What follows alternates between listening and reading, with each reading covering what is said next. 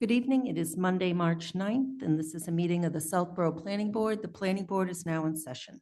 The first item on the agenda is a public hearing, accessory dwelling unit bylaw update. Anything? I'm just letting them in. It's Doris and David. Thank you. Okay, while you do that, I'll begin with reading the public hearing notice.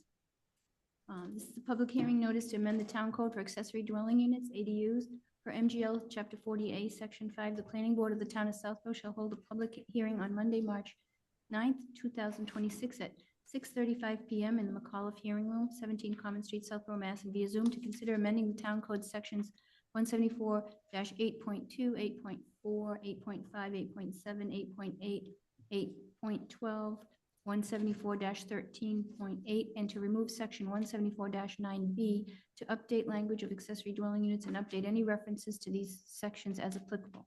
The hearing concerns the proposed language updates relating to accessory dwelling units, ADUs, to allow ADUs that exceed the state's as-of-right threshold up to 1,200 square feet, provided the ADU does not exceed the size of the principal dwelling, and to remove the existing size cap for a special permit under adaptive reuse of historic buildings, and removes the language for special permits for the ADUs in its entirety. A copy of the proposed zoning amendment may be viewed at the planning office at the Southborough Townhouse during normal business hours, or the planning board agenda center at www.southboroughma.gov/agenda center/planning-4-29.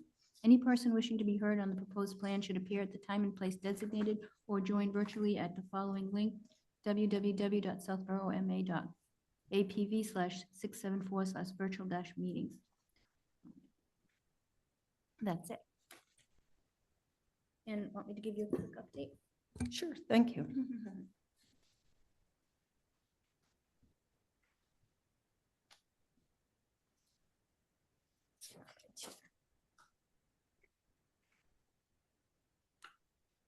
So we received a draft from the ZBA who's prepared the warrant article to the planning board on January 26th.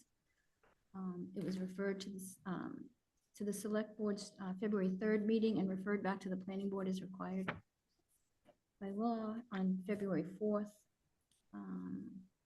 Town council provided review comments in the beginning of February. We had started meetings back in February discussing this warrant article. The legal ads were placed for February 23rd and March 2nd for the public hearing opening this evening. The draft was provided also in the agenda in the planning board meeting packet this evening. And that brings us to public hearing number 1 tonight. Awesome, thank you very much. And we have with us the chair of the Zoning Board of Appeals, David Williams, and Zoning Board of Appeals member Doris Cahill. Do one of you want to kick us off? Sure. Hi, yeah, this is David Williams of the ZBA. So I don't know that there's a lot to go over now. If the last time that we got together, the concerns from the planning board were that we have language in there that it won't exceed the gross floor area of the principal dwelling. So that's in there. And also the concern that you wouldn't have more than one per lot. So there was just a little bit of trading of how to word that with town council and Laura. And, you can see what we have now is just that one sentence saying only one accessory dwelling unit may be established on a lot. I think otherwise it's largely the same as what we looked at previously. Great, thank you. Do you have Doris? anything you want to go add, ahead. Doris? So I just want to take the moment to just thank Laura for moving this through and for bringing this up at each and every the planning meeting so it makes the warrant. I know we're so time sensitive. That is the change, David, was to see that there's only ADU, although it's mentioned in other sections of the code, that is in this section, only one ADU on the lot. So after a couple of revisions. I think where we need to be on this, and I don't have much else to add besides that.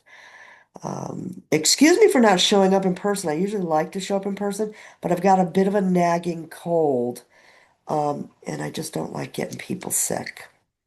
Thank you for that, Doris. It's We the all appreciate it. very same Okay, reason so I didn't show up in person I also. just, So I don't know. Somebody got me sick. We know who they were, and I'm trying to be courteous.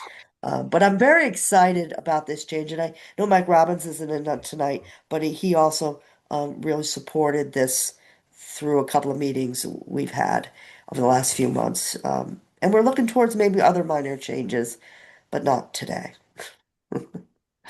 yeah, there was a suggestion to make one other change, but my thought was we're really close. I don't think it's wise to do it. I think we're pretty settled on the language here, so let's go ahead to town Yeah, meeting with it the way it is. definitely, David. So, Okay, thank you. Very good. And I would just add, so the purpose is to just make this easier and simple and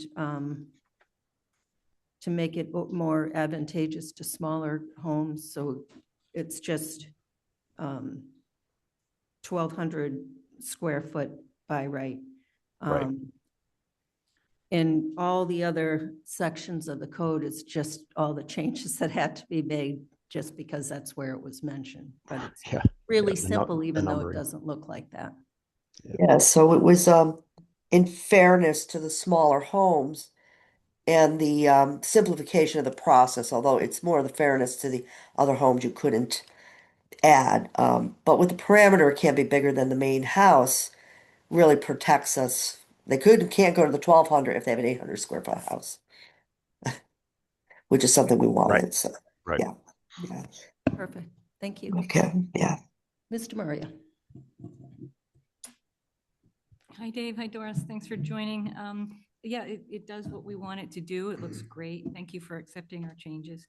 And I just want to echo the sentiment that, we really want people to use this bylaw. So when I read how, how it reads now compared to previous, I think it's really, really easy to get through. And thank you to Laura for doing that work and for keeping up with you guys. But it's great for me, so I really support it. Thank you. Ms. Braccio. Thank you. I echo everything that Debbie said, and David and Doris, thank you for spearheading this, and send our thanks to Laura as well. I think this is a great addition, and it needs to be done, and I look forward to supporting it at town meeting. Thank you. Mr. Belknap. Ditto what Lisa said. Nothing new to add. Yes, thank you, David and Doris and Laura for keeping up with this. I think it looks great. I have no further questions or comments. Before And you go to the public, can I just ask something? sure, Okay. go ahead. Karina. For David and Doris, for David and Doris, can you just reiterate who will be presenting at the town meeting? I think it's actually going to be Mike. Mike Robbins? Mike Mike Robbins. Mike Yeah. Robbins, and Yeah. I'll be in attendance if he. Yeah. Yeah, so I'll be with him, but he's the primary Yeah. person that's going to present. All right, thanks. And my last question is, I just want to confirm the version that's supposed to go to the warrant, because we're going to try and send the majority of these in tomorrow. I think it's the February 25th, 2026 version that included the only one accessory dwelling unit may be established on a lot. That was the most Yeah. recent one. Yeah. Yeah. The one that's dated 2026-02-25. Is that what you said, Karina? Yes. Yep. Yeah, Yeah, correct. That is the latest one. You're okay, correct. thanks. Great, thank you. Any questions or comments? Yes, sir. You may.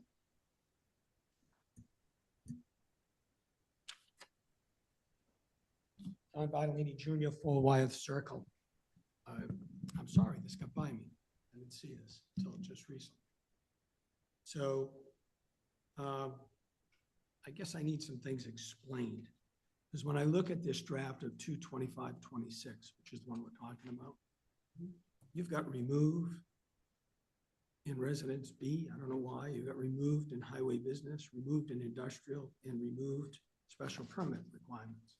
Right, What are we removing? the special permit. So what the bylaw is now is that accessory dwelling units up to 1,200 square feet are allowed by right.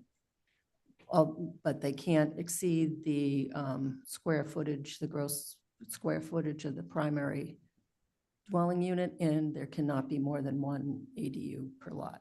So I just want to take, which I own property, 174, 8.7 industrial district. And it says that you're going to remove C2.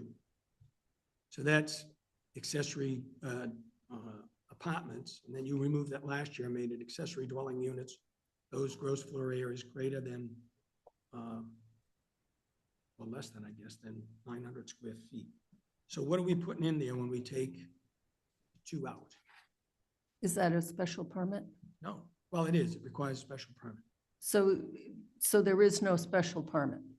So there is. no All special- there is the by right. So then it becomes by right. Yeah. And it says that where? Industrial district, where will it say ADUs by right? So 174, 8.2 Res A District A11. Accessory dwelling unit that is no larger in gross floor area than 1,200 square feet, provided that the accessory dwelling unit does not exceed the gross floor area of the principal dwelling, and only one accessory dwelling unit may be established on a lot. Right. So that's in Res A, and then it flows through all the other districts, because they all say all the uses in Res A. So Res A, and then it goes down here. So what you're telling me, Res A, you put it in Res A, then you go over to Res B, and it says permitted uses as of Res A. Right. So that covers that. And then we go to business villages, it says all residential districts, Res A and B. So that covers that. The only place that it's taken out of is the industrial park, Industrial park. but every other, Well, it never was in the industrial park. it was as a special permit, All right, let's see. as accessory apartment. Okay. So in industrial zone, it'll say all permitted residential districts, permitted uses as follows. So anything in a residential district, and then it goes to 80. The only reason I'm asking this, and I don't know if, I know you guys know a lot about this, but your industrial, your highway business, and your business village districts are all intertwined with a lot of residential land in the area. Fayetteville, I'm bumping up against Marguerite on Deerfoot Road, it makes a little bit of a tool where you can say, okay, I know I'll put my business down here and I'll give a ADU or a duplex or something up here. And it makes sense with the neighbors in the neighborhood, and it's something I don't want to see disappear. So that's why I earmarked these. I think it's a good idea to go to 1,200 square feet, that's fine. But then it says remove special permits requirement B and replace with reserve. What is the reserve? What are we doing there? So instead You of can answer that. to renumber everything, it's just going to say reserve. So that'll just be that blank spot there. So if I pick up my zoning and it says, well, let's go to special permits and it says reserve, and I bring it to my engineer, how much money am I going to spend having him figure out what reserve means? It's just blank. It's just a reserve spot. It's blank. So So it's but if we removed it, we would have had to renumber all the different districts. It's just easier. Is an equivalent to this page left intentionally blank? Yeah, but you've got, It was also done with the, when conservation changed the stormwater management section out to the general code. They left in the zoning code, they said reserve. reserve. It's just a placeholder for the numbering, for the formatting of the numbering. And it went through town council, and he said that wasn't a problem to do that as well. So 174.9B, accessory apartments, dwelling units, you're removing that whole thing. Yes. The whole, all special permit. Because this special permits for with the formula for 25% over is something different than an ADU, you know that. You don't. Well, so that is an ADU. It is, but there is accessory, because in your bylaw, you have two-family dwelling. The only way you can build a brand new one is if you build it and then wait 2 years and then add Right. to it, and then you don't have to adhere to the square footage. So it's really based for conversions. But under the accessory apartments with the 25% habitable floor area and everything, you can actually get to build a duplex. So you're taking that out. So we're losing that advantage altogether. Well, you So could do a nothing will ever be able 1,200 to go square above 1,200 square feet is what you're saying. for accessory dwelling unit, correct? Yeah. I don't agree with that. Would they be able to Well- get a variance? Because I understand where, I remember Michael Robbins bringing this up at town meeting last year. So let's go to 1,200 feet, and we'll be proactive, and that'll be it, and that'll be great. But there are instances where you may want to go to 2,000 square feet on this side and a certain amount of square feet on this side. And you can do it with this formula, but you can't do it with the. Only on very big, very large homes, That's right, but you still can do it. which kind of defeats the purpose of an accessory dwelling unit, which Not is supposed to necessarily. be It's just- smaller, it's just more. one extra thing affordable. we have. Well, so if you want to build two-family homes, then perhaps we should revisit that section of the code. Well, yeah, because you have a two-family dwelling here and you say, well, it's like Flag Road. I built 4 houses, kept them for a lot longer. Then I realized this was in there and then I changed them all to duplexes. Everybody's very happy and nobody seems to bother. I don't know, Deb, if it bothers you or not, but I converted them all and it was actually, you complimented me on it, if I remember right. I got it under my. I'm very my Mimi complimentary. compliments. But, so that's what I'm looking at here, and I'm saying, why are we taking out this one thing? Because you changed apartments to dwelling units last year, but this was something different. So what you're doing now is 1,200 is the total ceiling. And before 900, the ZBA said, well, entertain anything over 900 feet would be a special permit. So it was 900 or 50% of the gross Right. floor area, So now we're 1,200 square feet. correct? Is that 50% of 2,400? It's not 50% of anything. It's 1,200 square feet, not to exceed the square footage, the gross floor area of the primary dwelling, So you can't be bigger than the primary, correct? but you can't get bigger than 1,200. Correct. I don't agree with that. It should stay. I don't think you thought it out all the way through. I think what you're doing is admirable. You don't know the formula the way. Can I just ask something, maybe? How does that Formula affect the 1 to 2 family conversion? Say that again? The special permit. It's a way for- around it to build a two-family, he's saying. Right, but you can still use the 1 to 2 family conversion. You have to just You wait just 2 have to wait. years. Building it for brand new. Right, you'd have to, yeah. See, with the ZBA, you could go up to 1,600, so you could do a unit at 2,000, you could do one at 1,600. You're taking that away. As much as you're adding, you're taking away too. There's a plus and minus there.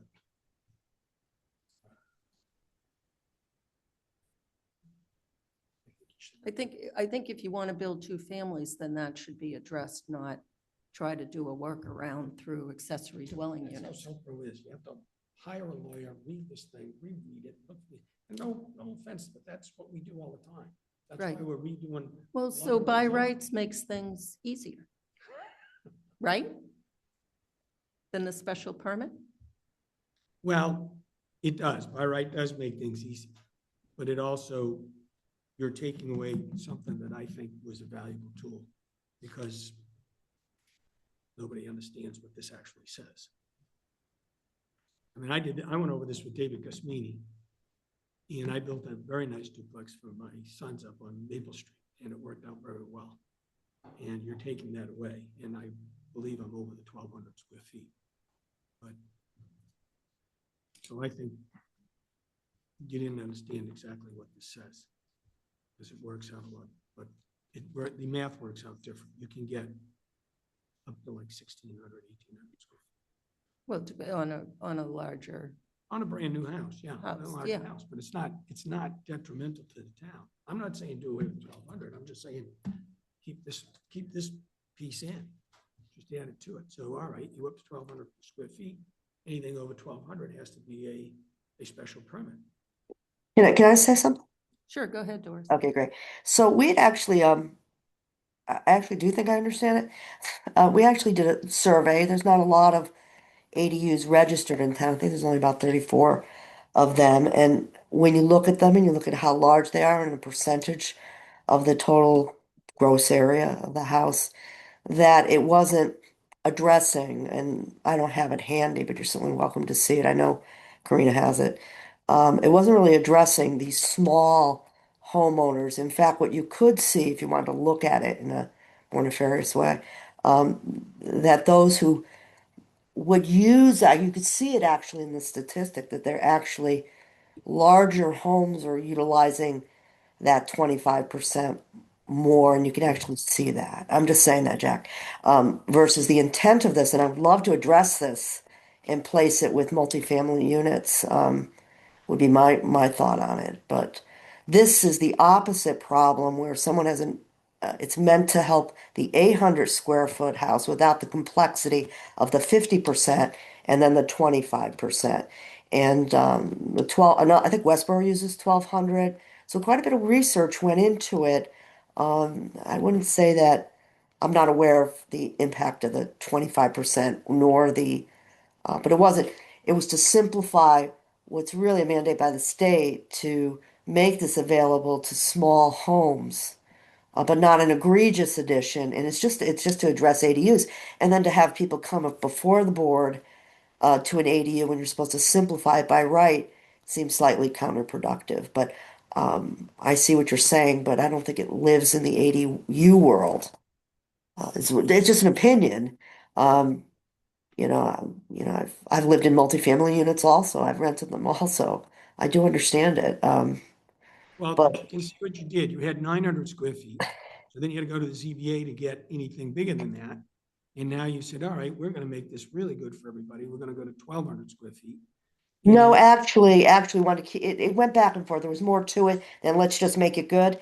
Um, but we had the 50%, and 50% of 900 square feet is 450. Right. And that's just too small. Yeah. And then you start to add the complexity of the 25% and the definition of the gross area of the 25%.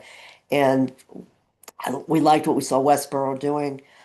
It wasn't just out of the sky, and the square footages of the homes, a lot of them fall more in the let's say you had a ranch and the top floor is 1,200 and they have a bottom floor of 1,200. It seemed to address that as and I see a multi-unit as a multi-unit, which we definitely want those too. I would definitely be in favor of if I were on that zoning code change. Absolutely in favor of that. I have a lot of things I'm in favor of. I'm not in favor of percentages though. Well, I Because you never get liked percentages either, but you've got to be able to understand how you're doing the percentages. So it's done different. This accessory dwelling units are a little bit are different than the other ones. So I didn't mind going to the ZBA. well, it's one of those things. I think there's so much work in it. Certainly, that my 2 cents is, it's got to get voted in, Jack. It's got to get. It's not mine, or it's something ZBA worked on. Worked closely with Mike Robbins. I know he couldn't make it tonight. He's going to do the presentation, and we'll see how it goes. I'm okay with a no. I just think, I kind of think I'm right. Well, I don't mind it. I don't want to step behind, but I think that nobody understands exactly what this says. I'd be glad to explain it to me once. No, I appreciate it, but when I dug into those percentages, and then we're all in the background of how that could be unfair in a different way, where, and I want to develop and I want to make things easy too. But exactly what you're describing is actually kind of, we're seeing a little statistic, is we've got bridges and additions that wrap around. And I don't know if that, I know exactly what you hear. no, and we got Stuff storage I've areas. done I've been there, I've done it, I've several lived it. We got storage areas, and we know how we get to the better gross square feet, but who knows what, no one's gonna go into these homes and say you're living in room one and living in, we just want to get people in homes and people who cannot afford. So that's where I was coming from on it. And I think that's where Mike Robbins was coming from on it. But Um, I'm picking away, I'm trying to work with David and if we can come up with some ideas, but if that needs revision, Mimi, You I'm can work happy on to. two-family for fall town meeting. Thank you, Mimi. I want I the mean, I'd right, be glad to do it. I mean, it's very simple.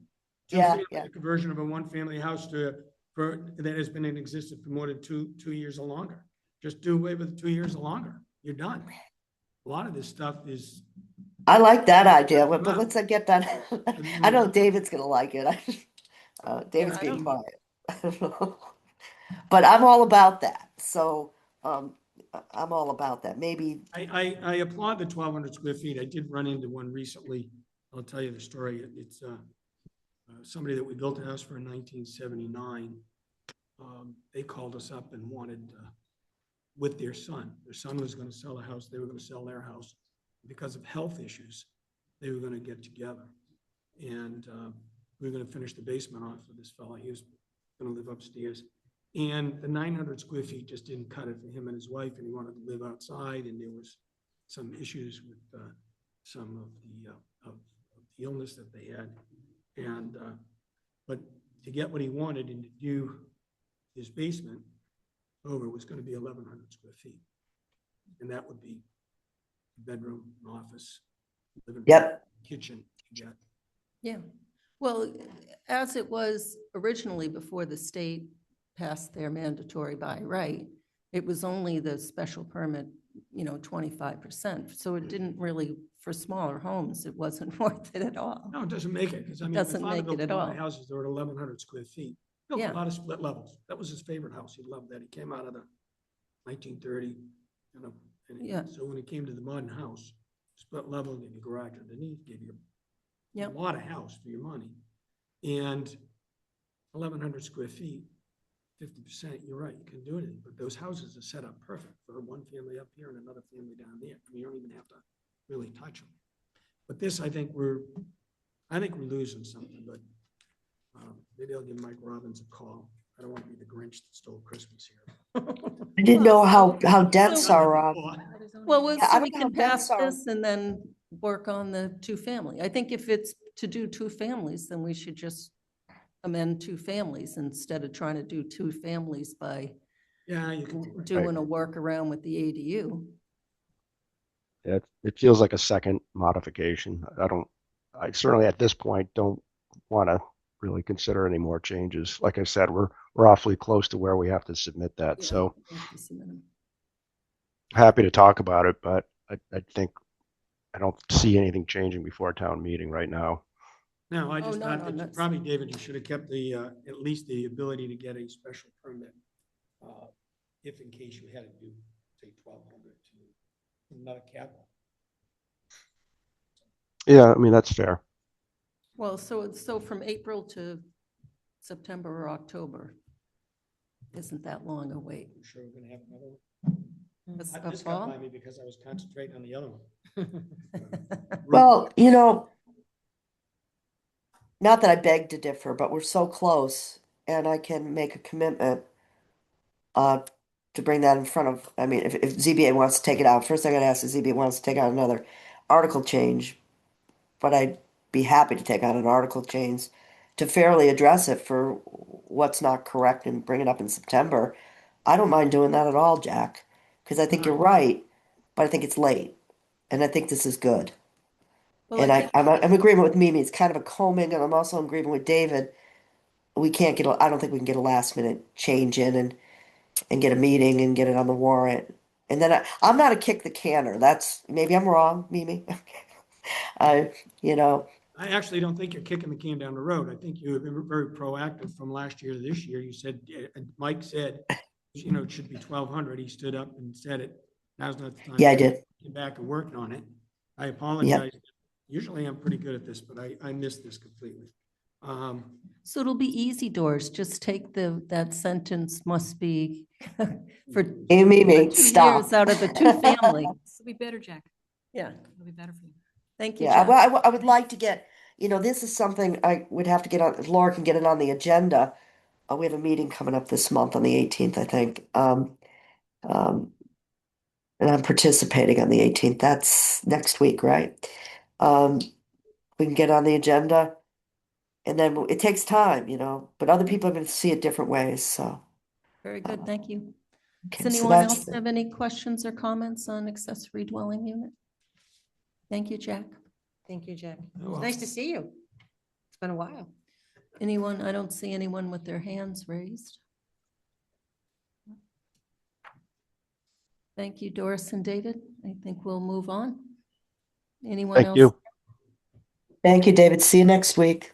And get better soon. Thank you, Mimi, Katrina, Thank you. Deb. Yep, thanks, I'll see you everybody. soon. Take care. Bye-bye. Thank you. Yeah. Yeah. It was also, Need to make a motion. Yep. I make a motion to extend the public hearing for ADU bylaw update, proposed zoning amendment by the zoning board of appeals. To March To March 23rd, 23rd, next meeting. Second. 6:35. 6:35, thanks. Second. I have a motion and a second. Any further discussion? Seeing none, all in favor, Latrell, yes. Demiria, yes? Brusher, yes. Dukenyak, yes. The next item on the agenda is a public hearing, Tricentennial Committee signs proposed zoning amendment. Karina, you want to kick us off?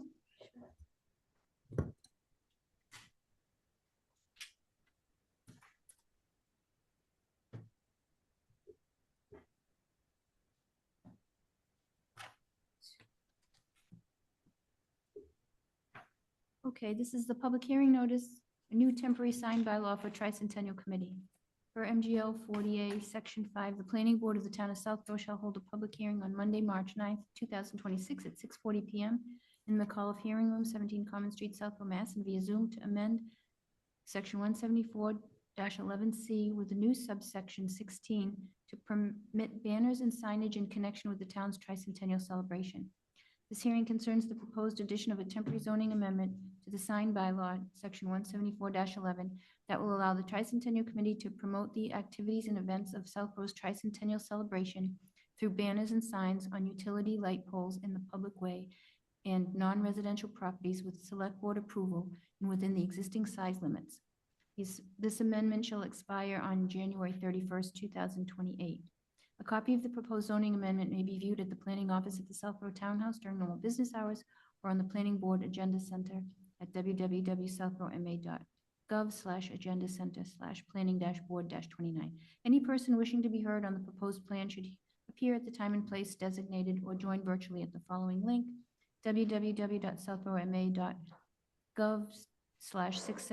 www.southboroughma.gov/674/virtual-meetings. On this one, we've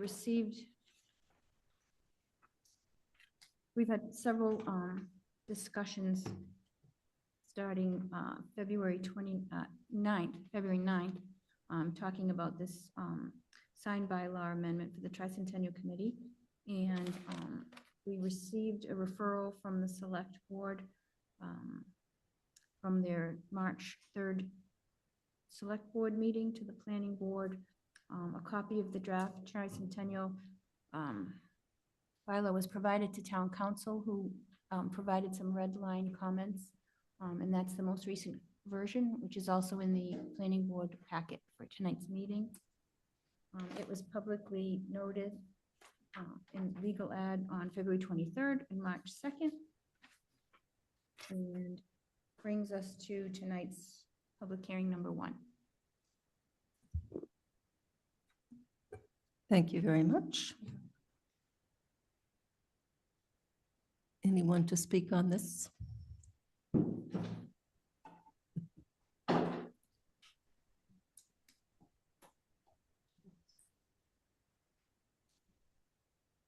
Oh, Colleen, could you put this up on the screen?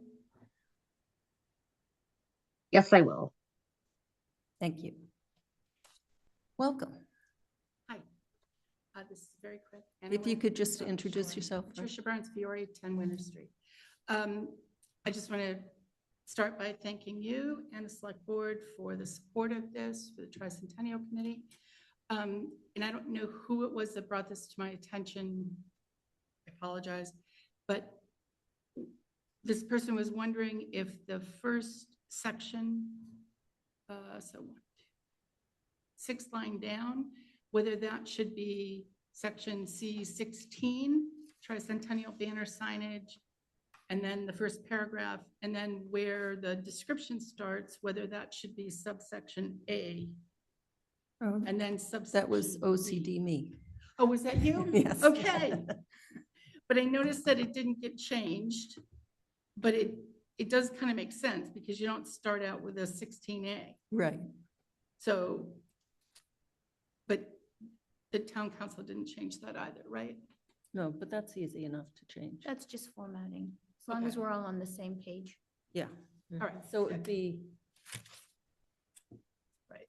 So it would be 17411C16, rid of the A, tricentennial banner, then that first paragraph, and then A, all banners, blah, blah, Yep. blah, blah. Right. And then it would flow like the rest of the Yes, code. which I agree makes sense. And that's why I was not sure why it wasn't changed. Okay.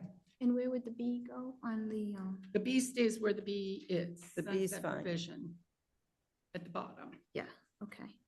So that'll be B, okay.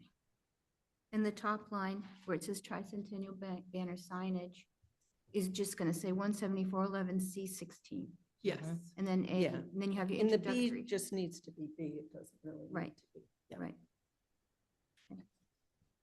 Oh, you don't have to say 16. 17411C16, because it's already under that section. Okay. Yeah. But it, That's- so it looks great, and thank you for your No, work on this. Thank you guys for getting this through and the help in creating it. Ms. Demaria. Hi Patty and hi Don. Thank you for joining. I think it looks great also. I don't have any, yes, dear. I don't have any comments. I like the additions that were made. I think it's, easily understandable and I think it will pass. So I support it. Thank you. Ms. Brashio. Thank you. Thank you for coming tonight, Patty. This is great. I only have one question. And so under A, if you go down to the last paragraph, it says that is the size, design, and location. It talks about in that the select board may impose reasonable conditions related to size, location, duration. Duration's covered under the sunset provision. And my only concern is the select board's decision is at their sole discretion, that's not subject to appeal. So my question is, and it may be a question someone asked at town meeting, what is the duration? Can they change the duration from the sunset clause, or is the sunset clause it? That's the only question I have, where you can appeal it.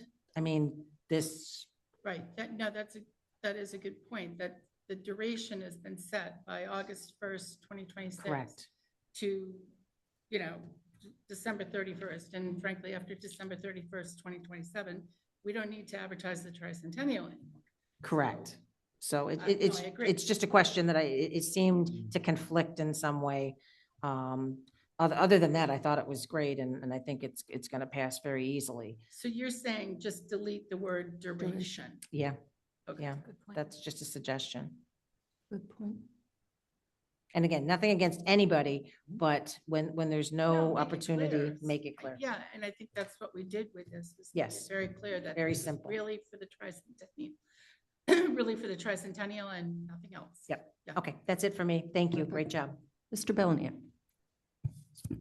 No other comments. Great call out by Lisa about duration. That's it. Nicely done. Anyone else? Select Board, are you okay with getting rid of the duration? I'm okay Even with though it. it's, I don't speak for the whole board, but I think that makes sense. Why would we say this type of banner can be here for 3 months, this can be here for 4 Right, months? yeah. Exactly. Yeah, that Basically, seems to we're make gonna go to the sense. select board and present what we want anyways to get the approval as needed, so. Right. Yeah. Anybody else have any questions or comments on tricentennial sign? Anyone on Zoom? Nope, nobody there. So once this version is modified, are you going to modify it and send it to me, or do you want me to modify it and submit it with the format. I think it's kind of out of my hands. I can do that. Yeah. Yeah, I just don't want to take it away from you because some people hold on tight to their. No, Okay. I'm good. Karina, I have a copy in the Dropbox, taking Yes. out the duration. Okay. I'm good. As Okay. long as everybody's happy. Yep. we're good. Yeah, so just the changing of the numbering there that we discussed, Duration, yes. and then take out duration, and that's it. Yeah. Perfect, very good. Thank you again. Thank you. Thank Yeah. you. We all set with this? Anybody else? Good call, Lisa. Very good. Okay, I make a motion to extend the public hearing on the Tricentennial Committee signs proposed zoning amendment to March 23rd, 2026 at 6:40. Second. I have a motion and a second. Any further discussion? Seeing none, all in favor, Latrell, yes. Demiria, yes. Brascio, yes. Bellniak, yes. The next item on the agenda. Wonder, George is right there. hmm? You looking for the applicant or the town? No, we were thinking about, well, this shouldn't. The next item on the agenda is a public hearing, 352 Turnpike Road, major site plan approval, change of use. Karina, can you bring us up to date on this? Yes.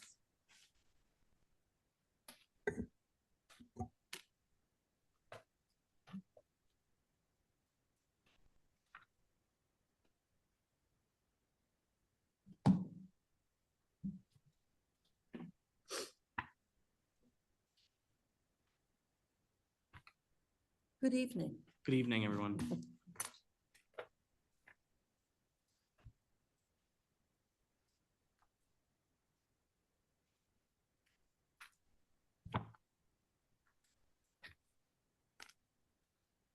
Okay.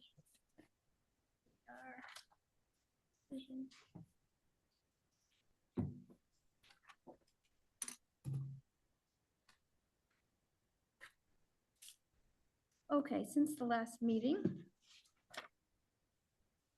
the last public hearing, which was held on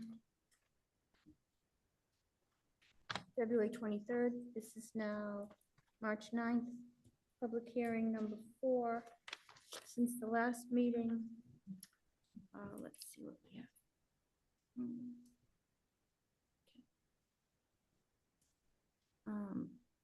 Give me 1 second. Okay, so since the last meeting, I emailed the fire department copying George Banan, requesting their opinion of making the third-party review by an engineer, a fire protection engineering consultant, a condition as part of the major site plan approval to happen at the time of the building permit issuance at that point. So that was included as one of the conditions. In addition, I started coordinating with the EOHLC, with my contact there for the subsidized housing inventory. The person I contacted was out, but came in and was busy, and we haven't reconnected since. But she gave me some initial input that kind of put it back in the applicant's lap, because it depends on how you approach the residential component and how you present it to the state, if that's your intention or not. And you were copied on that too, so you kind of know what she gave back. So I haven't touched base with EOHLC again, but I did include a condition that the applicant and owner would follow up with us on if they were intending to do that, and if it would be viable for you, and if it would really be carried out, if it would work, right? So it depends on how you approach, it's like a 40B, your funding and set your rates and all that, and it's a little bit of a different type of dwelling, because it's not monthly leases or yearly leases or ownership and all that. So we'll have to figure that out. But that doesn't mean it can't happen. But the other facilities in town that have programs that are typically confidential, that is done with the owner of the property directly with like the Department of Mental Health or Department of Social Services, and then they report to the state agency. And then the state agency puts it on our subsidized housing inventory. And it's not us to push it, we can ask, but it's really between the owner and the state. So, okay, enough about that. Just want to make sure that's clear. So I drafted, and then, yeah, those were the two main things. And then George had submitted an updated waiver request for the lighting.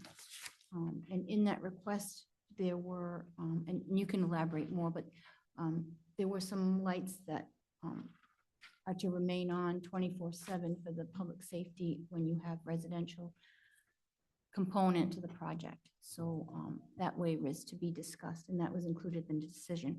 So I did a draft decision and included everything that I usually do, including standard conditions and some specific to this project. And I provided that to Attorney George Banan and the planning board. I didn't hear anything back, so I figured you didn't have any major concerns. I do have just a couple things I'd like to discuss Okay. regarding the, Just let me get through it. Yeah. And I'm just giving the quick update. I'm a little bit lengthy here because I'm tired, but that's about it. We're in good spot if we go through the decision tonight and iron out any issues with the lighting. Great. Thank you very much. Welcome. thank you. George Bonan for the applicant Disability Assistance and Vocational Education, Inc. Karina, thank you for the update. Besides the fire department commentary, saying it's okay to include that third-party review during the building permit process and the SHI discussion, which of course I'll follow up with Karina and her contact over at EOHLC. I think the major component is the waiver requesting 24-hour lighting for select lighting poles and lighting bollards, which I've identified in a couple exhibits attached to the waiver request. And I was lucky enough to have Mrs. Houlihan work with me off hours to kind of narrow that request. We had eliminated 3 lighting poles that were on my original request that were closest to Madison Place so that we could mitigate some light trespass over to that residential community. And I had, like Karina said, I had resubmitted I submitted a revised lighting waiver request. And that's what you have in front of you now. And Karina helped me modify it a little to make it a little easier to read as well. With that being said, I think the request speaks for itself. So I'll turn it over to the board and answer any questions you may have. Great. Thank you very much. Mr. Maria. Hi, George, welcome. Thank you for that. I think it looks very nice. Can you just explain how many lights are going to remain on overnight? And would they remain on overnight if you don't have any residents? I think they would remain on overnight. And the basis of that is to keep these lights on, it's more of a facilities management issue or responsibility rather. And the facility manager may not be necessarily coordinating with Dave Living and to see what or who is staying overnight. So they are intended to remain on overnight every day. Yeah. And kind of just so I've filled in Marnie on what I was thinking when I had selected the lights, but basically it's all the lighting that abuts an access way leading all the way from the front of the property to the rear.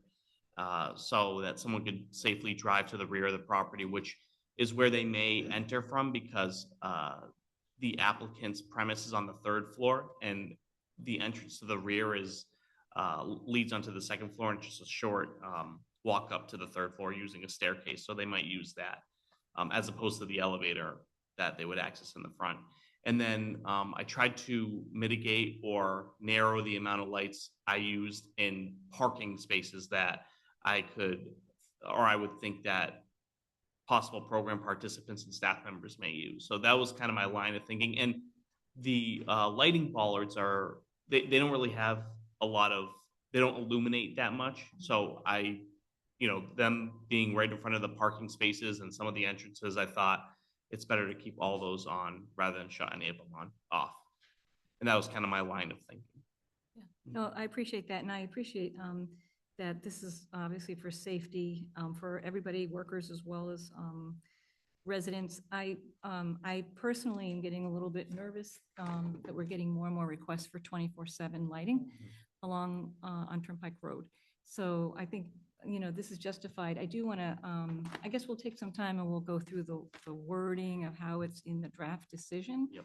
Because I think that the board reserves the right to look at this and any complaints in the future. Mhm. And that's not to say anything to do with the property, the management or anything like that. It's just, we drive down Route 9 into other communities. Some of them are really lit up.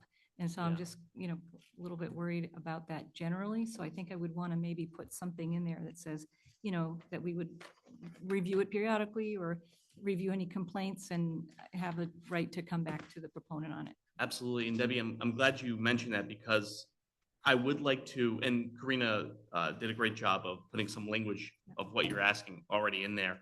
And I think depending on what the board feels, I'd like to include like an objective trigger, like a documented complaint or documented spillover.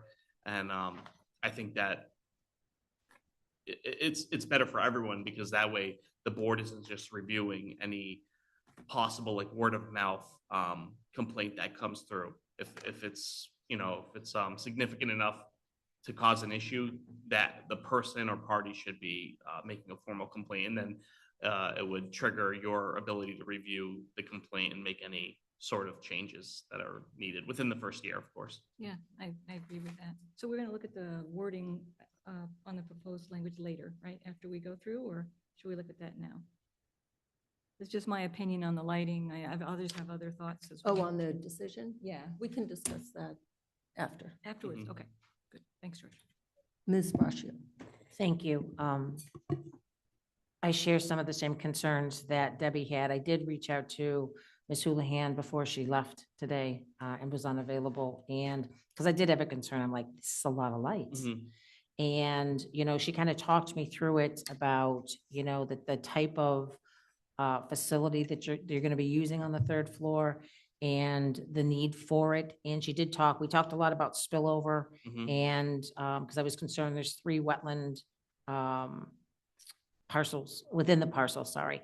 And, we talked about Madison so much higher up, it's Yes. not going to affect them as well. So she alleviated a lot of my concerns. I agree with Debbie. I'd like to have something in there that we can review it. I think that, again, it's a great project and I think there's tremendous value in it. And I do agree for the safety. And I do worry that we're setting a precedent that, we keep doing this and putting lights on, but this one's a little bit different for me because it's more safety of permanent, well, not permanent, but transient residents, if you will. Right. So, yeah, if we could just add that language, I would be good. Thank you. And Lisa, I'd like to reiterate something you kind of just touched upon. And it's not clear from the plans because there's no topography on it, but Madison Place does sit much higher than our parcel, and all the existing lighting is currently dark sky compliant, so it faces down to begin with.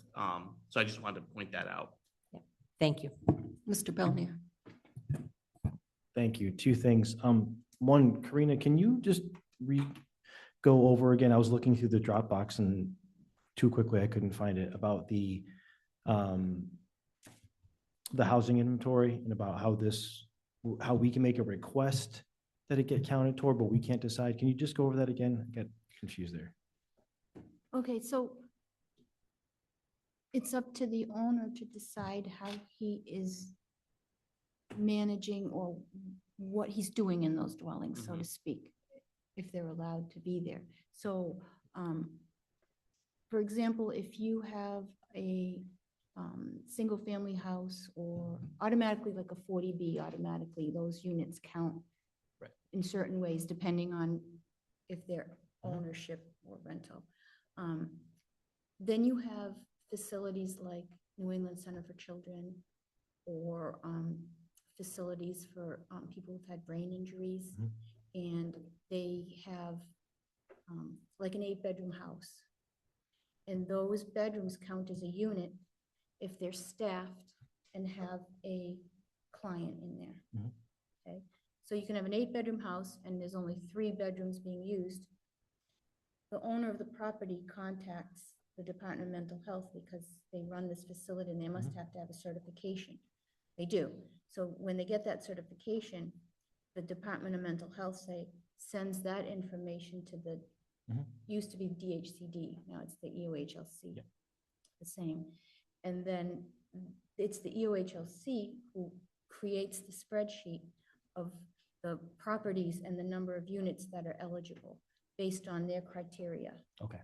Okay, and those facilities are usually confidential Mhm. because they want them blending in with neighborhoods and avoid that problem. Okay. So this is a little bit of a different, and not to say it's like a rehab, like a drug rehab or something, but you have disability rehab places, learning how to function with, you can't use your arm anymore. Right. Okay. So, but it's not, it's varied. Like someone might just stay there an afternoon, someone might be there for a week, Right. someone might be there longer. So, depending on what their final program is, it would get presented Okay. to Yeah. the state and they would determine if it would be eligible. But there's also like financial criteria. Mhm. And, Yeah. Okay, so that was the part I needed clarification on. I know at our previous meeting, we had said, yes, let's try to apply it toward our inventory, but the net of it We is don't. the onus is on the Right. opponent. It gets submitted, it gets reviewed, and then either it does or it doesn't. And Okay, it shows up on the inventory, and then I follow up and say, okay, Okay. where is this, so I know, and Great. blah, blah, blah. thank you. Yeah, we Um, just thought it was worth Trying. mentioning and trying. sure, 'cause yeah. We need as many units as we can get, Yeah. so. And for today's purposes, I think it's too early to tell whether they're Right. going to apply or not. Yeah. But I will take the steps forward with the EOHLC. Right. To go through potentially certifying them so that they do count towards SHI. Of course, I can't promise, Yeah. Right, but right. Okay. I can promise that I would advance it. Yeah, all right, so that was one of my 2 things, was just a clarification of us wanting, but then the reality is it's not us deciding, so, okay. Mhm. The second thing is, thank you for revising the number of light poles, that small confusion, you did it quickly, appreciate that. The last thing is, I agree with your, comment you made a few moments ago about, obviously, we're sensitive to the amount of light, that may or may not become an issue, so let's use a documented, whether it's a complaint or a question or inquiry or something, and then meet. That way, it's on the record, it's very traceable. It sort of eliminates any subjectivity to the matter. So yeah, that's it. Thank you. Yes, thank you, George, for working so cooperatively with us on this. I do question, so there are 31 bedrooms, 9 staff, but over 100 parking spaces are lit? That's another thing we have to change about the decision. And it may have been my fault for not making it so clear or not making it clearer in my narrative, but no, it's not 100 parking spaces. It's 62, Karina, but in my narrative, what I had done was I had applied 3 different standards to Dave Living. And I said, in this scenario, if you were using the residential standard, we would only have to provide you 25 parking spaces. In the, give me a second, there was another, I think, education. If we were to apply the educational standard, we'd have to provide you 48 parking spaces. But in subsection 13, which is the same standard as office, the other description is all other non-residential uses, we would provide you 62 parking spaces. So what we're doing is I'm just applying the most restrictive and most, not restrictive, but the most, The highest count. exactly, standard. So we don't necessarily need 62, but to make sure we're zoning compliant, Oh, I have no question with the number of parking spaces. My question is, why do so many need to be lit 24/7? Oh, I'm sorry. I misheard your question. I guess I don't. In my lighting, I was just basically trying to light up the parking spaces directly left and directly right of the central access, central driveway. And then obviously the driveway goes to the rear, and I was lighting those poles up. So I would prefer the least lit possible, because you didn't even request any until it was brought up. And thank you for bringing it up. And now it looks like most of the parking lot is lit 24/7. I would say don't let the bollards kind of impact how you're viewing it, because it's flooded in blue around the bollards, but that's very little lighting. But to your point, I could eliminate the 3 on the furthest south, those 3. Thank you, Karina. Yeah. And then if you go to the parking area to the north, just a little north, yeah, those 4 I could eliminate, so that we're basically just lighting up the driveway. Yeah. Oh, Keep the bollards, and then the rear, and then those up to the far north, I had a discussion with Marnie about these, and we just kind of settled on, we really need those on for safety. They need to light the driveway up. okay. And then you just have a few more that abut the building, which I think need to be lit up as well. So we could eliminate those 7 I just indicated, but I don't know if it would be prudent to remove any more. Well, that makes me happier. That's what you're gonna do. And is there any way to do the drive on a motion sensor, or that's, I'm sure there is a way. I don't know. That might require changing the lights. okay, all right. I'll compromise. Thank you. So is the board okay with lighting less? Of course. Yes, I can I ask a question. Sure. Could there be a section about parking areas specifically for overnight parking? So the people who are, Mhm. the residents are probably, I don't know if they'll have a car or not, but maybe it's parked there. Yeah. But of course you'll need staff. Is that helpful at all? Could that work to try to reduce some of the lighting if you used a portion of the parking lot for overnight parking only or something? I would say I wouldn't have even bothered with the rear of the building, if not for where the applicant's premise is, it being on the 3rd floor, and it's just easier to get there from the rear of the building, because we have a bridge that extends from that rear parking lot right to the 2nd floor, and there's a staircase right there as you enter that goes to the 3rd floor. So I don't think, practically speaking, that rear parking area wouldn't be used. It's just the closest in proximity to the area. Thank you. All right, so now do we want to look at the decision?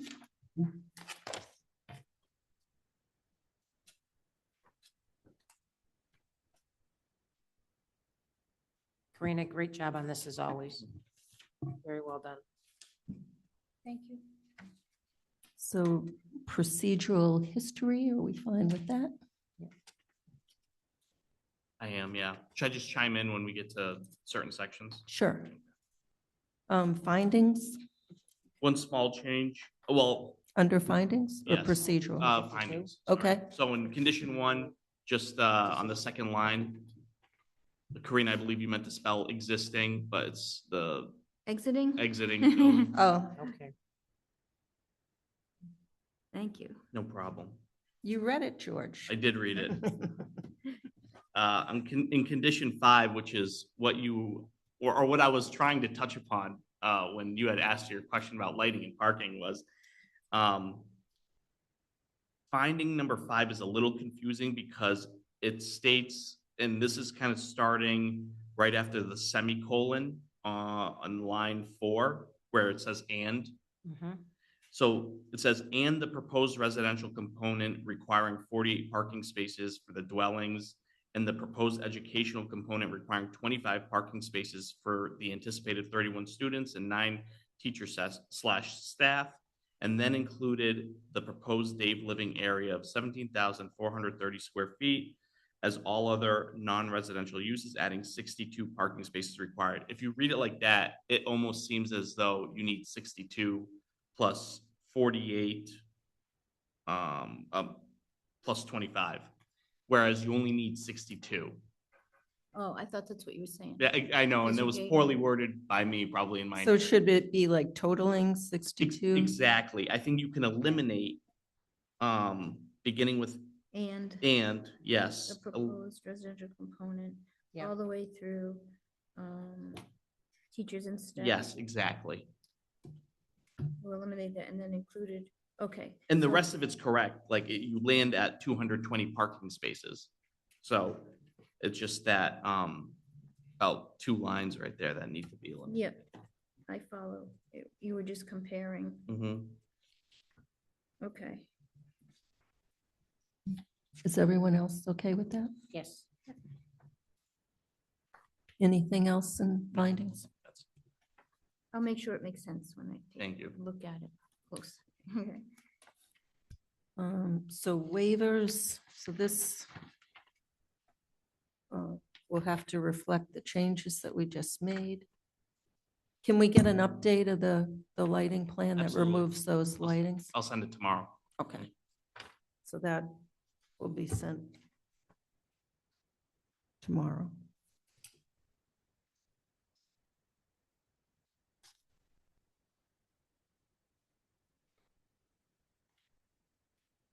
Did you want any wording in the waiver about that the waiver is only granted when there is residential component? We don't anticipate that changing, right? That you, I think that would be so, you mean if there's no one residing there, then no lights, and then no, there No, is, if yes. they get rid of that, Tied to the use. if Oh. they get rid of supportive housing and Oh. decide it's just gonna be a day facility. That would be fine with us. Yeah. Okay, That makes I don't sense. that have. makes That's sense. an intent or Yeah. not, I don't know, okay. Yes. So something in there that says, as Mhm. long as such use is provided for that program or something like that. as- Yeah, as or you can supportive say though, the waiver is, this waiver applies only to the applicant and their use at the site.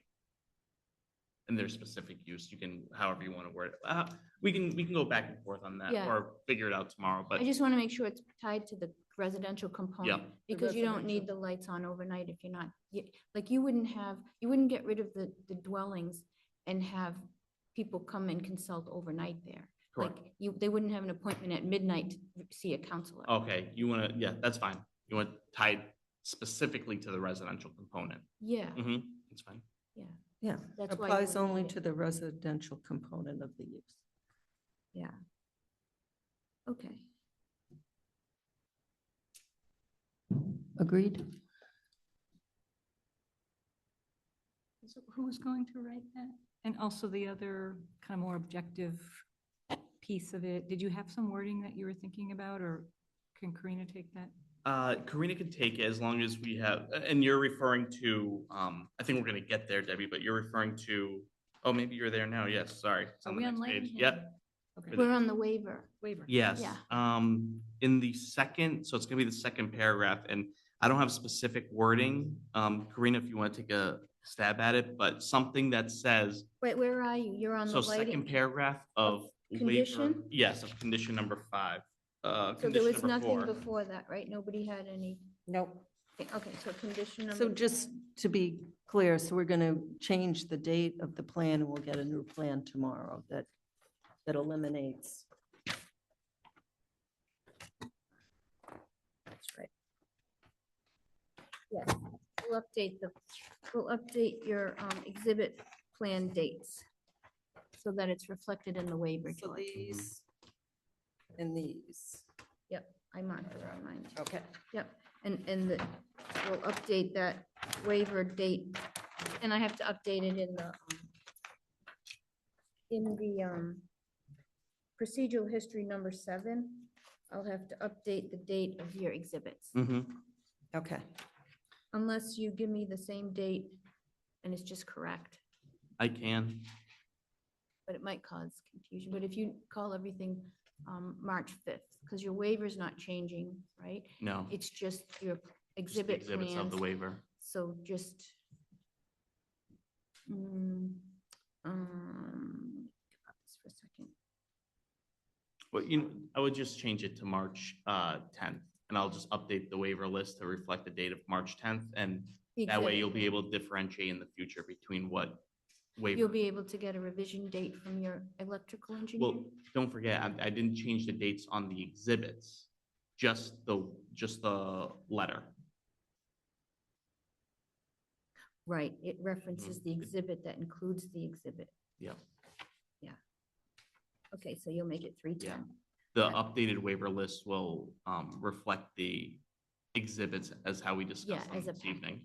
But when I do, I hate to pick this apart, but when I do refer to the exhibit lighting plans, they'll maintain, because you're gonna turn 7 of those light circles off, Mhm. right? So you're just gonna keep the same date on that, Correct. and we'll make sure that the waiver packet has the right plan attached to that March 10th. That's right. Right, so I don't have to change the, okay. Just wanted to. Okay, sorry. And you had a comment on number 4? So nothing on 1, 2, 3. That's all the standard.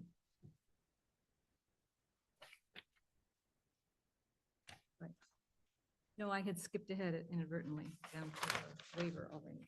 Are you, Are we on, where are we now? Condition 4, I believe. Condition 4, conditions. oh, it would be under condition 4. Yeah, you're right. Okay. In the second paragraph of condition 4, specifically where we speak about the planning board's right to review the illumination.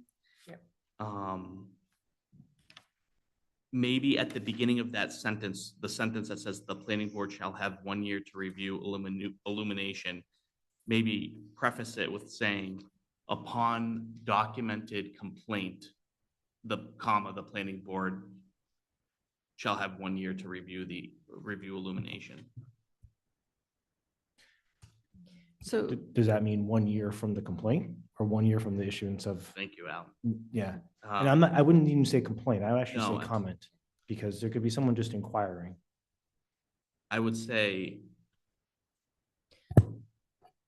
so just for history, this is standard language that we put in every single site plan, that what planning board has 1 year to review the, if the lighting. planning board's okay with it, I'm fine moving on. I was just trying to implement like an objective trigger, but this is fine with me too, if the board is okay with it.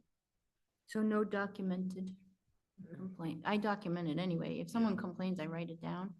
So it's pretty much well, done. that's usually how we know That's how we know. to re-look at it. And I think since I've been on the board, we've only revisited 1 But due to complaints. to Alan's point, I actually would like it to say the planning board shall have 1 year from the date of the decision to review illumination. And I think that's clearer and more aligned with the intent of what the board is conditioning. Okay. That's fine. Yeah, usually there's something in there that says that. Once notified, so once the lighting is, but in this case, that's why it was removed. Usually it says, once lighting is installed, the developer's supposed to notify us it's installed and the 1 year period starts, but you're not installing any lights. No. So so say that again, it's going to be the planning board shall have 1 year. From From the date of date. decision. Yes. Okay. Yeah, that's fine. Is everyone else okay with that? Yep. Any other comments there?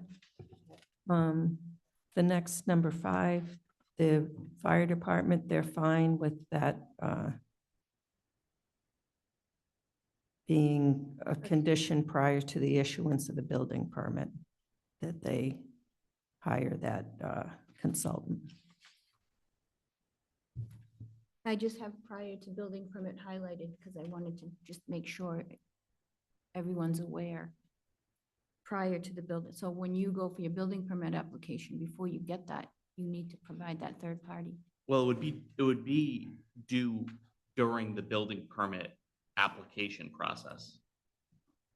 Right, because in the portal, just like how Yeah. planning touches upon a building permit and it goes through each department, when it gets to fire, it would stop and they would require the third-party review at that time.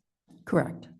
So it'd be before you got your building permit. Yes, but prior to the issuance of the that's what building. that's what I'd like it to say, prior to the issuance of the building permit. But this says, in parentheses, it says prior to, well, I guess that's, Well, I should just say in parentheses, just to pronounce it, as a condition of the building permit issuance prior to building permit issuance, or I think it's duplicative. It is, duplicative. I don't think you need it. as a condition of building permit issuance.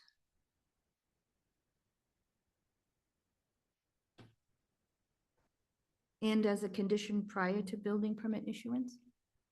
I honestly don't even think you need anything else besides and as a condition of building permit issuance. I think Yeah, that that's plainly fine. states it.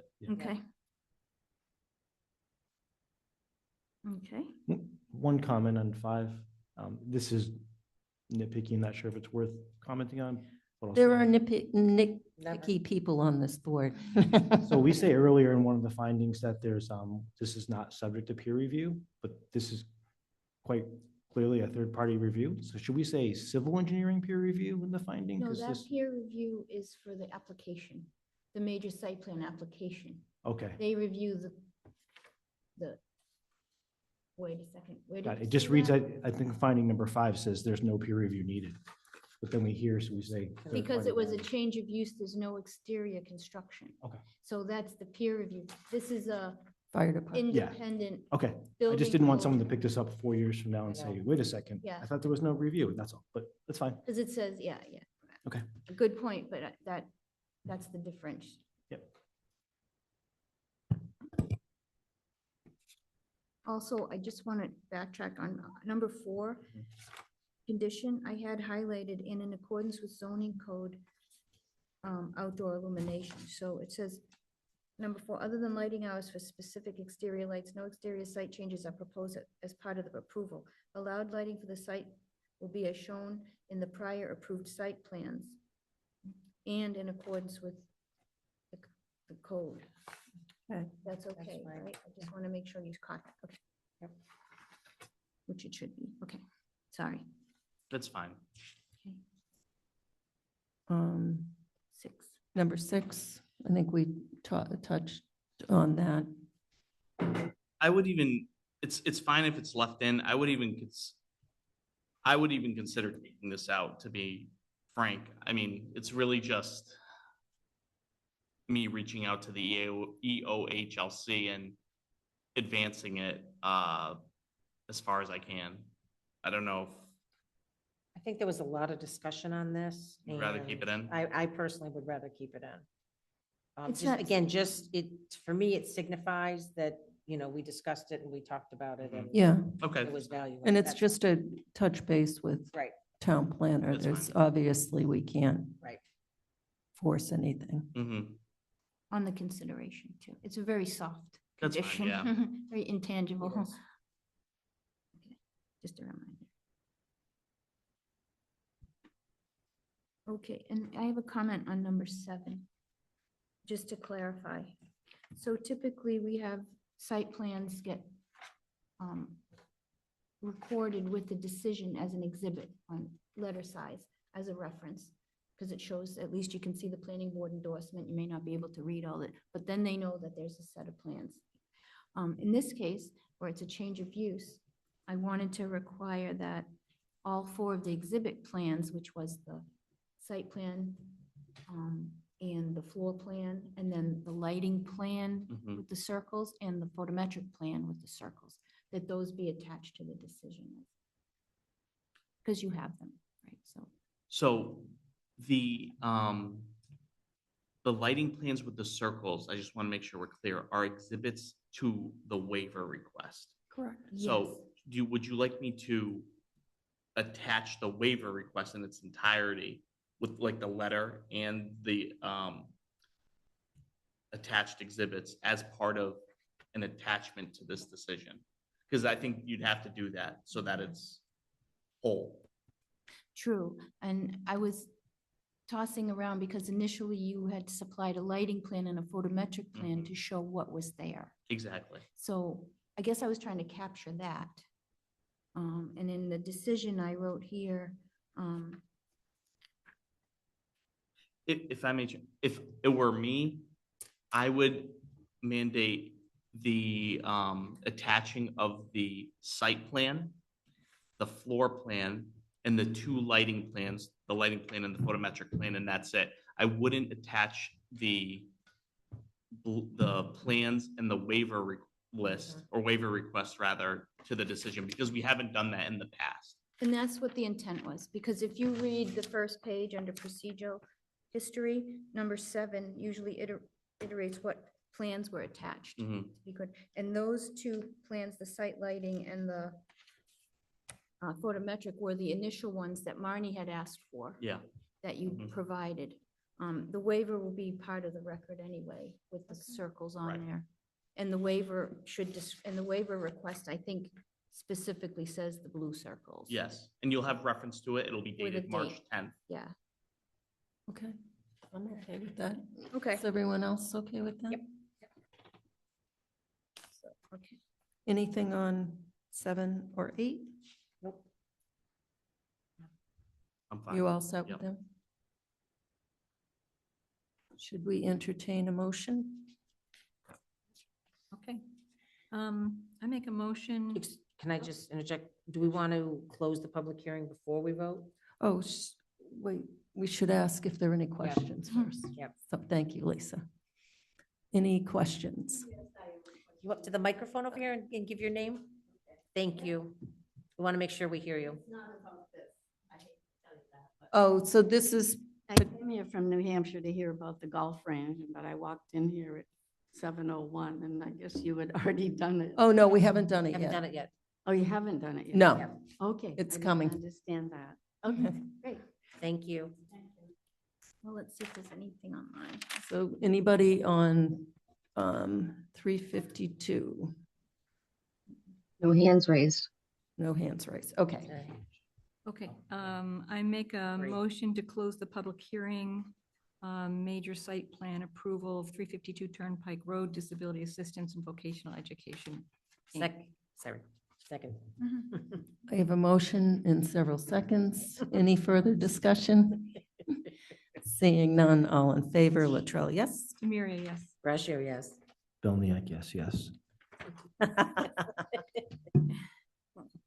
Okay, and I make a motion to approve the decision of major site plan approval, change of use for 352 Turnpike Road, Disability Assistance and Vocational Education, Inc., dated March 5th, 2020. Oh, you know what we need to do first? We need to vote to approve the waiver.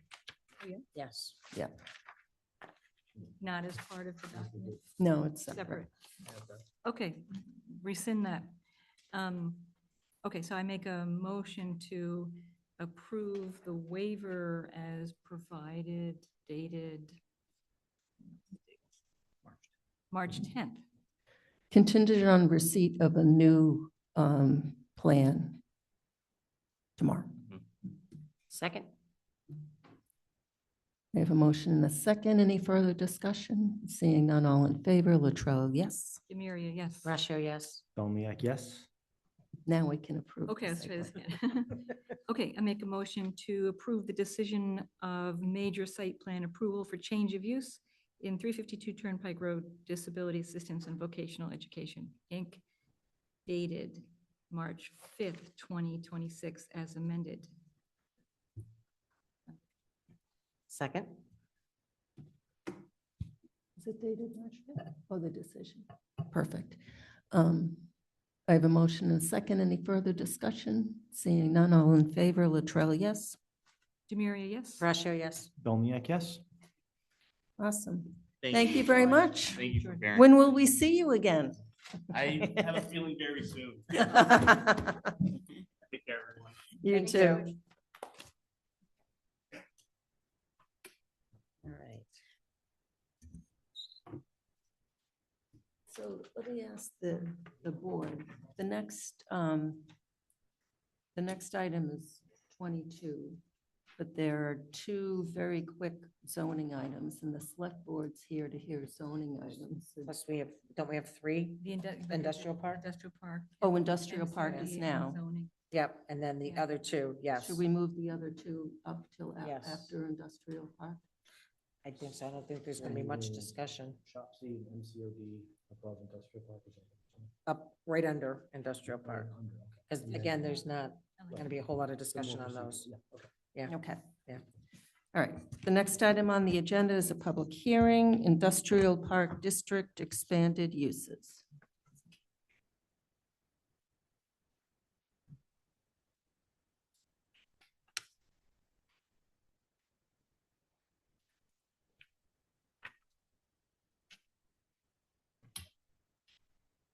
Industrial park, right? Yeah.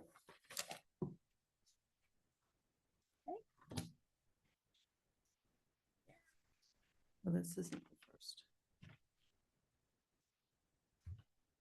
Okay.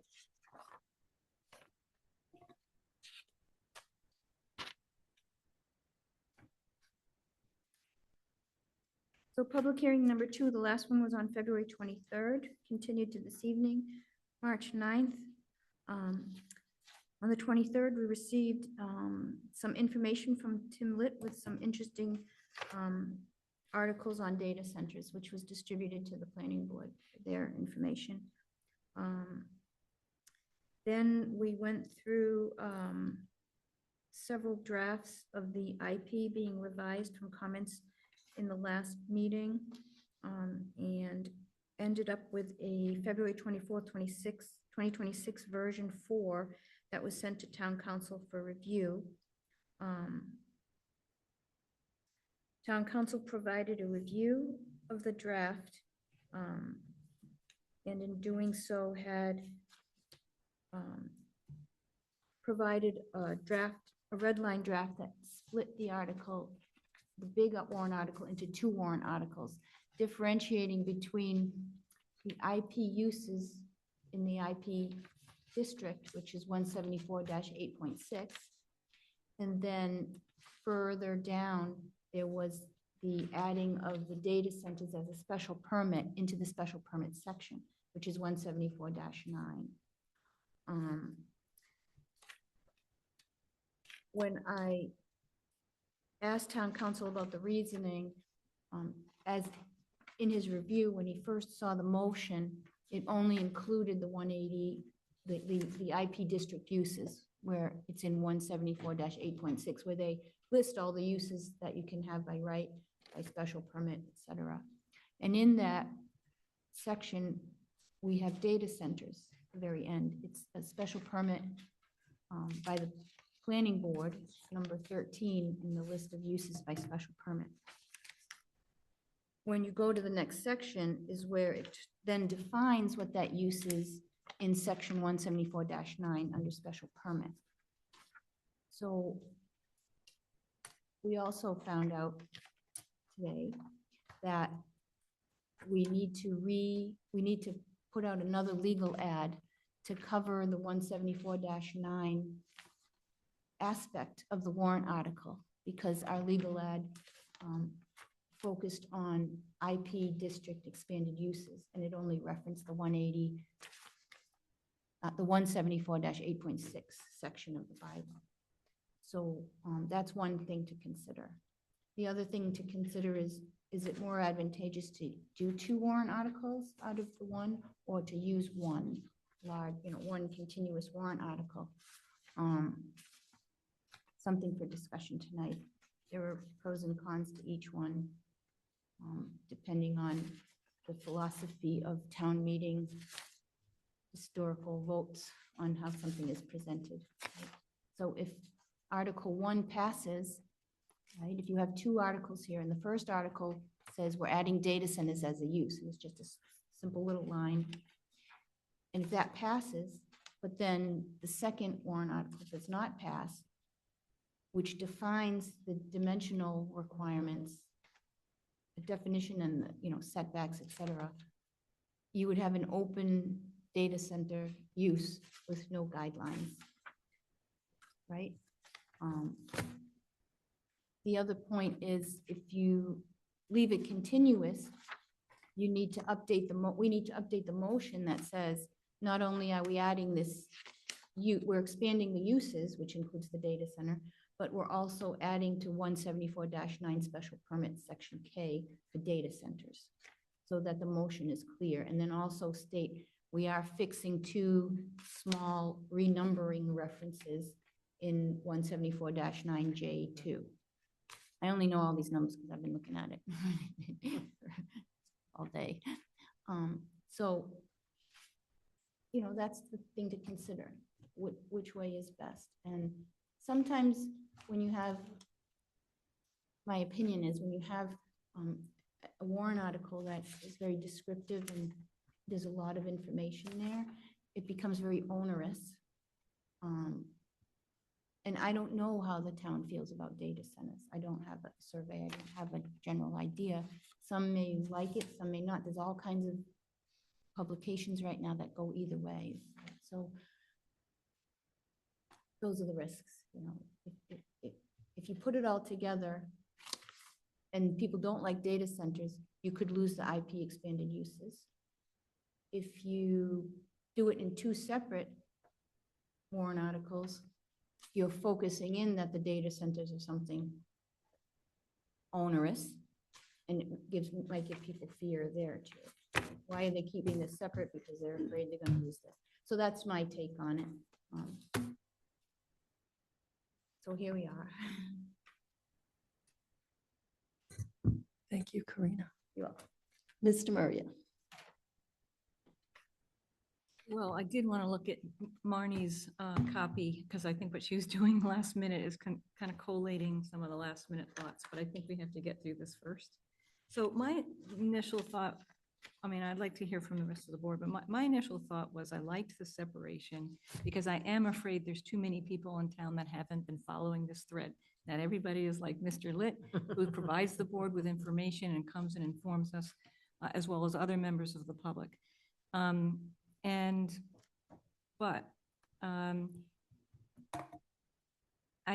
I don't know that I'm right there right now, because I think what the board is trying to do is put some guardrails around this. We're trying to define how this use is going to be used in our community, and it is going to be used in the community. And I think to not have something would be kind of a shame. We can always go back.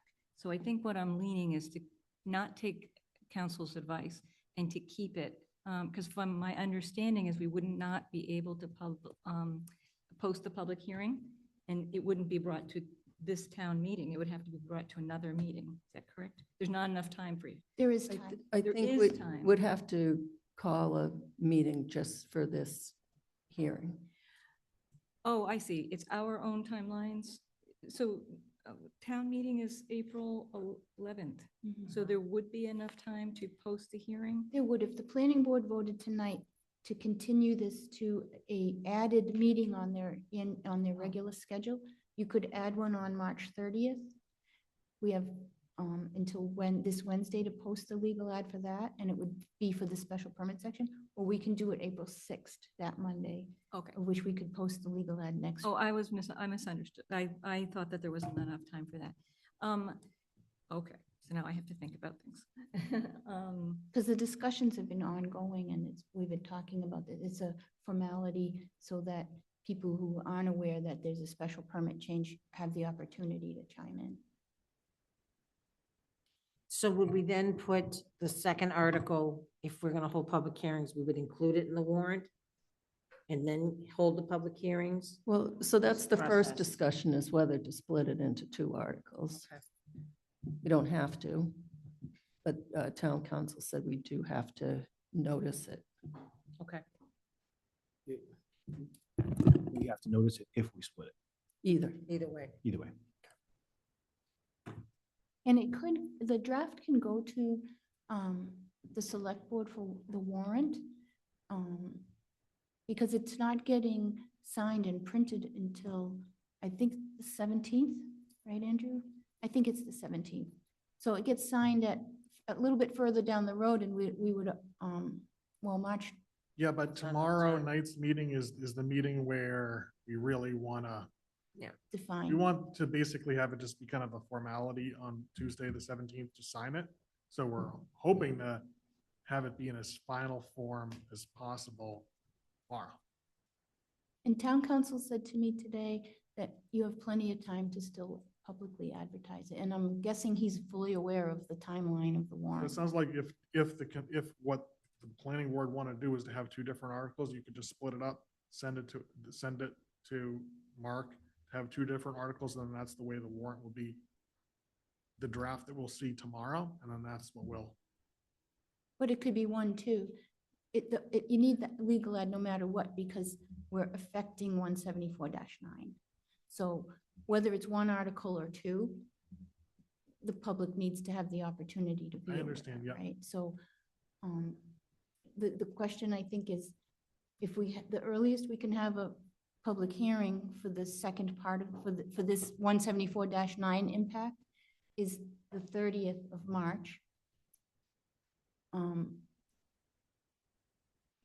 But town council didn't seem to have a problem with that. I'm hoping he understood that, you know, it's going to be in the warrant prior to but it's the town meeting date that is the important date, because regardless of what's in the warrant, it can be amended, et cetera, I'm guessing. So maybe you can ask a process question. So the question, irregardless of all the other things and comments we may have on the IP article itself, the question you're asking us is, do we think it should be in one or two articles? That's the first question. The Okay. second question is, can we make a 30th meeting?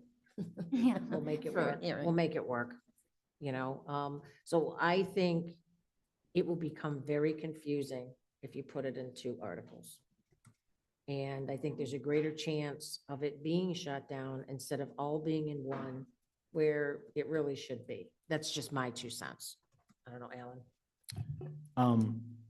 I was a little bit split until Karina said something that if, I'm not trying to put words in your mouth, Karina, I'm trying to paraphrase how I understood It's it. okay, I'll correct you if I. Is that there's a chance to potentially, if there's confusion about, if they're together and there's confusion about what is or isn't in a data center, and if that is viewed poorly and the whole article is shut down, then we lose whatever momentum we've gained about changing what's in the industrial park.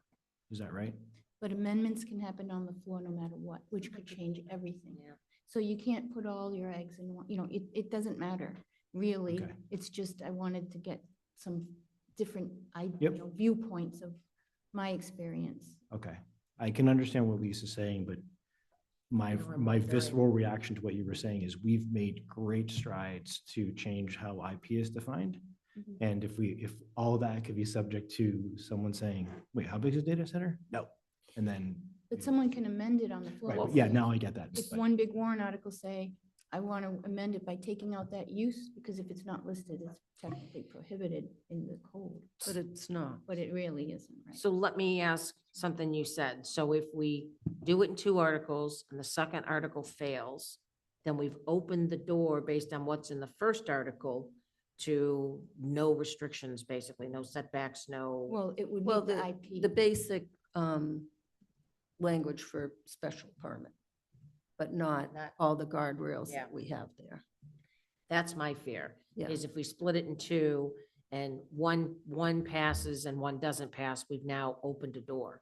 I mean, It would default to the IP setbacks that are standard there now for yeah. any IP use.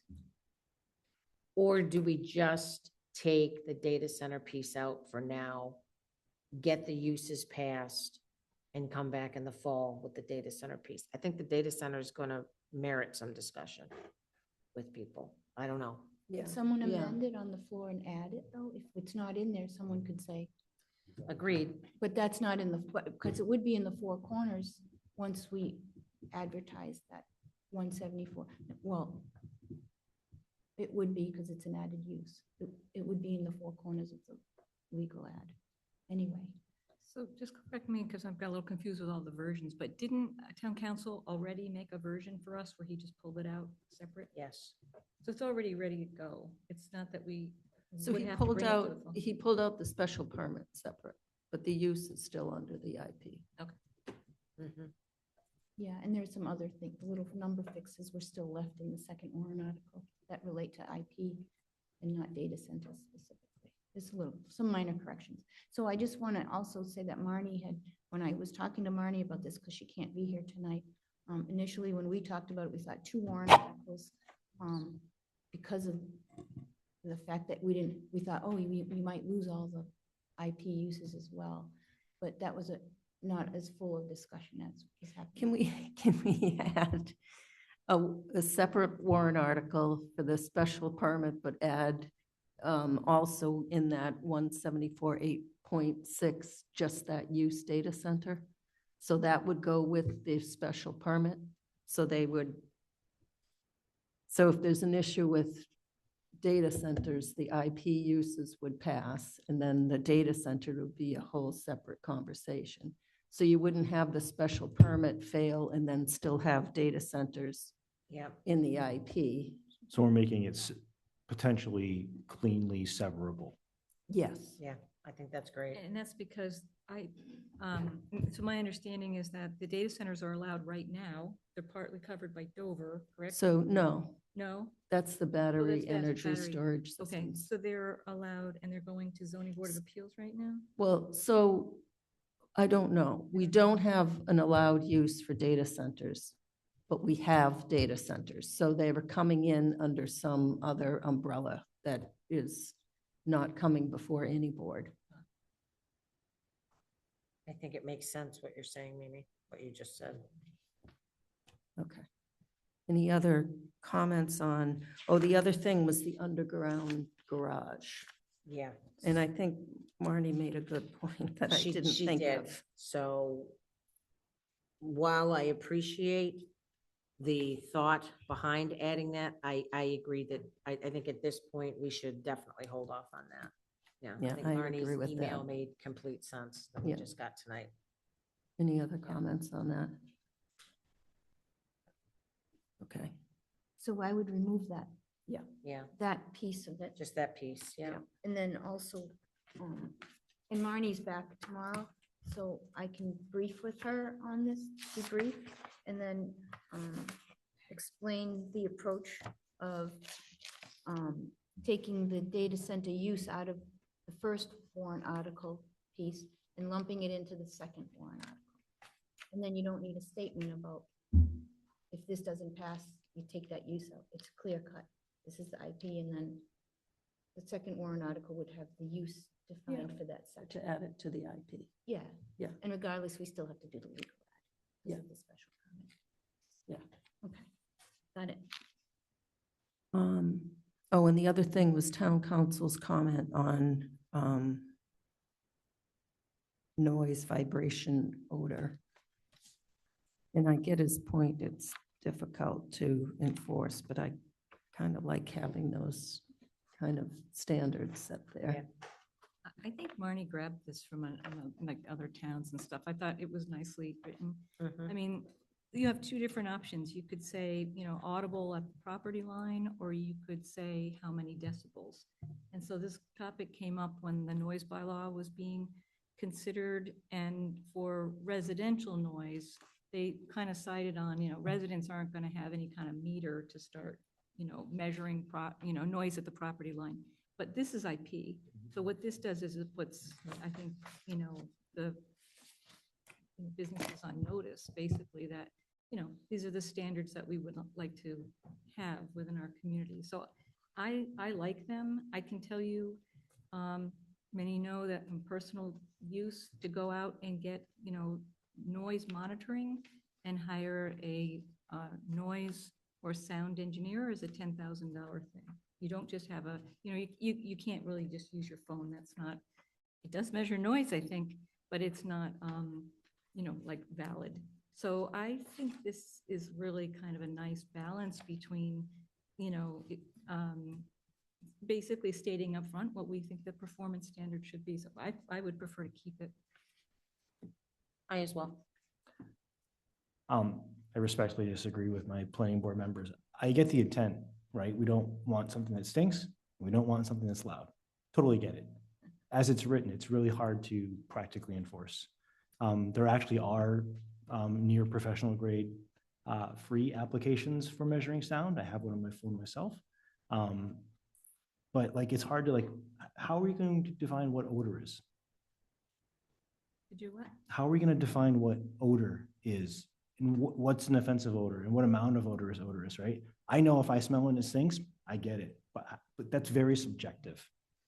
So Shrewsbury is going through something like that right now because there's some kind of a facility that's constantly making some kind of odor. And I can't remember what type of odor, but somebody in our town actually lives in Shrewsbury and told me.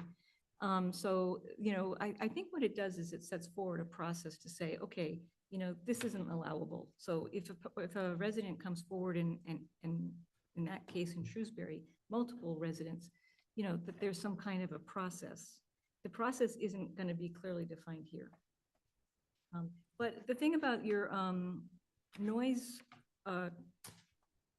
decibel rating or something is also very interesting. I think, even since the noise bylaw was passed, that's like kind of new and improved. So if you have that saved on your phone and you go to the police, what will they do with it?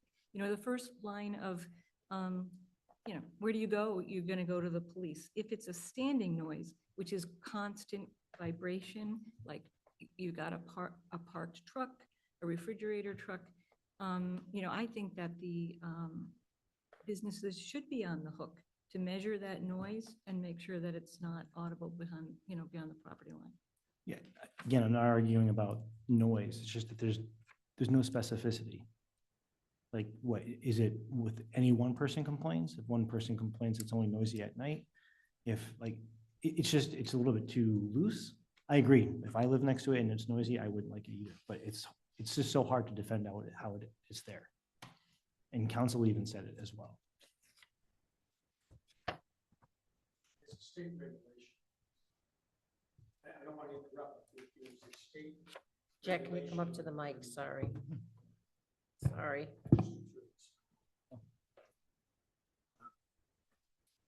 John Bartolini, 4 Wyeth Circle. There is a state regulation on noise, and it's the median ambient. And a lot of what happens is it happens at the property line, and you cannot be 10 more decibels over than what is already at your line. And they measure it over a period of about 3 years. There are a lot of companies that do it. Both noise, odor, all that stuff falls under air pollution. I don't know that much about odor, but I do know that Southborough had a big problem with Henry's Frozen Foods back 30, 40 years ago. They weren't frozen? With the freezer trucks running all night long. Oh, And it would echo down Valley Road. yeah. And Ken's. Yes, I remember this coming up with Ken's. so they spent nights and nights and nights, and finally they moved out of town. But there is, I just went through this because Metro West Regional Emergency Call Center, which Southborough is part of, was violating the noise bylaw. And so, they had somebody do it. So you're within 10, and it usually comes up fairly close to what you got, 60 to 50. Yeah, if there's something that's measurable that we can point to, a state regulation, that's great. Well, there's companies that measure it. There's a, Right. They do it all the time. The odor is a lot bigger of a deal. So it says established by Mass DEP. Right. EP has it. 310 or something. Thresholds established by Mass DEP, so there's something there. Something's better than nothing. Right, but smell is a lot worse than. So I think those were the changes. Anything else from the board? Mimi, Marnie had another change she wanted the board to entertain while we're talking about Marnie. Changing the 50 feet to 500 feet. And it's in her latest draft as well of the bylaw. She made a note. Under prohibited uses, maybe? Is that where it's at? Yeah, prohibited uses, development standards. The minimum is 50 feet, and she wanted us to consider when abutting residents in conservation districts, that it be 500 feet. And she put it in the email too. I just want to make sure that before we each ask questions, that we make sure that Marnie's concerns were addressed. Like that. Except for what would that do to the IEP? Would that substantially limit it? It's only if there's resident, let me see how she wrote it. It's if it's if that parcel abuts conservation or it's residential. That's what Yeah. she said, should we But that's consider? what all the IP abuts residential.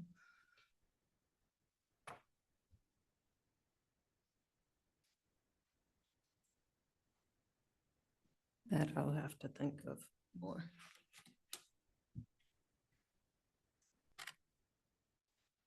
Anyone else?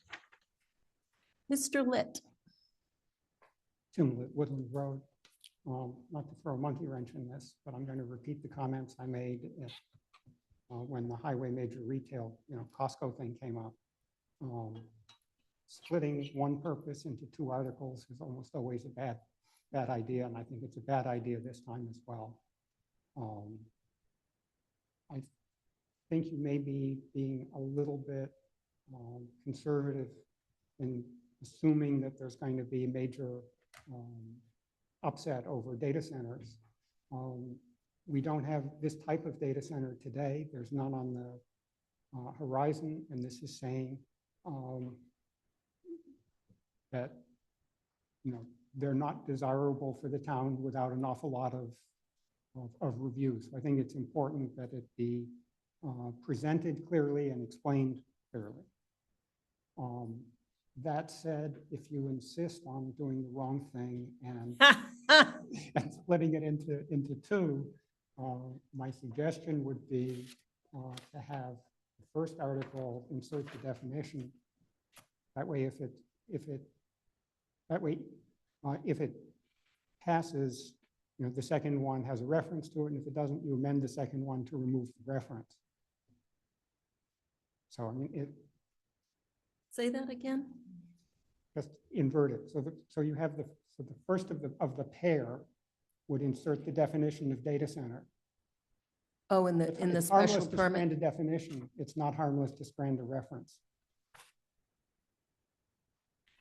Okay. Right. So that gives you that if you're correct, and I don't think you are, that data centers are controversial. Suppose data centers, we don't want to talk about them today. Then all you have to do is remove the reference by amendment. Whereas the other way around, you lose all of the work that's been put into the other changes in the IP district. Again, I'm not encouraging you to do two articles. I'm strongly discouraging you from doing that. But if you insist on doing it, do it in the other order. Okay.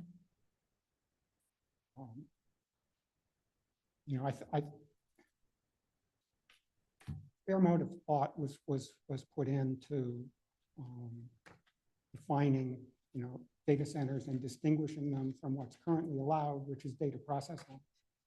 And anyone with any technical background, or for that matter, any attorney who wanted to put in a data center and saw data processing would say, what these data centers do is essentially data processing. So there you go, allowed by right. So I don't see the point in chickening out and saying, let's be afraid of some backlash. I mean, no one has come to any of these hearings and said, no, we don't want this kind of protection. And I think it is protection for the Right. town. Correct. And presented that way, I don't know why anyone in the town would succeed in opposing it. So that's my 4 cents. Thank you. That's 4 cents because there are two different articles, or? sorry. No, one article. It's because of inflation. Thank you for clarifying. Yes, sir. Hi, I don't know if now is an appropriate time. I had just been reading the article and had a bunch of questions about it. And the context for it is we're gonna discuss it at our select board meeting tomorrow night. And a lot of these are really detailed, so I don't know if you are able to put the current language on the screen, because there's some. Colleen, could you put the most recent industrial park bylaw up on the screen, please? Sure.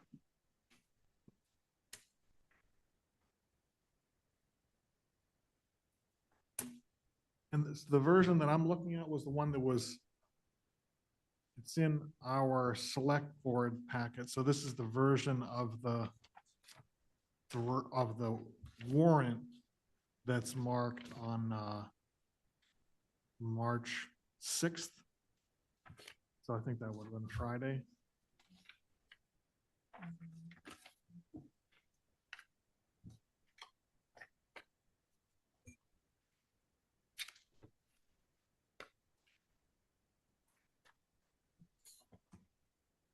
The red line from town council?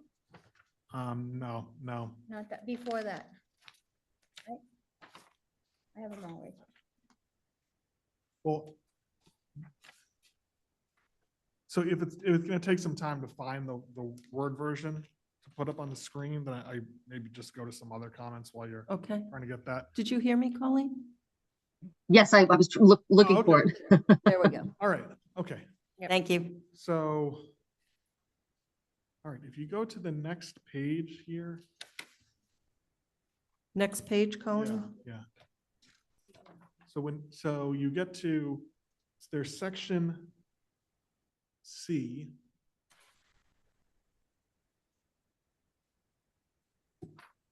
Permitted uses up to 50,000 square feet. Yep. Yep. And then there's numbers under that, right? Yep. Yeah.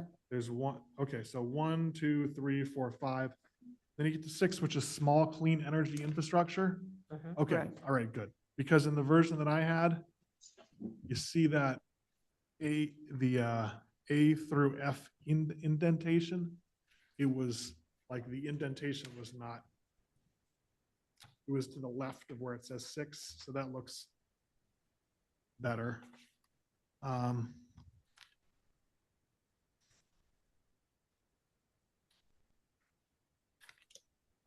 Just one second.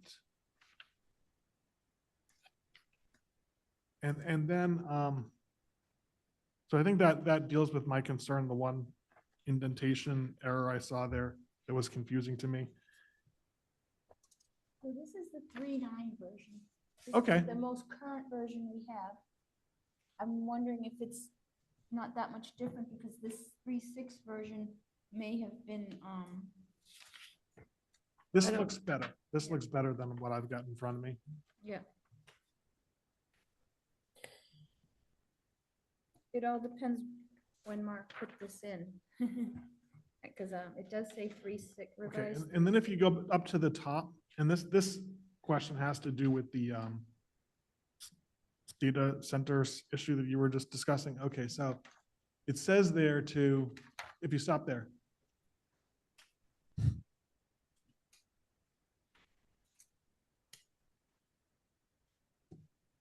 Okay, so why does it say to see if the town will vote to replace 174 9.32A referencing the, what is, I get the part that says to see if the town will vote to delete 174-8.6 Industrial Park District and replace it with the following, because that's just entirely striking the existing zoning bylaw and inserting this whole new one, right?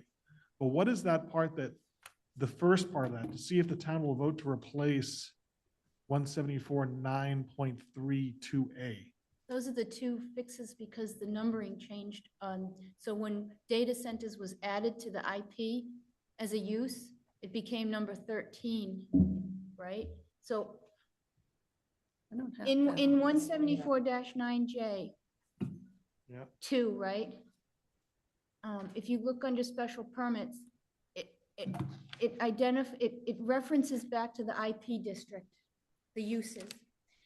And what's in town code right now refers to it as number 15. So it says referencing the industrial park as identified as number 15, but it's really getting, when we updated it, it's changing to 11. In this version, that reference had the wrong numbering because when we added uses, the numbering changed in the proposed list of uses. So if, Colleen, can you go to the town code, section 174-9? This will really help if you see the existing code.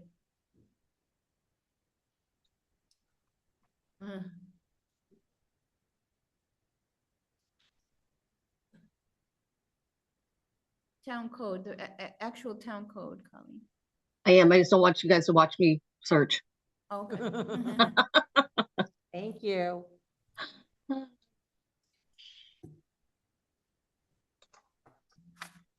Anyway, yeah.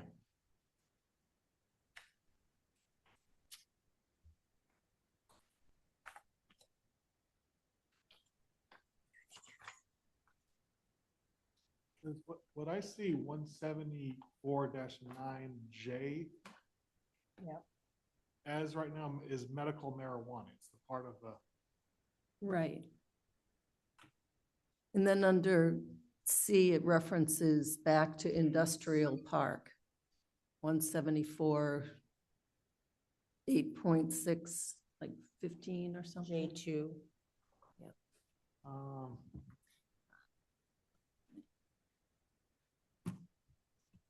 okay. So under industrial park, the new one, it won't be 8.615, it will be 8.611. Colleen, go to special permits, 174.9, if you could.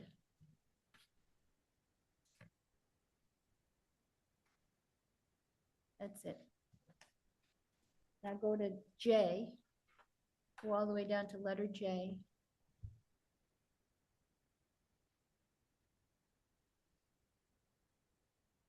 Okay, now slow Right, down. I'm looking at it there. Okay, and if you go to J2, keep going, you're on number 1. There's 2 and A right there, okay? So this references the Board of Appeals. So that reference 1748.6. Where'd we go? We're lost. Go back to J.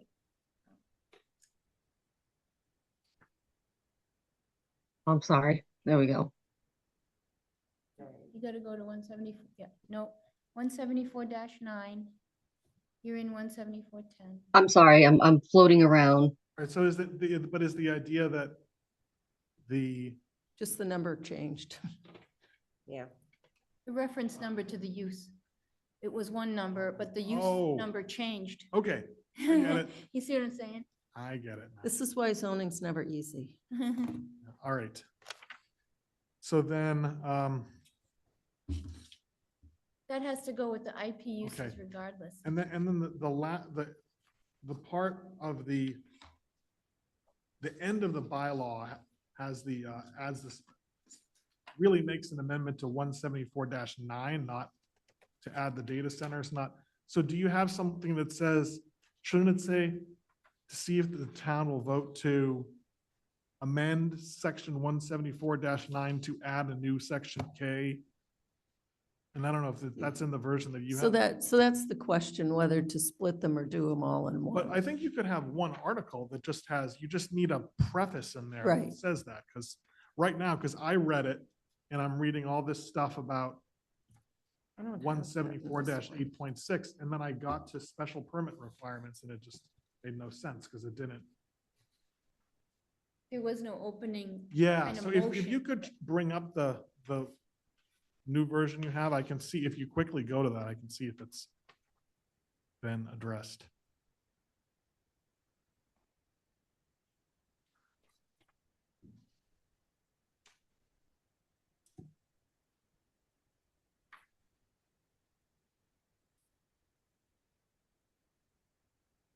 So there was a couple flaws. In the initial motion, we should have referenced the 174-9K, adding the data center, okay? We Uh-huh. only referenced all the IP uses. So the very top of the article. when Does it say that now that it's We're amending? going to, no, we have 2 versions, right? I'll Okay, tell you. so that'll be, in the version that's sent tomorrow, that'll be, Fixed. all right. Yeah, I just think you need to say something like, to see if the town will vote to amend section 174-9 to add this new section K. Yes, if you go with 2 warrant articles, then the top of the second warrant article has to say Well, he was saying even if it's one, there should be some introduction. Yeah, Yeah, either way. Yeah. It's either got to be at the very beginning or saying that this is the part that's getting added. okay. So then another thing I was doing, I was comparing the uses that are in the existing Mhm. bylaw and just trying to map it up to what's in the new bylaw. And it looked like there were some uses which are dropping, are no longer. So I think it would be helpful for town meeting if you could put together just a simple table, right?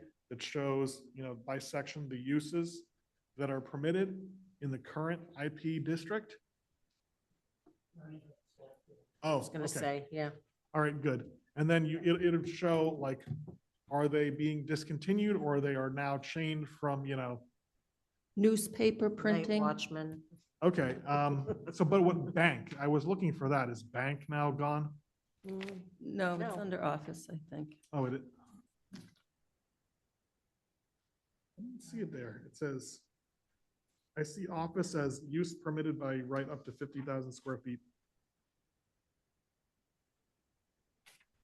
So it used to be that a bank was one of the uses.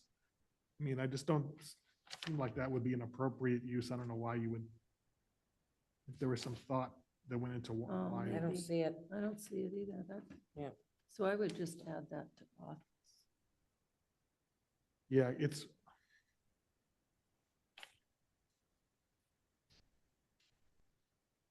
Yep, I don't see it. Yeah, and currently, the current bylaw says B5, office, comma, bank, comma, office building. So office and office building are in there, but I didn't see bank. Mobile homes, there currently are no mobile homes in the industrial park district, so I don't think it affected, but it looked like that was one of the uses that was taken out. And then, scientific research and development is one of the categories in the, so B4, it allows up to 50,000 square feet, scientific research and development, including manufacturing, instruction, and other activities, blah, blah, blah. I would think that we would want to keep something like that, light manufacturing. And I don't know if that's included in the, There is light manufacturing, Andrew, further within. I see light manufacturing there, yeah. Yep. Under, I'm just trying to get to it, sorry. Under uses by right up to 50C. Uses permitted by right up to 50,000 square feet. And if you go through those, number 10 is light manufacturing. What was the other one? Andrew, the scientific research and development did end up under laboratories 6. And it was a little more fleshed out to include kind of like more of a biotech kind of use. Where is this scientific research and development? What letter, Debbie? Letter. Uses requiring a special permit, Okay, all right. D6. Yep. Yeah, just got folded in there. Well, it sounds like in the presentation, there's going to be a map that shows this. So that's going to be very helpful. So then the only one that I didn't see looked like it was deleted was bank. Yeah, that was inadvertent, I think. That's Okay. a good catch, Andrew. That's a good catch. And then my next question is, I know that your practice has been to hold the public hearing open until, but, and this affects whether select board, we try to take a vote on this tomorrow or the following meeting, the 17th. I think we could still do it then, or to just take the vote at town meeting. Do you anticipate that you'd actually make changes after it's in the printed warrant? Because, I hope not. okay, I would think, all right. That's like the last thing I want to do. Okay, so in other words, do you think that tonight this is to try to finalize it? I hope so. Yeah. Okay. Yep. So, my main takeaway from this is there's an updated version, which is in a lot cleaner version than the one that we've got in our packet. So Karina, if you could forward that, make sure that you send that to Mark. Yep. You know, early tomorrow morning or even just as Well, leaving tonight, that'll. This is my plan. Marnie is back in town tomorrow. I've been talking to her while she's on vacation, and she's the one who drafted a decent portion of this, right? So I'm going to debrief her on this tomorrow, and she will probably make the changes very quickly and get it right back to me, because she made changes today already and sent them back. And I'll get it to you tomorrow, hopefully before noon. Okay. So would a bank Yeah. be retail establishments and customer services include sale of goods or provisions of services directly to public? I don't know. I was just observing that it was not like the existing bylaw is really particularly well drafted in parts. Well, it was in 1986. Well, even just, you know, one of the things I was reading that there's a category that says uses permitted up to 50,000 square feet. One of them is office, comma, bank, comma, office building. Yeah. That doesn't make a lot of sense, but so I don't know, you could, you know, argue that, but I just am observing, it's like bank, that was one specific category that was in there that looks like it's not, and it's up to you. I mean, there aren't currently any banks in the industrial park, but I mean, if, you know, if Costco comes and then there's a development that's, you know, next to it and they want to put in a small bank branch or something like that, I don't see why that wouldn't be appropriate, so. No, good point. Yeah. All right, I think that's all the questions I've got, but I mean, looks good, you know, it's certainly more modern, contemporary than this was before. So thanks for undertaking this work. Thank you. Thank you. Yes, sir. You have to come up to the microphone because we don't want to miss a word you say. Do you think it comes in on that? John Bartolini, 4 Wyeth Circle. Is the intent of this board to go through all of, or just the industrial park, or are you going to go through all, bring up to date now village, industrial and business highway and all that? Or are you just going to work on the industrial park? We're just doing industrial park for town meeting. No, I understand that, but is it, the question? I think there was a conversation on industrial. We said we get to, as a board, a general sentiment was we would like to get to industrial. Yeah. Next. Okay. Yep. That's all I wanted to know. Just a question. If you want to write a draft, I'm sure the board would. We'd appreciate that very entertain it. much. Duplexes and draft for you. I gotta do 1 or 2 families. Now I gotta do this too. Yeah. So Mimi, I just have I'm not a, gonna take your place. I like it on this side. I have a couple questions before we move forward, but I'll wait till everybody else is done. Okay. Sure, just one other question, and this has to do with under uses requiring a special permit, D6.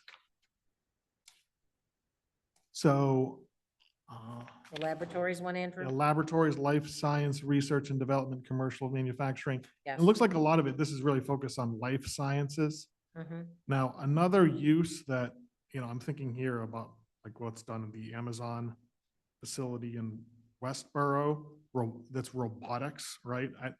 I don't see robotics covered here, and I thought, you know, why not? It would seem like it would be a use that would be appropriate. Do you think that would fall under laboratories? Is that what that might be called? Well, Or where? we don't know because it doesn't say, so you could just clarify it by just adding it. I like that. Thank you. I mean, I personally like that. I don't think we meant to omit that in any way. Well, indoor facilities for wholesale trade, distribution and storage of goods and materials. Is that an Amazon facility? Amazon is a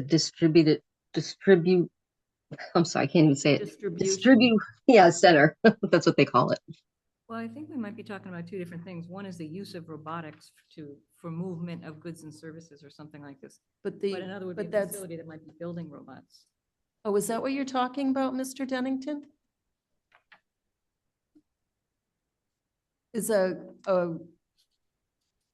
use to create robots? Yeah, research.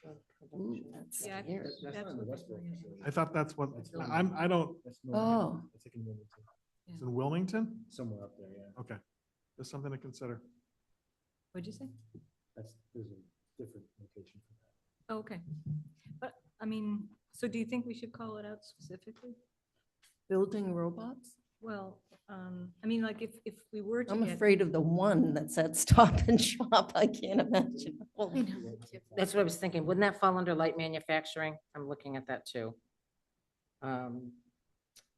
Which includes the use of innovative technologies to create existing and new products, which may include production activities that depend upon information, automation, Yeah. computation, software servicing, and networking. I think that more than covers, I think. Can we add the word robotics to that? I don't know that we need to. I think it's pretty I just broad. think there's like, I know that some of these words from a long time ago, like night watchman was like a modern term and it's antiquated, but like bank is still a modern term and robotics is a modern term. And I think it might be hard for somebody to kind of flesh that out and say, is that allowed? I don't see it, you know? Do you see it, Mr. Litt? I don't think you need to do that because this becomes a very long list. Yeah. You've got Agreed. our infotainment systems, you've got radars, you've got all kinds of things that you do research and development for. So there's nothing special about developing robots. It's different from the data center argument where it's an objectively very different thing from anything we've seen before. Okay. And I don't think there's anything particularly that makes it a particular nuisance or problem to do robotics. So I don't see the point in adding it. I agree with Ms. Brusher. Okay. So anything else on this? Okay, so I just have, somebody brought this up to me today, and I didn't even think about it, is there a place in here, and I don't know if it would go under indoor or outdoor recreation, fitness, cultural, or art facilities? Somebody mentioned to me today, what about like a farmer's market or food trucks or, you know, something along those lines? And I don't know if that would fit in the window of number 5, indoor, it's under C5, indoor outdoor recreation. I don't know if it would fit within there. Is that a retail establishment under something 7? Let's see, permitted B7? So is a food truck a retail establishment? I think it is. Consumer services, okay. I was just trying to see, again, somebody asked me and I was trying to figure out where it might fit in. Debbie, where did you say? Under 7? Yeah. B7 by right? Let's, no, wait, B7? C7, permitted by right. Oh, C7. yeah, I think Oh, it's C, Retail establishments? yes. Directed to the public. But is a food truck well, I suppose you could consider it a retail establishment. Provisions of services or sale of goods? Yeah. Okay, so as long as that was covered, again, somebody asked me about that, and then, looking back, and I don't know if we want to add something about this, but, Freddie had asked me a question, I guess she had mentioned it prior, to exclude something in here for like human warehousing. So again, I don't know if we want to go there, but I told her that I would bring it up tonight. Whether that could be, I don't know, jail, you know what I mean? It could be a lot of different things, I Detention suppose. center. Yeah, that too, so, That's a suspected it's going to be from the Wildlife Detention Center. yeah. So if there's a. Do However, we have a this- warehouse?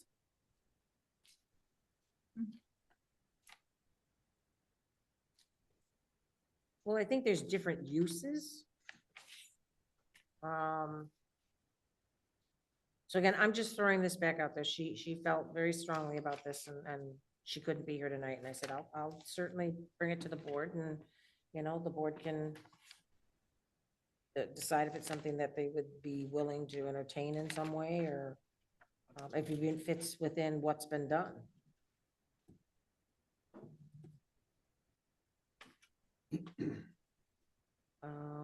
I'm just trying to look here.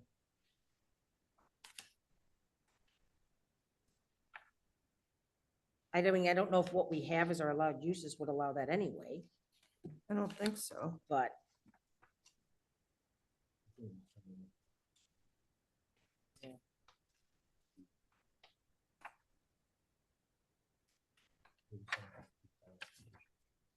yeah, so I don't know where it would go, but again, I said I would bring it forward and the board could decide what, if anything, they. If we can't find a logical spot for it, despite taking her point very well, Yeah. it's tough for us to sort of honor the request because we wouldn't know where to put it. Yeah. But we could either consider it for discussion next time or on the floor amendment. Yeah, because I don't see a warehouse Right. specific I don't use. either, If I did, so- I would prohibit that, but it's not here. Okay, so I did what I said I would do, so, Thank you. yes, okay, that was it. You have more 4 cents? Your fifth penny. Food trucks, food sales, all that are licensed and permitted by the Board of Health. So that's where the town has control over them. Okay, thank you, Mr. Lit. Okay, I got nothing else. All right. That's it. Anyone else? We have a hand raised. Okay. Hey, it's Tim Fling. How you guys doing? Oh, good. Tim? Excellent. I was gonna bring up on the noise or the noise portion of this. I don't think that we should include it within the article. I think the noise bylaw is stronger, and if we reference the noise bylaw, it covers commercial noise already covered by the Board of Health. So we should, in my mind, leave it in that department and not add anything that would add confusion or take any of the teeth away from the already established Board of Health standards through the stationary and commercial noise details that we added to that. And vibration as the next line is already covered by noise technically. Any noise or sound is a vibration. It just depends if it's in the auditory spectrum of 20 hertz to 20,000 hertz or if it falls someplace else. So I would kind of just look at what that's trying to accomplish and maybe consider that in a different kind of way. But I think it's mainly just because of like truck idling or some kind of heavy equipment that's doing a lower level oscillation across the ground. But that's kind of a different thing altogether because you wouldn't hear that. You'd feel it. Tim, it's Debbie. Can I ask you a couple questions? When there was oh my gosh, Heather Elker had been, I don't know if she was on your board or she was just sort of kind of advising. She Yeah. had included a section that was for what she called industrial noise, but at the very end, either the noise bylaw group or the select board removed it because they thought it was too detailed. And I'm just paraphrasing. My understanding was that maybe, that the noise bylaw wouldn't pass. So my take on the current noise bylaw is it only kind of references, what to do for, like commercial or standing, noise. And this is really, I think, meant to, this is for commercial properties. So it's really, you expect to have trucks, you expect to be, there could be rotting vegetables, there could be smells, there could be noise. I think it's kind of above and beyond what our current noise bylaw can handle. We've been thinking about tackling this section by, not in the IP. I understand you're wanting to take it out of this section, but I've been personally looking at other towns that have nuisance laws and things like this more in the general bylaws, where, they're sort of a little bit more directly addressed so that if it's, so the person knows what their rights are, that they have a right to be in their backyard and enjoy, their, hanging out with their family and not have to worry about, chronic noise. And I don't mean to pick on trucks or anything. I know a little bit about that right now, but, there's also like HVAC and other things. And I don't really personally think it's covered. There had been a nice section that Heather wrote in collaboration with the Board of Health, and it was removed. And then, as you remember, the Board of Health did then pass a noise policy, but that doesn't also direct industrial noise directly either. But it gives a framework for what to do if a person is hearing industrial noise. If That's not a bylaw, though, it's a policy.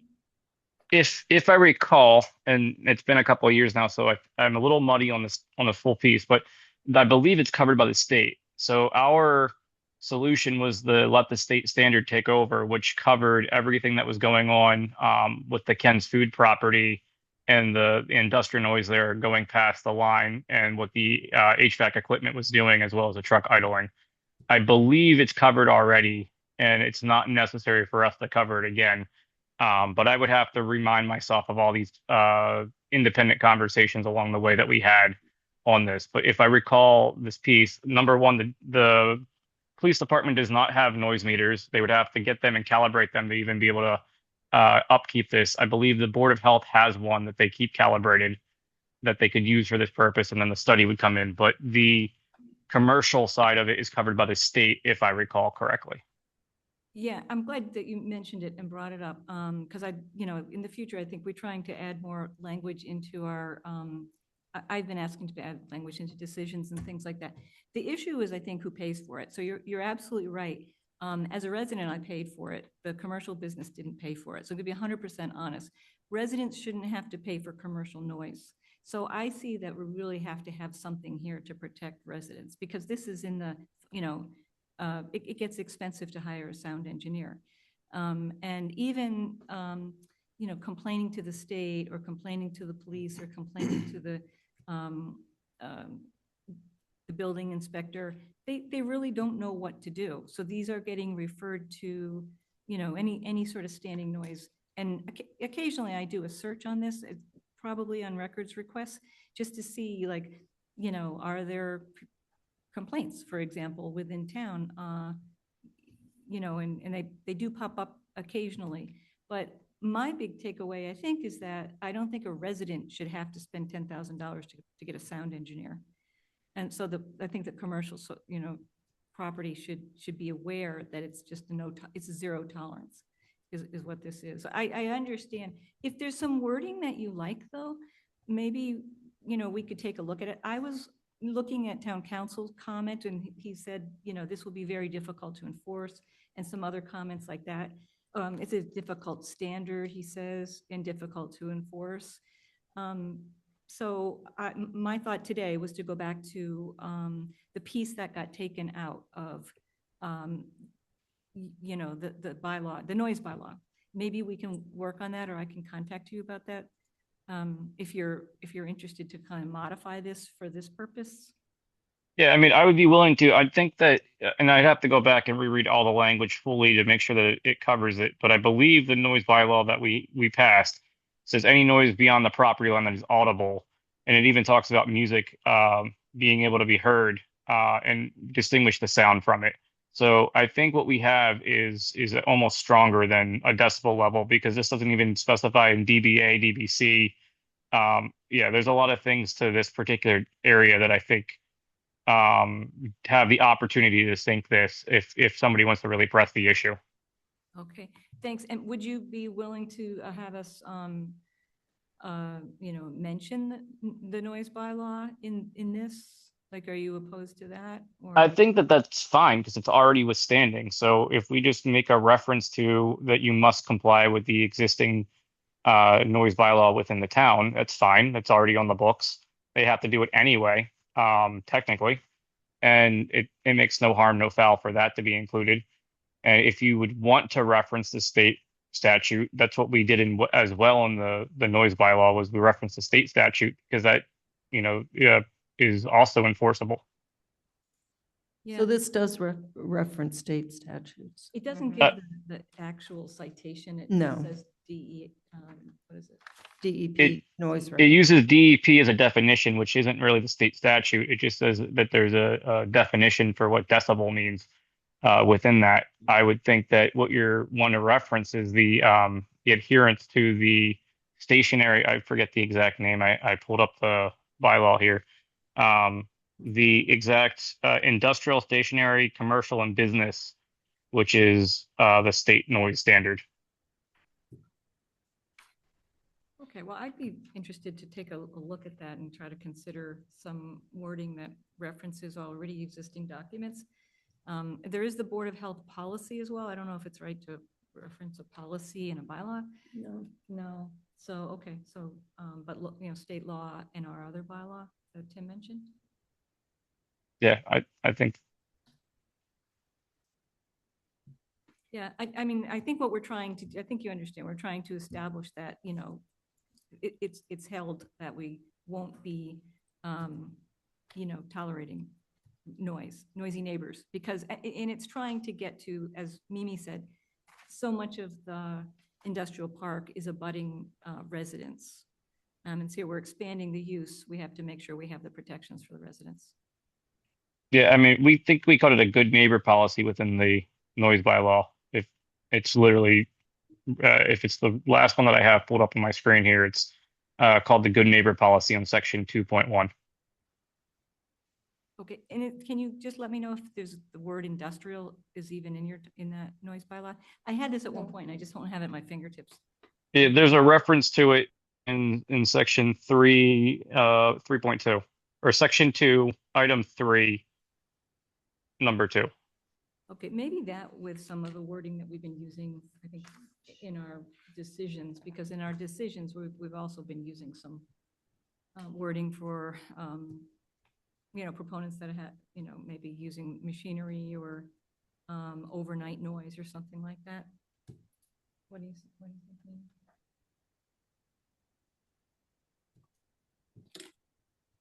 And of course, Marnie will be back tomorrow, so, we can bring it. to So her. I think there's a point to reference the actual statute for those two things, because these are just standards, so people understand what they need to abide by, if we can find out what that actually is. Yeah. And can I add to Mimi?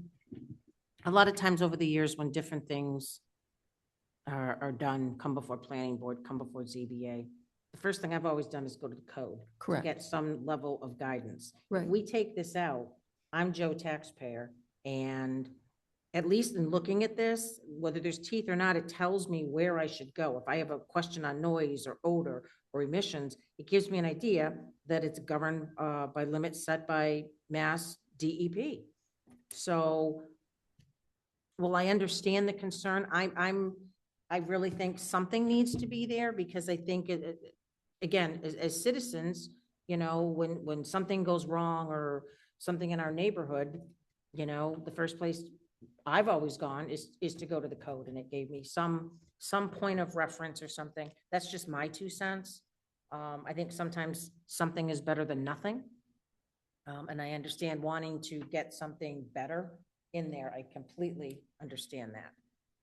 But I just worry with taking this out, because this does abut residential neighborhoods. So that's just a thought.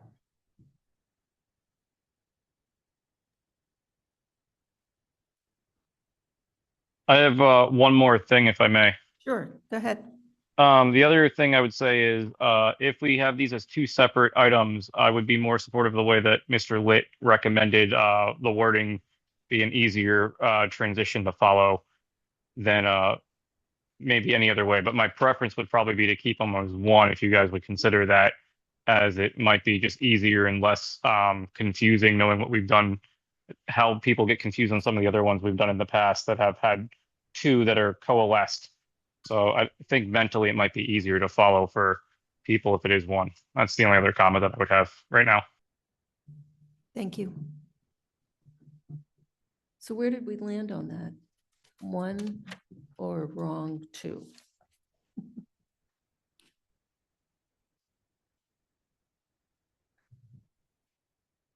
Tim, could you just explain one more time your approach? You said to the 2, if you did it, what is this?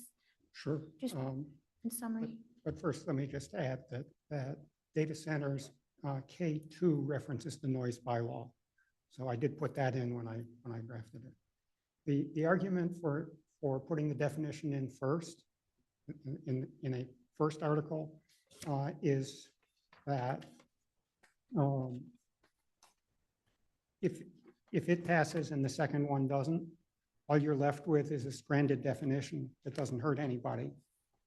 It's easy to delete the reference to it, by amendment in the second one. If you do it the other way around, you end up with a reference and no definition, and that's kind of ugly. But I'll say again, you really want to do it as one article. Yeah, I agree. yeah. You know, I don't usually lecture you on things, but this is Never. one where I actually feel Never. very strongly. All right. So one article. Can we do a hearing on the 30th for just to notice the special permit? I'm free. I can make myself free. I have to look. Do you want it Zoom only? Yeah, I think we can just, well, I yeah, can do I the, think Zoom is fine. Because the next one can be hybrid again, like you can then continue it to the The 11th. 11th, yeah, Yeah. and that's just in person. Yeah. Yeah, they can go back. So Zoom only on the 30th, just to do the special permit? Yep. To notice that? Okay. So the hearing, On the 30th, Mimi, are we also going to discuss Marnie's 500-foot setback? Or is that off the table? So I think the select board wants the articles tomorrow. Okay, So, that's fine. It's written in the current draft. If you go under the dimensional standards Right. on page, go to the She put it in and asked us to decide. the very last page of the, so it's F4, F3, under minimum setbacks. Yeah. Karina, what is it now? NIP? 50. Do we know of businesses that are, I mean, would you think that would be prohibitive to put it at 500? I think so. I said, they all abut residential, so that would take up all that Lot. part of those lots. So if you go to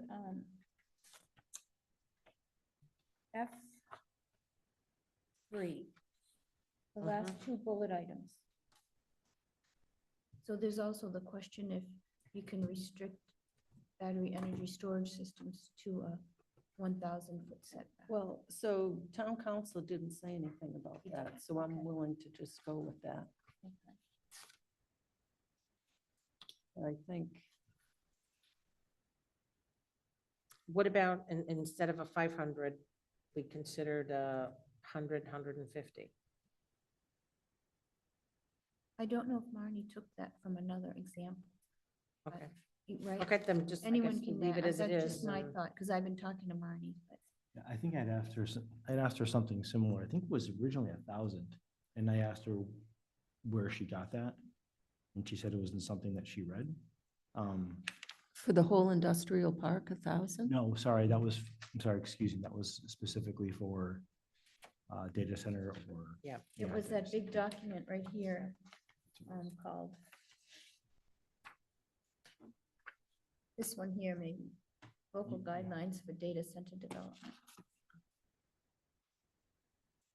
So this, I can't- the 500s for the whole, no, I can't find it. For any new by right use abutting a residential or conservation district.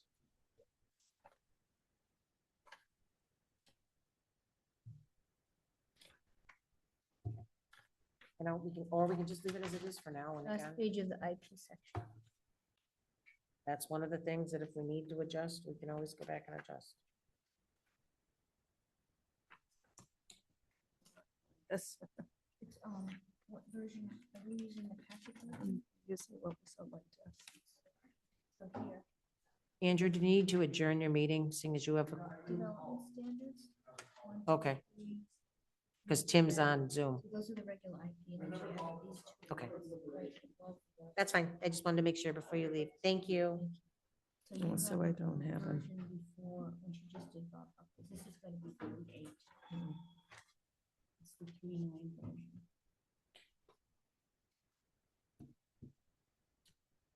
So should we, what are we doing with this? I'll go with what everybody else wants to do. How's that?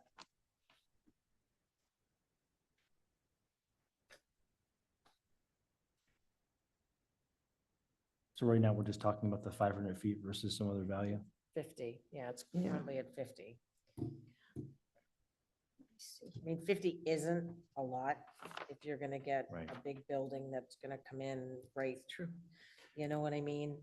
My concern about 500 is It might be too much. if you take a site and you put a 500-foot envelope around the whole thing, you've really compressed about. Oh, what yeah. has to go in there. Agreed, So I agree that 50 is probably too small. I think 500 is too big. agreed. How about I 100? was thinking 100 to 150, but 100 I would be fine with. It's double what we were initially asking. That's Yeah. something. So that's on all sides? Is that how she meant that? Yes, it's a Yes, setback all around. setback, Setback for all sides? Well, anything abutting a residential or Right. conservation. just the residential piece. Residential, yeah, thank you for clarifying. Except Yeah. for BESS. I support 100. I could. Okay, so 100. All right, are we ready to move on from this? Oh, good Lord, yes. There's no one else with any questions online? I don't Okay, See can I any make a other motion? hands? Okay, Make a motion to extend the public hearing for Industrial Park District expanded uses to March 23rd, 2026 at 6:45. I think we want to, you probably want to talk about it on the 30th. Oh, is, the 23rd is before Before, that? yeah. Yeah, yeah, oh, I'm sorry. Yeah. You're right. Second, oh, this is gone. I have a motion and a second. Any further discussion? Seeing none, all in favor, Latrell, yes? Demiria, yes. Russia, yes. Belniak, yes. And do you want to pull up the MCOD table correction in the SHOP, the Affordable Housing Trust, because those are quickies? So can I just make a suggestion? Sure. I was going to say yes to that, but I think these people came from New Hampshire. Okay. So they were here for 22 Turnpike. Is that correct? The golf? I mean, Okay, quick sometimes isn't quick. I would just, all right. seeing as a select board chair left anyway. So I know Marguerite's still here. Thank you, Marguerite, for sticking around. But just a suggestion where they waited. and All right, it's very good. 30. So the next item on the agenda is a public hearing, 22 Turnpike Road, Golf Road, golf range modification to major site plan approval. Karina, can you kick us off? Yes, thanks.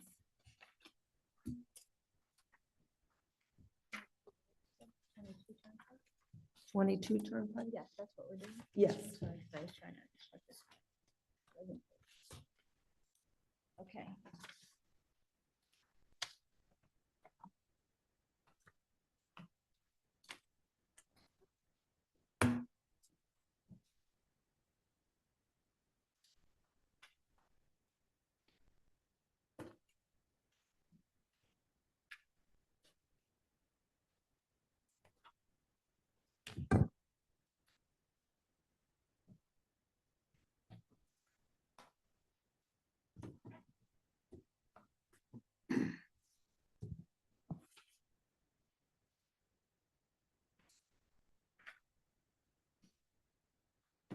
Okay, this is a public hearing notice. Modification to major site plan approval, 22 Turnpike Road, map 39, lot 29. The Southborough Planning Board shall hold a public hearing on Monday, March 9th at 7 PM in the McAuliffe Hearing Room, second floor, Townhouse, 17 Common Street, Southborough, Mass, and via Zoom to consider the application of Southborough Golf Realty Holding LLC for the property located at 22 Turnpike Road for a modification to major site plan approval per Town Code 174-10. This hearing is in regard to a 1,884 square foot golf shed expansion along with past site modifications that happened in 2005, 2006 through building permits. The 18.24 acre site is located in the residential A zoning district. Copy of the application and plans may be viewed at the planning office at the Southborough Townhouse during normal business hours or on the planning board agenda center at www.southboroughma/agendacenter/planning-board-29. Any person wishing to be heard on the proposed plan should appear at the time and place designated or join virtually at the following link, www.southboroughma.gov/674/virtual-meetings. Mimi Luchel, Southborough Planning Board. And to give you a quick rundown, we received submission 1 of this application on February 2nd. We provided it to Niche Engineering for peer review, town consultant peer review. It was provided to Niche on the 19th of February. Let's see. Filed it with the town clerk on February 13th. The legal ad was posted on February 23rd and March 2nd as required. Towns and agencies were sent also the legal ad. Submission 1 was provided to the planning board and distributed to the town departments. We have we received green cards and white mailing receipts on March 5th, the Thursday before the hearing, and then also to let you know that Niche has scheduled a site visit with Peter Bemis for next, when did I say? March 12th, this Thursday, to view the site so they can orient themselves. Enough snow has melted to see what's really there and confirm the plans. And then they'll be providing a peer review after that. And they'll be comparing the original site plan to conservation plans that were received in an amendment, and then also the existing conditions plan that were currently provided, and anything that was proposed changed on that as well. Okay. So it'll be comprehensive. And that brings us to tonight. Is this the opening? This is the open. Did you read this? I did. Okay, I'm sorry, Really getting fast. tired. That's okay. Welcome, Mr. Bemis. Yeah, good evening. So on behalf of Southborough Golf Realty Holding LLC, we've submitted to you a modification of approved site plan. And the focus is basically about an 18-acre site, over 18 acres, and we've got about a 1% change over the 18 acres. The proposal was basically to add on to the golf shed. So that's shown in the highlighted area pink. It's kind of in the central portion of the site plan there. You can see the long rectangular building, and the addition is going on the south side with a small walking area towards the back that will be enclosed. So that represents 1,884 square feet. What we also are capturing with this is the 2005-2006 building permit that was granted and occupancy permit issued for that small building in the back. That's 864 square feet. And that area in the back displaced some T areas. So that was within the area that was permitted for the activity. When we originally approved this, we put a crushed stone access between that area and that area where the shed is in the back. And there were driving tees off of that were to be paved. They paved all of it. So we captured that. It's about 4,670 square feet of pavement. And then these previous the first activity with the addition to the building is Southborough Golf Holdings proposal. The driving learning shed in the back, that was done by PLB LLC, the prior owner. And the paving was done by PLB LLC. The other thing that Southborough Golf Holding did was in the summer of '25, they put pavers in on a patio that was in the back when Colleen's done. Colleen, can we have the picture back again? You know, you're going through your email. Yeah, Colleen. No, I know, I just got an email and I went to read it, popped up, sorry. All right. There's somebody looking to be, no, All right. that's what we want. Yeah, there you go. Sorry about So that. This is at the back of the building, so this would be the one most furthest to the north. So that's the pink space that's there, the magenta space. Wait, So that was. say that again, Peter? Right Yeah, there. so it's a Yeah. gathering area right behind the building. That's 1,180 square feet. So to offset those impervious areas, what we've done as a new drainage calculation and put in new mitigation, collecting all of this surface area where we can and putting it back into the ground for treatment. So that is what this site plan essentially does over 7 sheets, documents these changes, documents the impervious area, defines these prior approvals.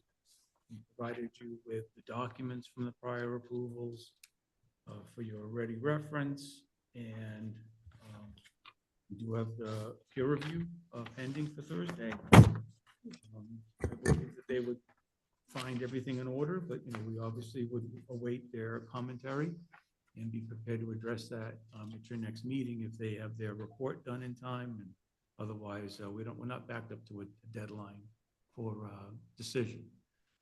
But I would like to keep the process moving if we can. So I'd be happy to answer any questions. Specifically, I've given you the areas, and Southborough Golf Holding has owned the property now for a little over a year and a half, I think, is when the transaction happened. It was at the end of 24. Do they own the driveway parcel up? Yep. So they basically own 18 acres, which They is bought that that entire too? piece. It's Yep, still a separate, No, that was, the assessor's records didn't update that. I talked to them about that. And they were supposed to just get that in. That was part of the transaction. Yeah, it is in the deed. That was my first question. Yeah. it's in Check the that deed. off. That's right, that's right. so they The own. abutters list, I made sure that they covered that whole zone. Yeah, so for some reason, the assessors didn't pick that up and show it as a separate lot. Yeah. they Under didn't- PLD. Right. They did transfer that, though. Yeah, it's in the deed, but it's just concerning because that's their frontage. That's right. You couldn't do it without it. Yeah. Yeah, and you'll find that the plans that we've done document that, when that shows the locus coming all the way down in that, Colleen could pan down a little bit lower, you'll see that it does neck all the way down to the street. It's on the first sheet, Colleen, at the top right. Did you say the first sheet? First Yeah. sheet, yeah, sheet 1. Just to You're on show 2 Route right 9. now. Yep, just go one more. There you go. Sheet 1, Colleen. Yep, you're on sheet 2 still. Oh, I'm sorry. There we go. There you go. See the upper right? So it's showing the entire locus. Yeah. And then that's shown in multiple pieces. There's a match line Yeah. for the remainder of the lot. We did also include the architectural floor plan and the framing details for this. Those are sheets 6 and 7. Thank you Happy to very answer much. Any questions? Thank you. Ms. Demarion. Peter, welcome. Thank you for bringing us up to date on, with the history of what's happened over the years. So the only addition then is to the driving shed, the small piece. Right, that's the behind the new driving. structure. Yeah, that's the new structure. Everything else is pretty much there, but not documented properly. So this is an attempt to capture these things that probably should have gone through a process. In the case of that small shed in the back, it did get a building permit. When I did see it, it looked like it was processed by Peter Johnson and the occupancy was signed by Peter Johnson. It was done, but someone made a decision that it did not. I mean, back then we had minor site plan review. And I'd have to say that even this project originally was approved as minor site plan review, if I remember right, in 2003. But it was elevated to the planning board. That's It right. wasn't the That's right. site plan The review. committee did elevate it to the planning board. That's right. So just to clarify, when the building permit surfaced for extending the canopy shed over the additional golf tees that they wanted to cover, in looking at the plans, I became aware of the shed in the bottom corner here, and that shed was permitted as a shed. That educational one down on the south side. It's now educational. Yeah. So at some point, they transitioned it, and I think it was close probably to when it was slightly after it was built or something. I don't know when they transitioned it. It became a training studio, which is a additional use or an expansion of use of the golf facility. So they had the tees all along here, and now they had a training studio in here. So that, in addition to then, there were drainage changes, and some other, that patio is built already. That's right. Yeah, so there were some other things that triggered me to opine that, that in order to sign off on this structure, which is, the extension of the shed was basically a building permit, and it wouldn't have triggered anything else, and I would have been able to sign off on it. But we wanted this stuff mitigated, the changes on the site that took place. So we did the major site plan because of the level of changes. Thank you. That's all I have. Okay, thank you. Ms. Braccio. Thank you. Hi, Peter. Nice to see you. Just a couple things. I mean, obviously, it's frustrating to look back at the building permit from 2006. It's not this applicant's issue. I get that, but it just, it's a little frustrating. So one question I have for you is, on the original plan, it shows a tree line. I'm assuming that tree line with the additions that have been done today is still correct. They were maintaining, what does it say? Maintain existing tree line. I'm assuming that's still there. It's hard to tell from the one picture. Right, this is the tree line based upon current conditions, because we did that as part of our Okay. closure of the notice of intent process with the Conservation Commission. Okay, so no trees were taken down for the existing shed or for the patio? Correct, no, Okay. that is, the tree line has been maintained. And Okay. just to clarify, there's also a retaining wall added here. Well, Isn't there a retaining wall in the back right here somewhere? No, Shallow retaining wall? no, Am I confusing that with something else? no. There's going to, they Yeah. had to put I am. support for the building, though, I mean, because Oh, they're maybe. walking inside the building. Okay, sorry. I think that's another project, maybe 154. I thought I saw a retaining wall here on the original plan or one of the new plans, or the architectural gave a drainage plan in the building permit. Okay, I could be wrong. I'll check anyway. I'll okay, look. okay, It'll come up in the site inspection anyway. all right. But if you say it's not there, then No, I don't believe so. And Peter, Sorry. just to verify that they're putting in a new stormwater management system? Right, yeah, because we didn't do an inspection, and so I basically had said to Mr. Hightower, look, I'm sorry, but you're going to have to do this as if there's nothing there. So that's what we're doing. Okay.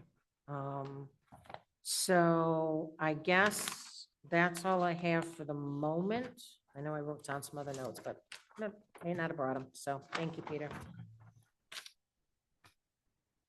Mr. Belknap. Thanks for coming in, Peter.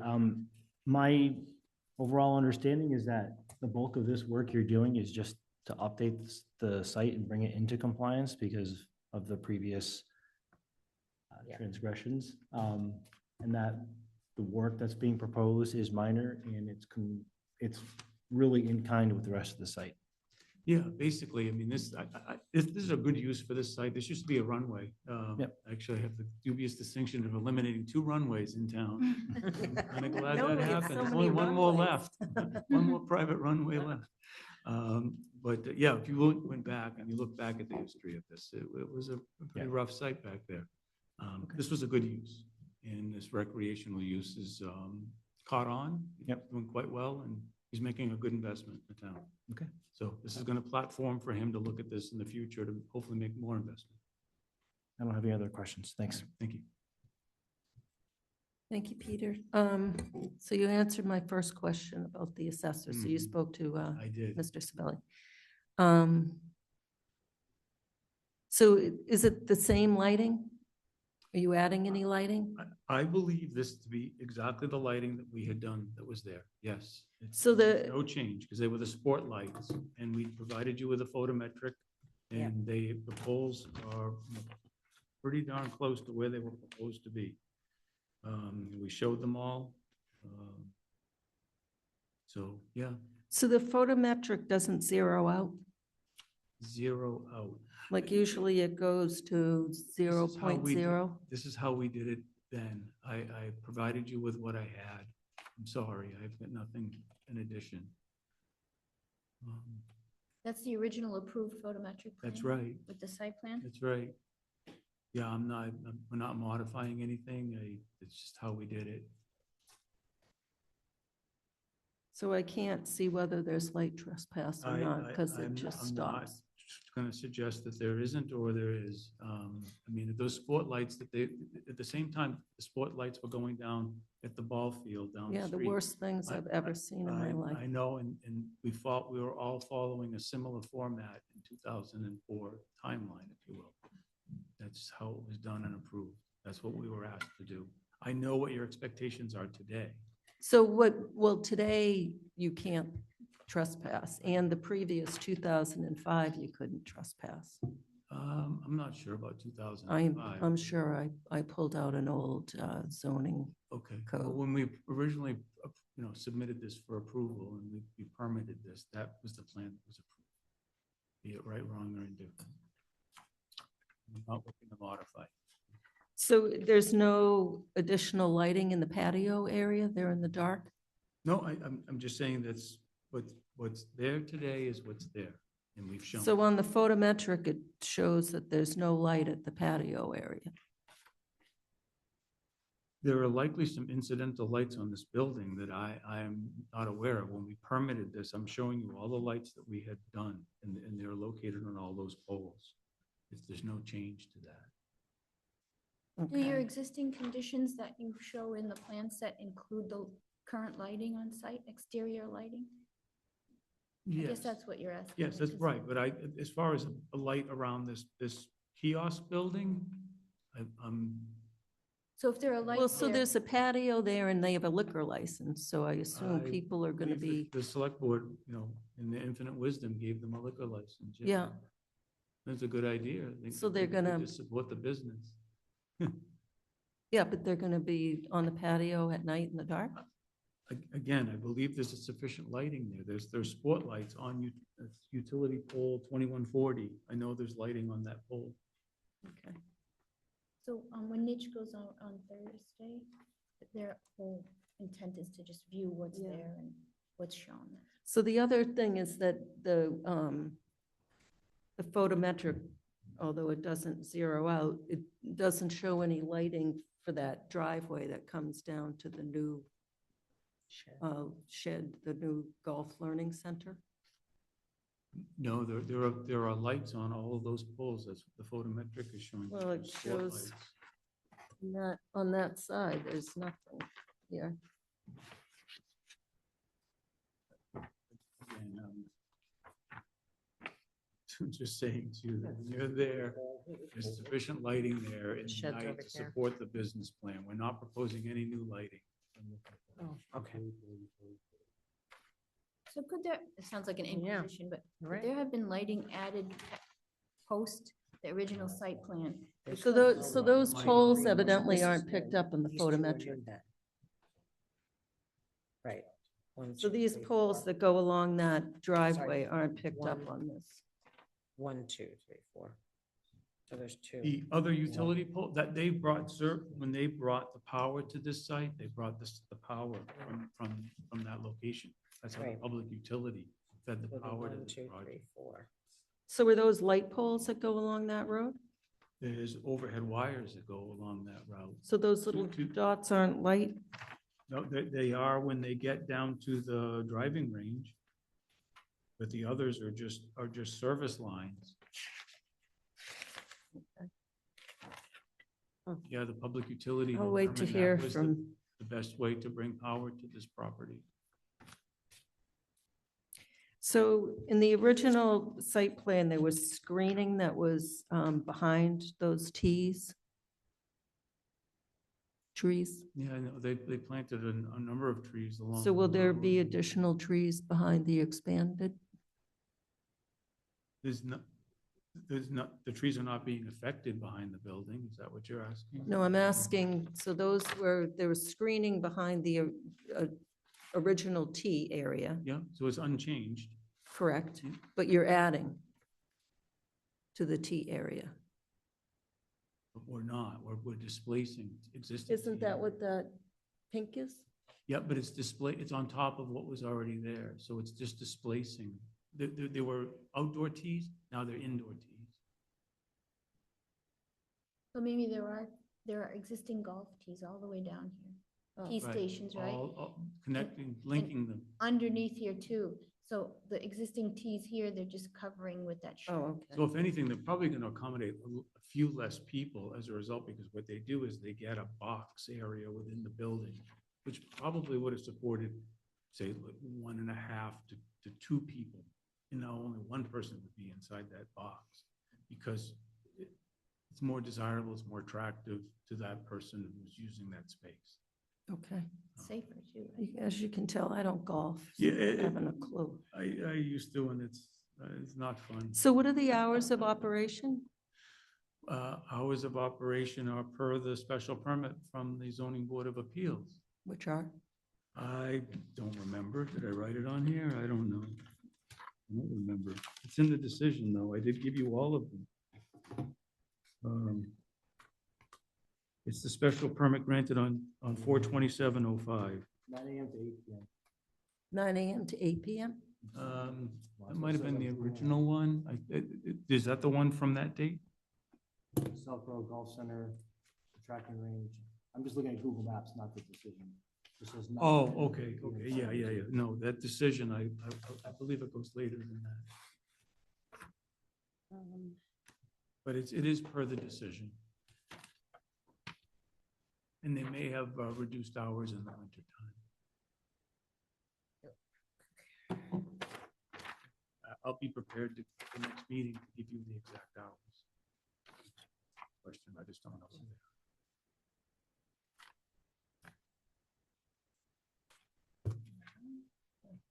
We did put all the approvals on the cover page so that you would have them of the record, because they were not obviously of record when we were getting the original approval.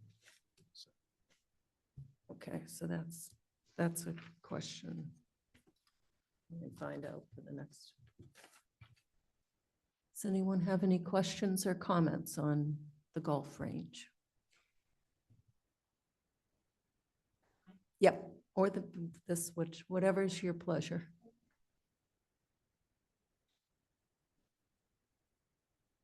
I should preface this with, I can't see the map too good, but my name is Cheryl Kramer. Both Oh, of do you these- want to look at a big plan? I will eventually, yeah. Okay. Maybe I need it to discuss it with you. Okay, my name is Cheryl Kramer, both with a C. And I think you mentioned I live in Belmont, New Hampshire, but my sister and I own the Locust parcel. It's 5.76 acres in Framingham, right on the border of the golf course and the Edison easement or whatever it is now. And I have no idea, because I have not seen this map, the location of things. So I don't know how his project is going to affect us. But I do want to make everyone aware that we have a right of way in our deed that goes through this property. And I have been to a couple of other meetings in Southborough and mentioned it, even as the golf course was being decided on in the beginning. And I discussed it with Leo Bartolini Sr., which I understand he has now passed away. And he first came to me, when I first told him to read his deed and that we had a right of way through there, he told me if I came back again, he'd have a gun. So I wasn't real anxious to do that. And, but anyway, then he did call me after and he offered to buy the property if I don't tell anybody, and all these kind of rules that I could not go along with. But anyway, we discussed that it might bring in clientele to his range and whatever else he had to offer. I don't expect you to sit here tonight and say, oh, yes, you do or don't have a right of way, but I wanted to make you aware that, and this gentleman evidently, I don't know, is this the owner? No, he is the engineer consultant hired by the new owner. Engineer, okay. Well, it's clearly in my deed. It's clearly in the Bartolini deed, Leo Bartolini's deed. And it goes back many, many years. What's the address of your parcel in Framingham? It's 1900 Worcester Road. And it's, yeah, 1900 Worcester Road LLC. And the property is actually for sale now if we decide to do that. But anyway, I don't know as if I'm against this project as I have never seen it, but I want to know how it's affecting me because the construction of the whole golf course affected I put a big puddle in the middle of part of our property. And I just guess I don't know. I hold the town of Southborough with a little responsibility for letting all this happen, knowing that my right of way was through the property. But I'm willing to, as I was with Leo Bartolini, negotiate to relocate so that it suits both of us and doesn't go through the middle. And I guess what I'd like to just ask you guys now is, do you think you could abstain from issuing a permit until this issue is settled? Well, we're definitely continuing until the 23rd. So until the right-of-way issue is settled? Yeah, which I would hope to discuss with the new owner. I have a big plan. Can you show me where the right-of-way is on this? Yeah. And what it was for.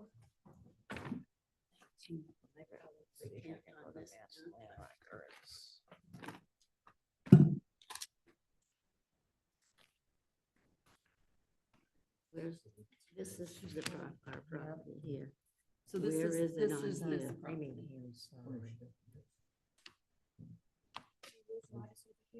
Is the Oh, Framingham Framingham. is here. This is Oh, the oh, project, this that's- is the golf course. Oh, and I'm This is sorry. Route 9 right here. Where are we going down? This is Route 9, and Okay, here's the town line, and this is the golf course, and this is the storage facility, right here. okay, they called us the locust parcel too. Oh, Well, so this is, you're probably over here. someplace. I wonder if it shows in there. She might be. She said she's No, in the Framingham. Permits from that Yeah, specific no, site, so we'd have to look at the assessor map to I'm not in Framingham certain. to see. So Where right is away. the actual golf, the original Right here. golf building? Yeah. Is it on here?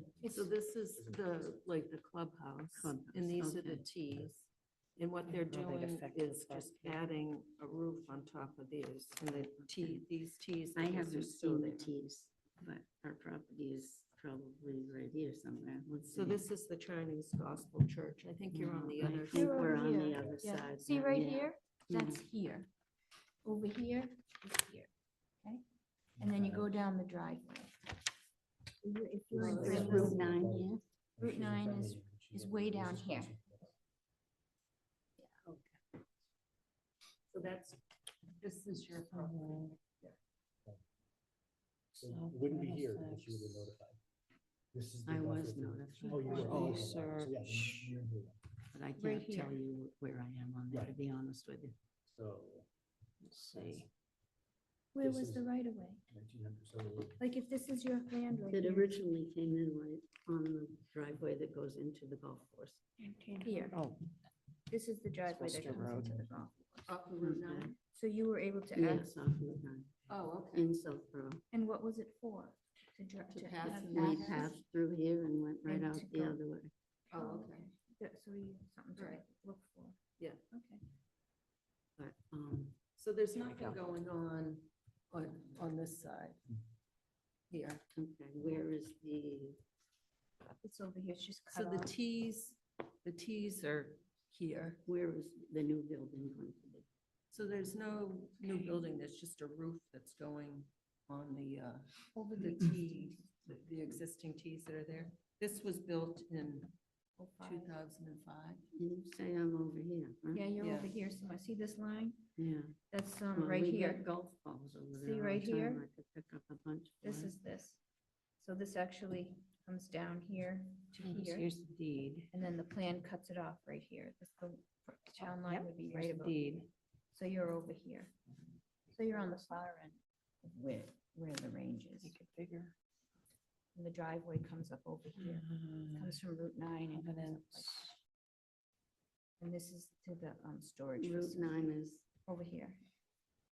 I'll be happy to bring in an exhibit that shows where Ms. find Kramer's property very is for hard the to next see it. meeting. But Okay. I'd also say that between us and her property is the NEPCO right-of-way. So Boston Edison Yeah.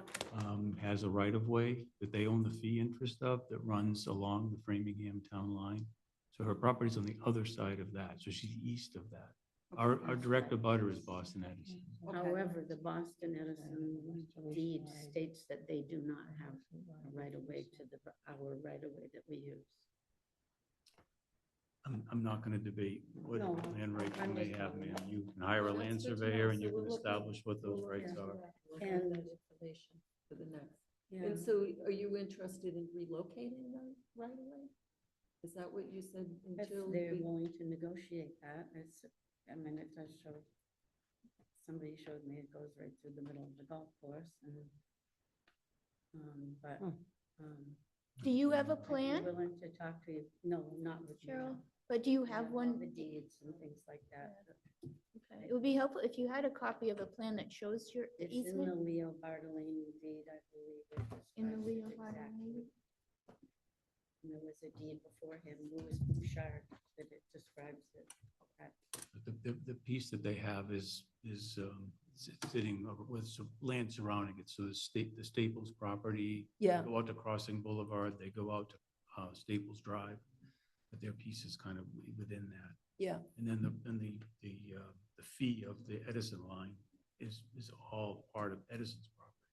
They basically took it back, whatever year it was, turn of the century or prior, would be in the late 1800s for all I know. But that's like our direct Yeah. abutter is Edison.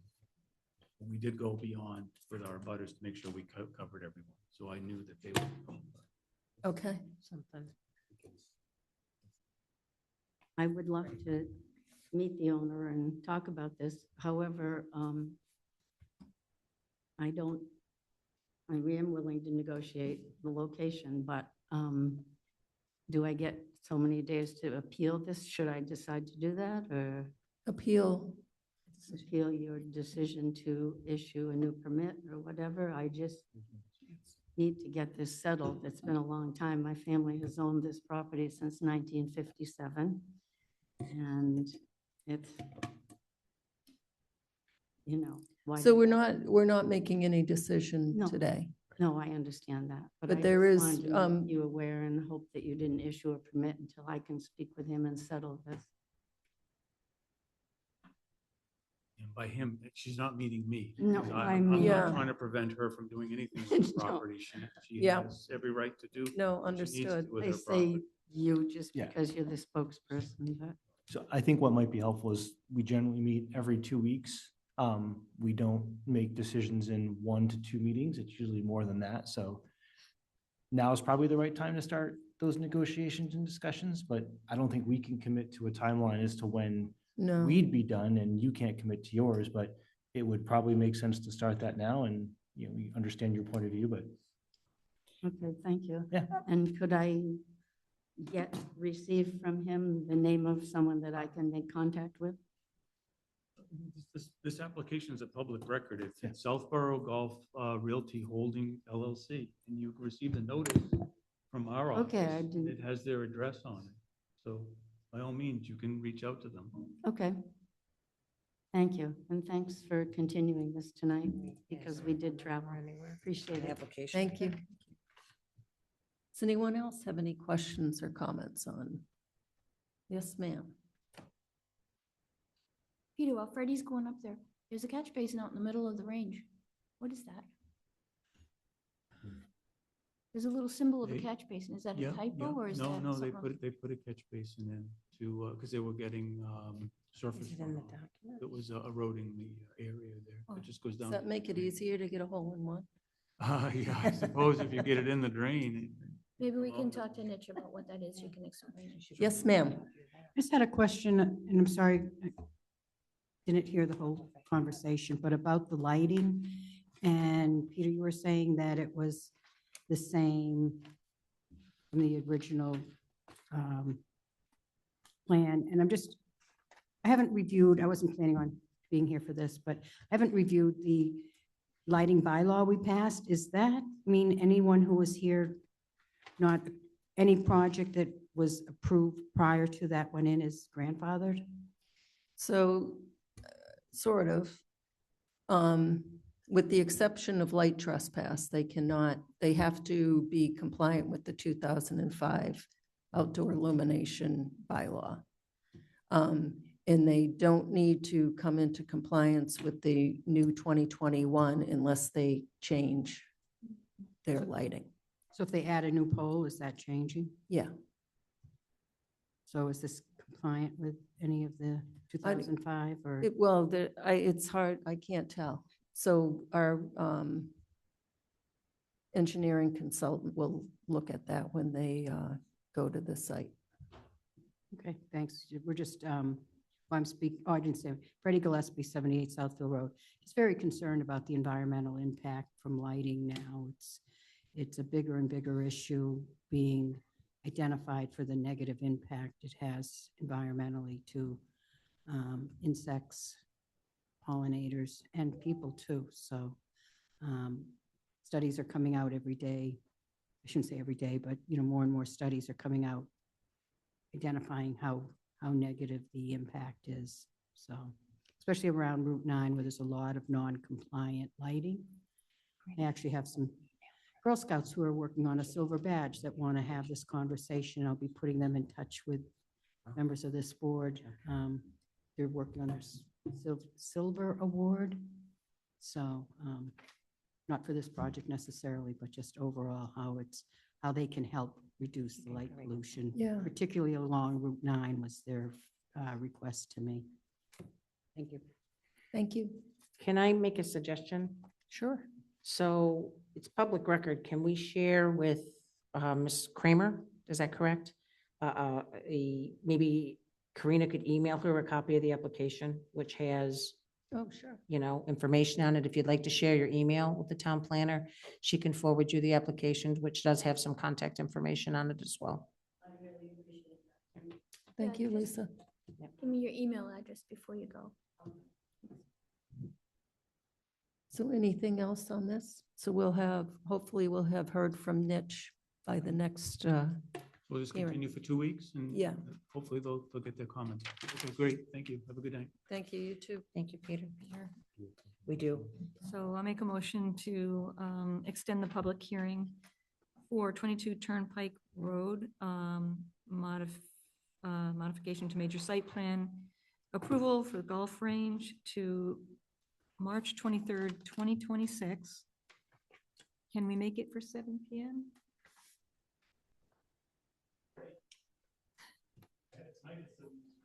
When was?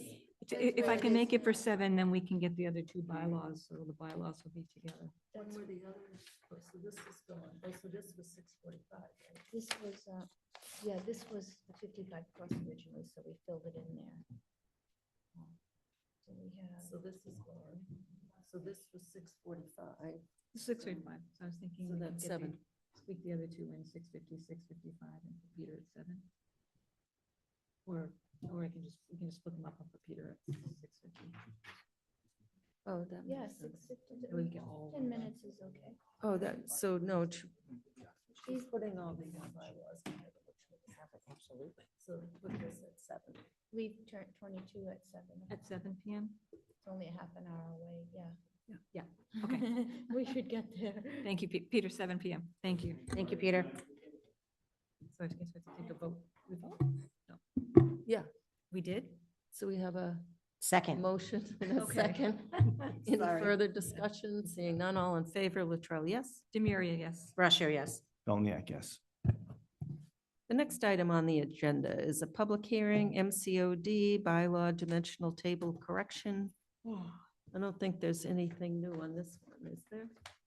Nope, we're just gonna confirm the version to send to select board tomorrow.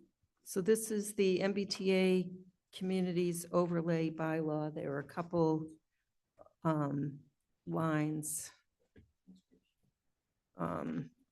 that were transcription errors that this is just correcting so that it it matches the dimensional regulations in the code, which it is supposed to. It says in the bylaw that it does. Ms. Demarion. I have no comments. I think it's very clear, the way it's written, and hopefully very straightforward for the residents. Ms. Brascio. Nothing further to add. Thank you. Mr. Belniak. Nothing to add, thank you. Anybody in the audience have any questions and comments on the change in the dimensional table? Anyone on Zoom? Nobody with hands raised. 4 people, but no hands raised. And I have nothing further on this.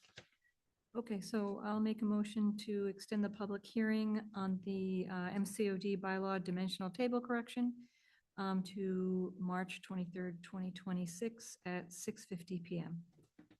Second. I have a motion and a second. Any further discussion? Seeing none, all in favor, Latrell, yes? Demiria, yes. Can I ask a question? Sorry. Can we do 6:50 when the public hearing notice is for 7:05? This is already a prior public hearing, so the first public hearing has to be that date, and then the planning that board time. can continue to. That's fine. It was just a Anytime. process question. Brascio, yes. Belniak, yes. Very good. Never asked the question before. The next item on the agenda is a public hearing zoning amendment to replace Shop C with the Affordable Housing Trust. I don't know if there's anything new on this one. And on the MBTA communities, I'm gonna send the newest, the most current version to the select board. So this is Southborough Housing Opportunity Partnership Committee is no longer, and it's been changed to the Southborough Affordable Housing Trust, I think.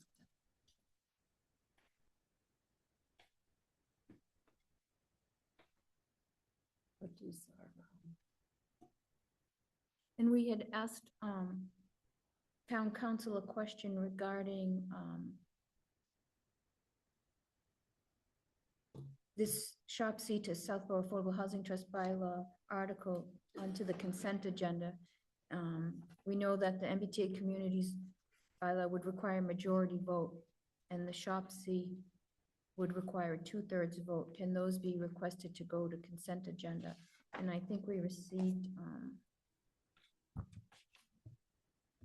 adding them both to adding the Shop C change to the consent agenda would require the entire consent agenda to be approved by 2/3.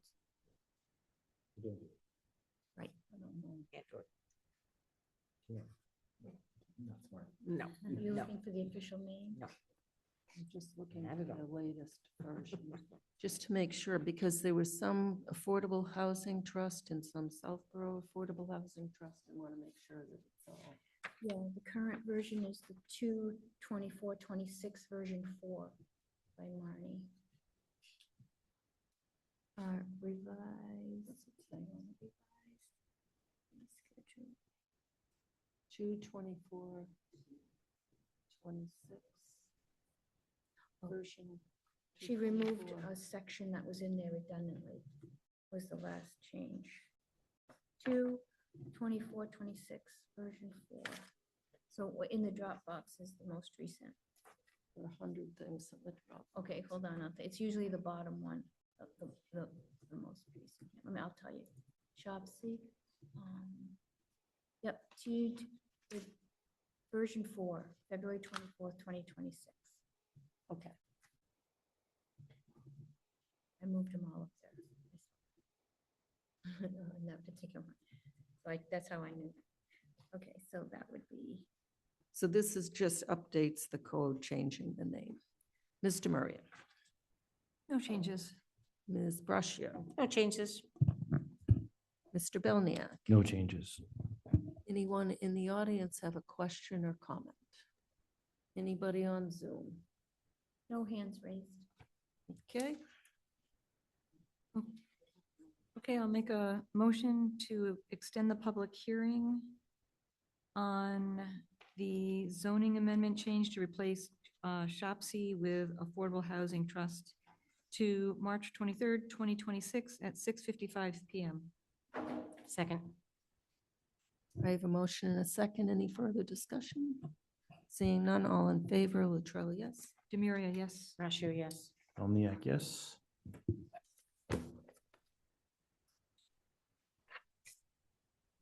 The next item on the agenda is a public hearing, 154 Turnpike Road, non-compliance, modification to major site plan approval. You want to kick us off, Karina?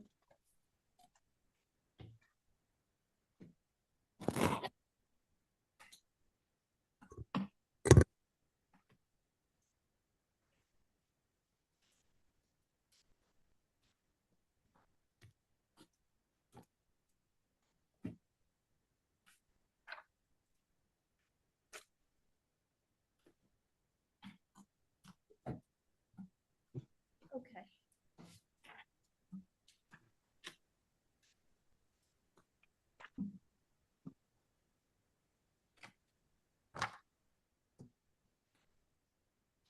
Are you Bob? Yes, Bob DiPietro. Yes, we met before. Yep. Yeah, you lost weight. Okay. Okay. So, we received submission one on February 2nd. We filed it with the town clerk once it was complete on February 18th. The legal ads were placed for February 23rd and March 2nd as required, and towns and agencies were notified. The planning board received, it was distributed to the planning board and town departments, and green cards and white mailing receipts were returned to us on March 5th as required and verified. Today,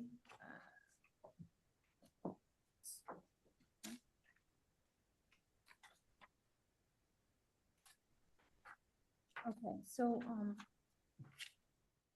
I'm not sure where the error occurred, but one of the comments was that at least one of the packets for the planning board, the wrong landscape plan, the current landscape plan was the wrong one, wrong date, the full-size hard copy. It didn't match the PDF. It was one of the pre-application copies that Shannon Boyce had shown me before. So I had a copy of it, but it was in at least one of the planning board members. So we'd need depends on what gets fixed. And then we did receive, I got a call today from 18 Breakneck Hill Road with concerns with the buffer between their property and this property, subject site. So I just want to make reference that we did receive that. I suggested that Ms. Agababian Zoom in tonight. You here? Okay, hi. I think I've met you before too. So that's the abutter who had received notification. And Shannon Boyce is no longer with Capital Group Properties. She's the representative who was here for the past other DePietri projects. So you'll be here, Bob? Yes. Okay. We thought Justin was coming. He's online. Oh, he is, okay. Oh. As well as Bill. Oh, okay. Oh, I see. They're already elevated. Okay, thanks. Are you all set? I am. Thank you. Did you read the public hearing? Oh. That would have been a bad. Okay, so I do have to read the public hearing notice for modification to major site plan approval at 154 Turnpike Road. The Southborough Planning Board shall hold a public hearing on Monday, March 9th at 7:15 PM in the McAuliffe Hearing Room, second floor townhouse, 17 Common Street, Southborough, Mass, and via Zoom to consider the application of 154 Turnpike Road LLC. William DePietri is the manager for the property located at 154 Turnpike Road for a modification to major site plan approval per Town Code 174-10.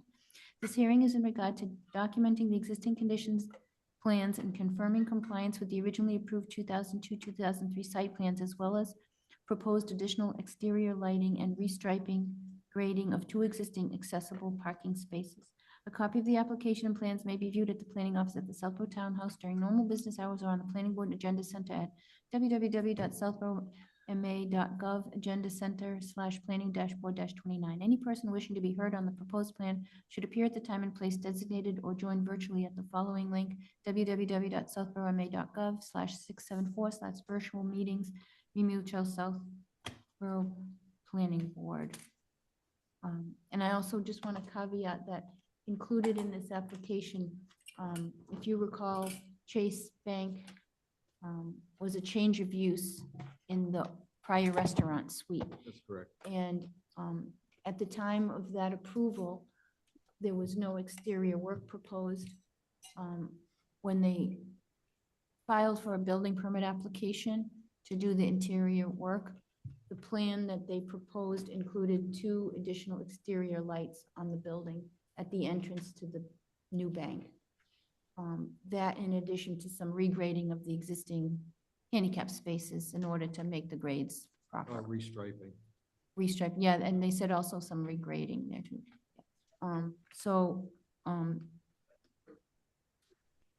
I suggested that those were included because they were under time constraints too. So that was put in as part of this as well.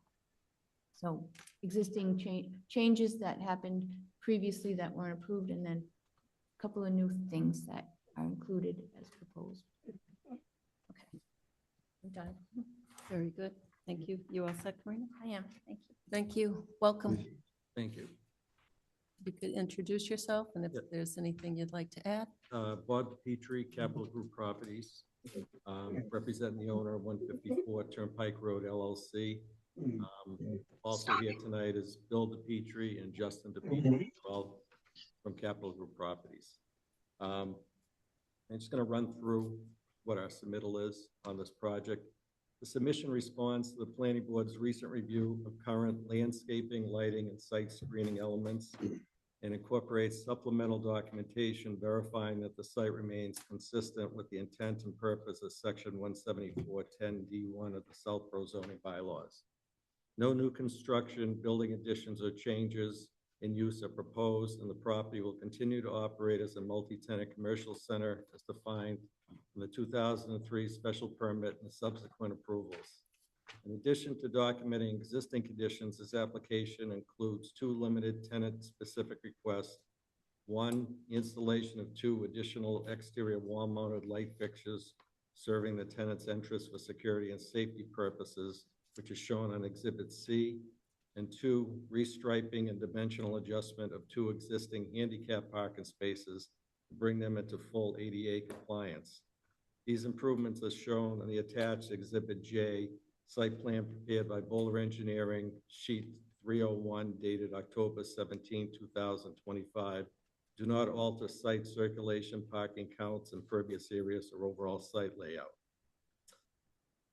The property was built in 2004. 154 Turnpike Road is a 2-story, 20,816 square foot mall as defined in the special permit dated February 26, 2003, located in the Business Highway District, fronting Route 9, and easily accessible to Interstates 90 and 495. This submission is intended to document that the site, as constructed and maintained, remains in substantial compliance with the original site plan approvals and applicable zoning provisions, and that no material modification and new impacts have occurred. The following addresses 4 topics identified by the Planning Board. 1, public shade tree, Breakneck Hill frontage. Mature ash tree formerly located along the Breakneck Hill frontage predated the approved 2002 landscape plan and was never identified for preservation or planting on the William Fleming Associates landscape plan L1 dated 10/15/2002. Professional engineer confirmed in 2022 that the tree's trunk was located entirely on private property and not within the public right-of-way, and that the tree was in advanced decline with significant base rot. Under Mass General Law, Chapter 87, Section 1, a public shade tree is defined as any tree located within the limits of any public way or upon the boundaries thereof. The William Fleming Associated Landscape Plan shows no such tree, and the 2003 Planning Board decision makes no reference to one for preserving or planting. In correspondence dated October 21, 4th, 2025, Christopher Leroy, tree warden for the town of Southborough, stated that the tree was located along a scenic road right away and therefore would have to require a joint hearing under Mass General Law, Chapter 87, shade trees, and Mass General Law, Chapter 40, Section 15C, scenic roads prior to removal. However, he further stated the tree was already on the town's watch list due to the advanced decline in base rot. Its condition presented a potential public safety hazard to vehicular traffic, and its removal was the result of a good faith misunderstanding of ownership rather than willful disregard of permitting requirements. The tree warden acknowledged that the tree was already in advanced decline and presented a potential safety hazard to the traveling public, while he noted that the tree's location along a scenic road right-of-way would ordinarily require a joint hearing under those previously specified laws. He expressed appreciation for the applicant's cooperation and willingness to resolve the matter constructively. During discussions on October 23rd, 2025, the tree warden suggested that a voluntary donation of planting of several replacement trees, approximately 4, 2.5 to 3 caliper, from the town's approved street tree guidelines list would represent a positive and community-oriented resolution, while also fulfilling the intent of the public shade tree policy adopted October 24, 2023, by ensuring a net increase of the town's public tree canopy. The applicant presented this suggestion to ownership for consideration. However, no voluntary donation is proposed at this time, as confirmed by the updated landscape analysis in the absence of any replacement requirements. Exterior lighting. The exterior lighting fixtures currently installed on the site replaced older generation lantern fixtures at the time prior to the adoption of the town's dark sky amendment, Section 174, 12.1 in 2021, when the bylaw regulated outdoor illumination generally, but did not impose the current total site lumen cap and BUG rating framework. At the time of the fixture replacement and contemporaneous correspondence with the town planner, the dark sky amendments had not yet been posted on the town's website, and the version transmitted by the town planner was expressly identified as a draft. The applicable version of Section 174, 12.1 then in effect contained general illumination standards, but had not yet adopted the dark sky performance metrics later enacted by town meeting. The current nonconformity, if any, results from the subsequent regulatory change rather than from post-adoption installation of expansion of lighting. Accordingly, the current fixtures were installed in compliance with the zoning requirements then in effect and constitute a lawful pre-existing lighting condition. Pursuant to Section 174, 12.1 B3, luminaries installed prior to the effective date of the dark sky amendments are deemed compliant and are not required to be retrofitted solely due to subsequent bylaw changes, provided no expansion or replacement is triggered by the conditions set forth in the bylaw. No replacement of the existing exterior lighting fixtures is proposed as part of this modification to major site plan approval. Notwithstanding their lawful pre-existing status, the current luminaries are full cutoff LED fixtures utilizing shielded downward directed optics with a maximum correlated color temperature of 3000 K, thereby minimizing glare, uplighting, and light trespass onto abutting properties. The photometrics data shown on the plan prepared by Bowler Engineering, sheet L101, dated January 9, 2026, is submitted for performance verification purposes only and illustrates the extent and distribution of existing illumination across the site, demonstrating the on-site lighting generally functions in a manner consistent with the intent and performance objectives of Section 174, 12.1, including control of glare and off-site light impacts. The photometric plan is provided for informational and verification purposes to document existing illumination conditions and evaluate bylaw performance considerations under Section 174, 12.1. The plan is not submitted as a proposed lighting design or as an approval submittal by the property owner or engineer of record. Barrier fence and screening. The original William Fleming Associates landscape plan L1 dated October 15, 2002 depicted a short eye barrier fence segment at the southwest corner of the property adjacent to Breakneck Hill Road. The subsequent planning board decision dated January 7, 2003, however, requires a 6-foot PVC fence along the entire southern perimeter, creating a conflict between the approved landscape plan and the written decision. When this discrepancy initially arose during construction, the developer met on site with the then town planner to resolve the inconsistency. The town planner determined that a full-length southern fence was unnecessary because the properties at 9 and 11 Breakneck Hill Road are located diagonally across the street, not along the southern lot line. It would not benefit from a continuous fence. Instead, the planner agreed that the combination of evergreen plantings along the southern boundary and a short fence segment at the southwest corner satisfy the intent of the 2003 approval. This screening configuration was subsequently accepted and signed off by both the town planner and the building inspector prior to the issuance of the original occupancy permit more than 20 years ago. Existing conditions indicate that 2 6-foot PVC panels remain installed at the southwest corner of the property with dense natural vegetation and evergreen growth extending across much of the remaining southern boundary. While the current fence does not extend the full perimeter as required in the 2003 decision, the combination of established vegetation and limited fencing effectively provides screening consistent with Southborough zoning bylaw section 174-10D1, which requires adequate buffering between commercial and residential uses, protection of neighboring properties from visual and noise impacts.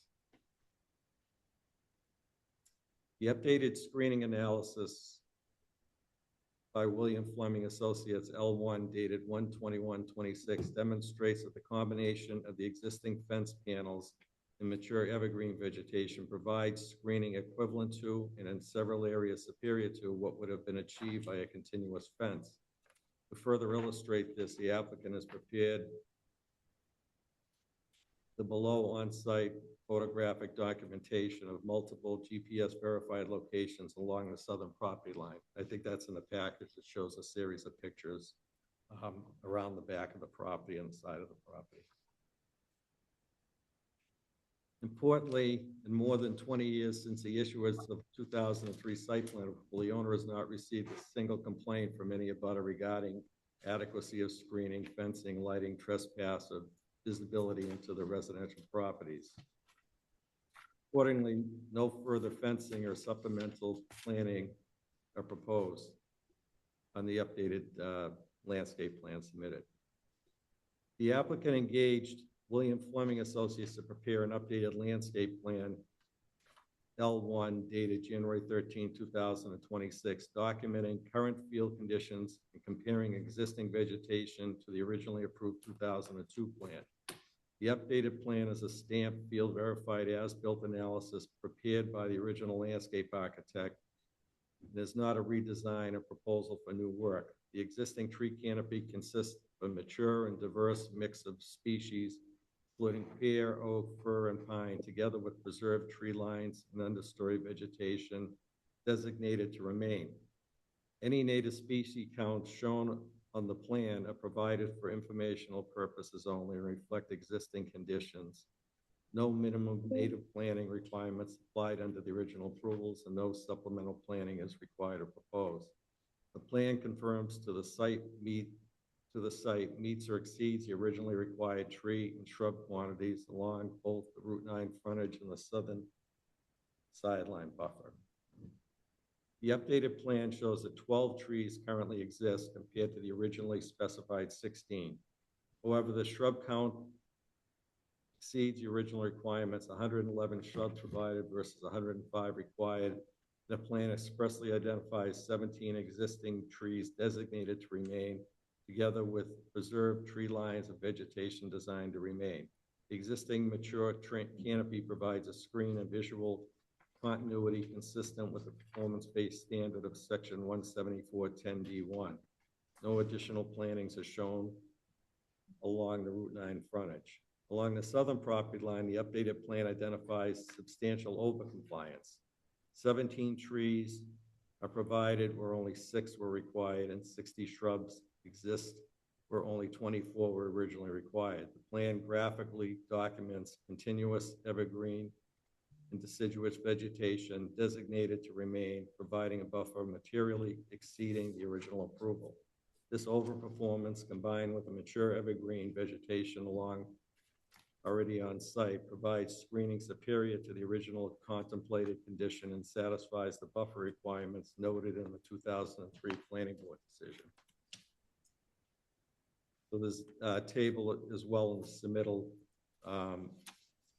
it shows the Route 9, along the Route 9 frontage, there were 16 trees required, 12 trees were provided, 105 shrubs were required, 111 shrubs were provided. On the southern side, along the residential buffer in the back of the building, 16 trees, 6 trees were required, 17 trees were provided, 24 shrubs were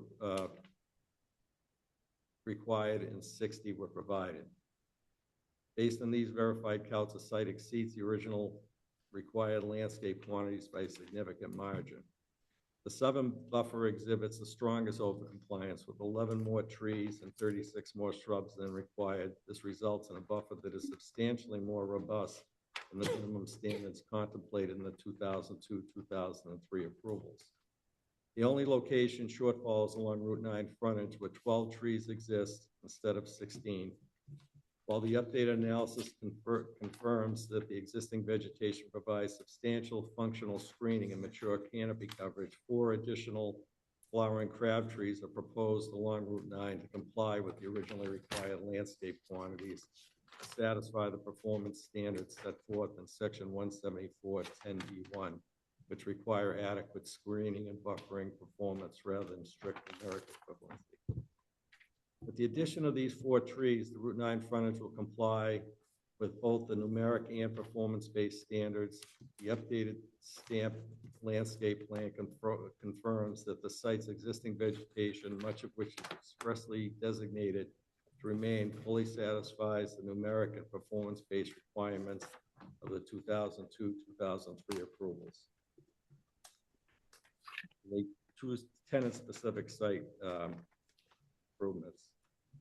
In addition to documenting existing conditions, the applicant requests approval for 2 limited tenant-specific improvements associated with an existing tenancy. These requests do not alter the site circulation, pounding count, impervious area, drainage, or overall site layout. The proposed update consists of 1, minor modifications to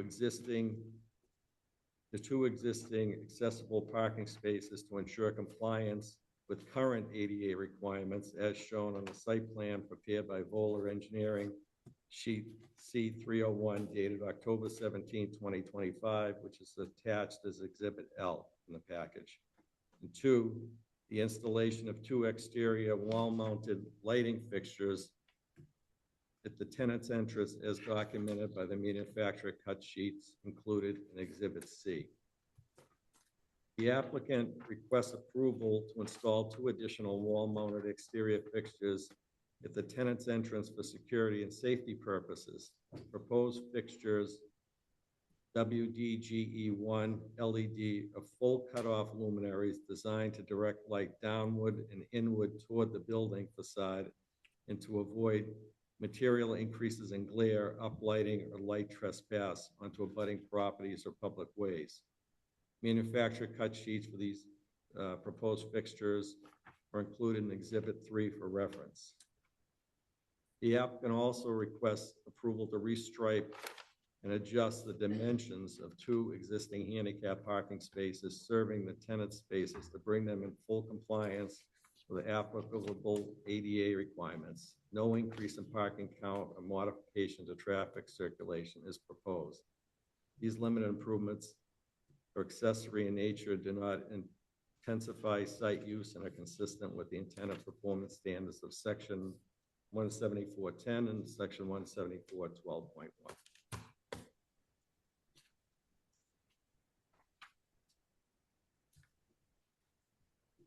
So a summary of our findings, after going through this whole analysis that we went through, the site infrastructure, circulation, lighting, and screening remain substantially consistent with the original 2002-2003 site plan approvals and continue to operate safely and effectively. Professional engineer in 2022 and the tree warden in 2025 both confirmed that the removed tree along Breakneck Hill Road and the right-of-way on a scenic road exhibited advanced decay and was removed prior to adoption of the October 24, 2023 public shade tree policy. Accordingly, no replacement obligation applies. The owner has considered the tree warden's suggestion regarding a potential voluntary tree donation. However, at this time, no voluntary plantings are proposed. The exterior lighting system consists of full cutoff LED luminaries that were lawfully installed prior to the adoption of the town dark sky amendments to section 174-12.1. At the time of installation and contemporaneously in correspondence with the town planner, the dark sky provisions had not yet been posted on the town's website or transmitted to the applicant in draft form. Manufacturer cut sheets of the proposed and the photometric analysis prepared by Voller Engineering demonstrate that the lighting is shielded, downward directed, and functions in a manner consistent with the intent and performance objective of section 174-12.1, with no unreasonable glare or light trespass onto abutting properties. Existing natural vegetation combined with limited fence panels at the southwest corner provide effective visual screening for abutting residential properties and satisfying the screening and buffering intent of the 2003 Planning Board decision. The former town planner confirmed that a full-length southern fence was unnecessary given the location of 9 and 11 Breakneck Hill Road and the need to maintain access to a detention basin. Updated plant counts by William Fleming Associates dated January 21, 2026 confirmed that the site exceeds the originally required number of both trees and shrubs along the southern buffer, and with the addition of 4 new flowering crab trees meet both the numeric and performance-based screening requirements along Route 9 frontage.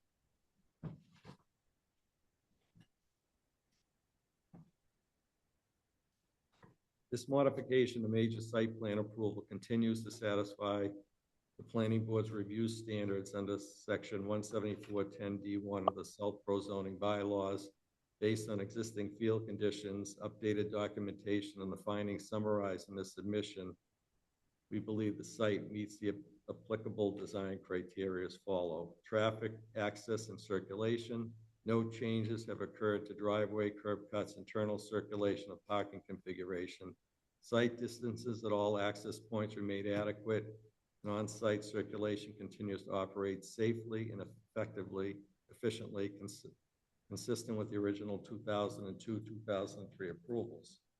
Screening and landscaping, existing vegetation combined with the fence panels at the southwest corner provide effective buffering between commercial and residential uses.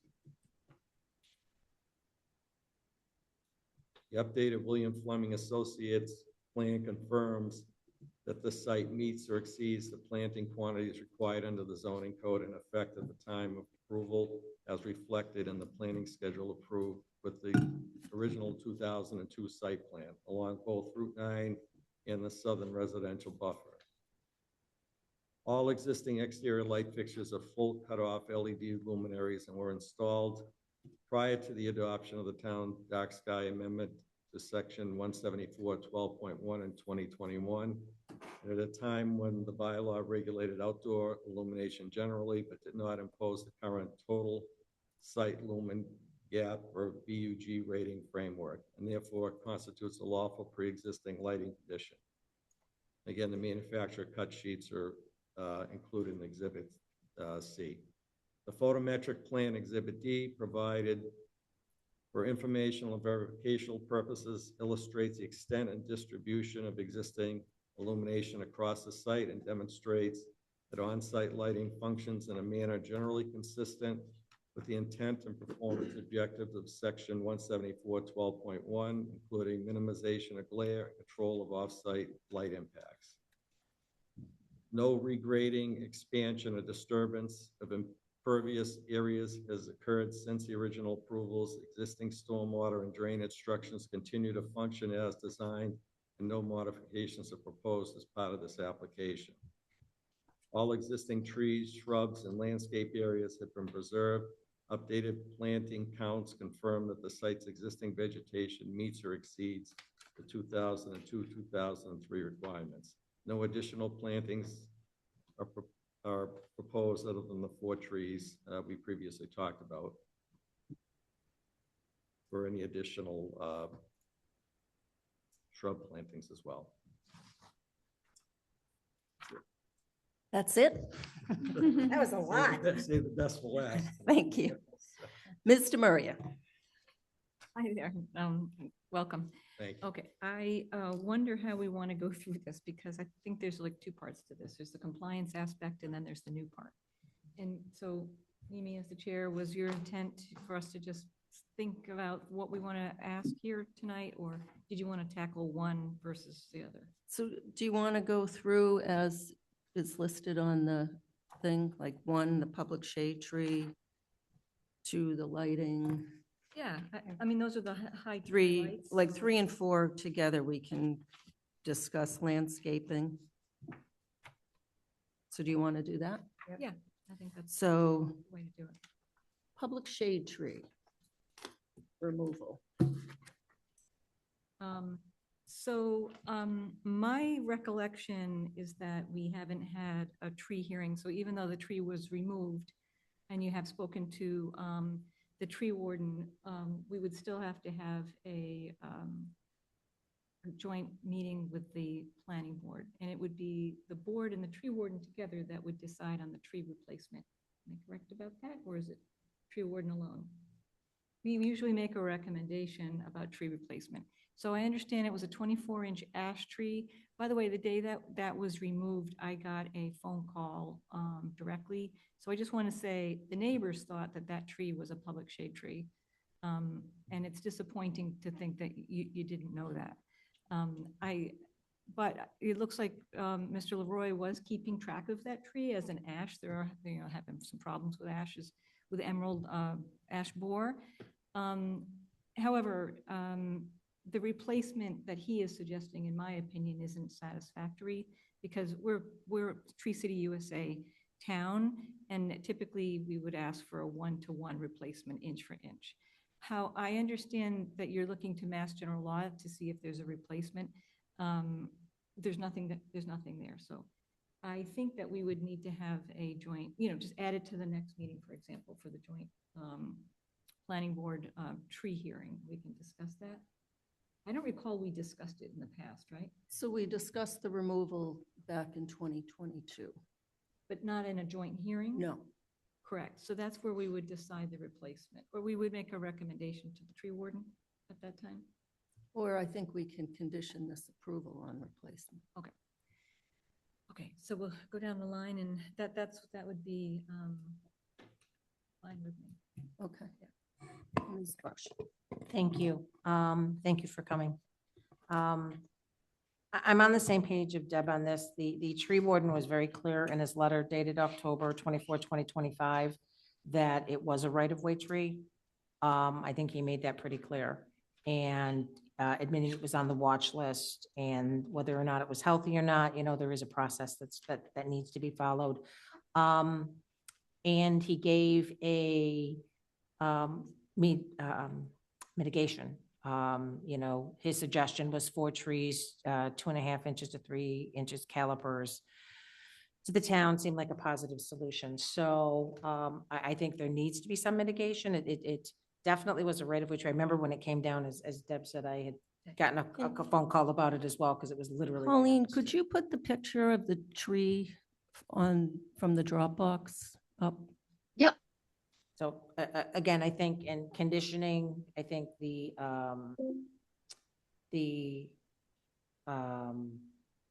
decision would probably be the easiest way, not to say that we So that's couldn't have. the picture that I sent you, not the ones from the Yes. packet. So that's where I'm at. Thank you. Mr. Belnia. Thank you. Admittedly, new guy card here because I haven't been on the board for not even a year, so I don't have the complete history of this, but The one with the tree in it. That's the after picture. This is the one without it. Sorry. Sticking to point one, public shade tree. It does seem like there's a bit of confusion. It is in public right of way. It's not in public right of way. You talked to someone, you didn't talk to someone. An engineer said, a professional engineer confirmed the trunks was located entirely on private property. Do you have, was that survey? Like what is that? Is that a letter? So a professional engineer, no, Where's the tree? no knock to professional engineers, No. but they can't do surveys. No, I know that. That's not what I'm asking. I'm asking, was that part of the submission package? I didn't see it. A letter, Yes. there was a Letter letter. was. Okay, all right, because I was going through all of it. Okay. So that's the tree. Yep. Yeah. Okay, so it does, the removal was a result of good faith misunderstanding of ownership. That just strikes me as a little bit weird based on what I'm hearing. Again, I'm still trying to get caught up because it does sound like there was pretty clear statement of yes and no. So, and then if what I understood was that we tried to replace inch for inch, right? Obviously, we're not going to find a 24-inch single tree. So if the recommendation was 4 up to 3-inch caliber trees, that's 12 inches. So we're still short 12 more. So, and it doesn't look like, I guess from what I'm reading, that you all ever provided that mitigation? No. Okay. No. All right, those are my comments. So make sure I'm wrapping my head around this. Okay. So this was a public shade tree. All of your plans clearly show the right-of-way that comes right across that corner. And a professional engineer cannot do surveys. So that letter is worthless.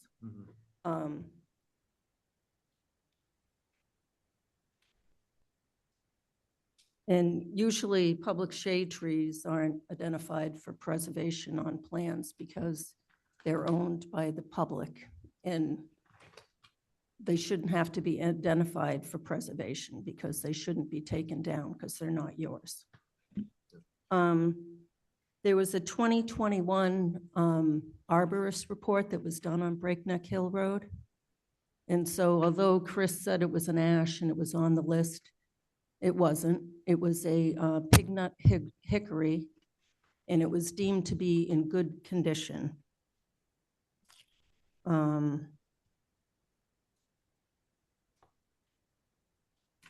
2021.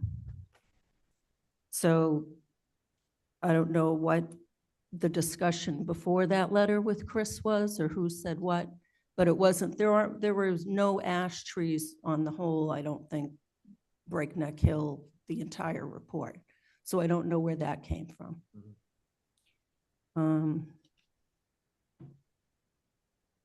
So I think and I concur with the rest of my board members, the only way to resolve taking down a public shade tree is to donate public shade trees that are on the street tree list. And I would say that have to be 3-inch caliper because that's what's required in our landscape bylaw.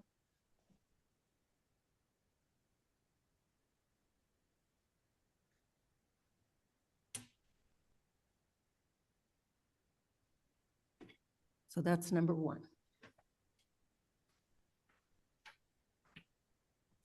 Okay, so second is exterior lighting. Now, I do have a question because my last email on this topic, and I'm not sure if it was lighting, was from October 17th hearing we had with Justin that said that he would be providing plans for major modification to major site plan.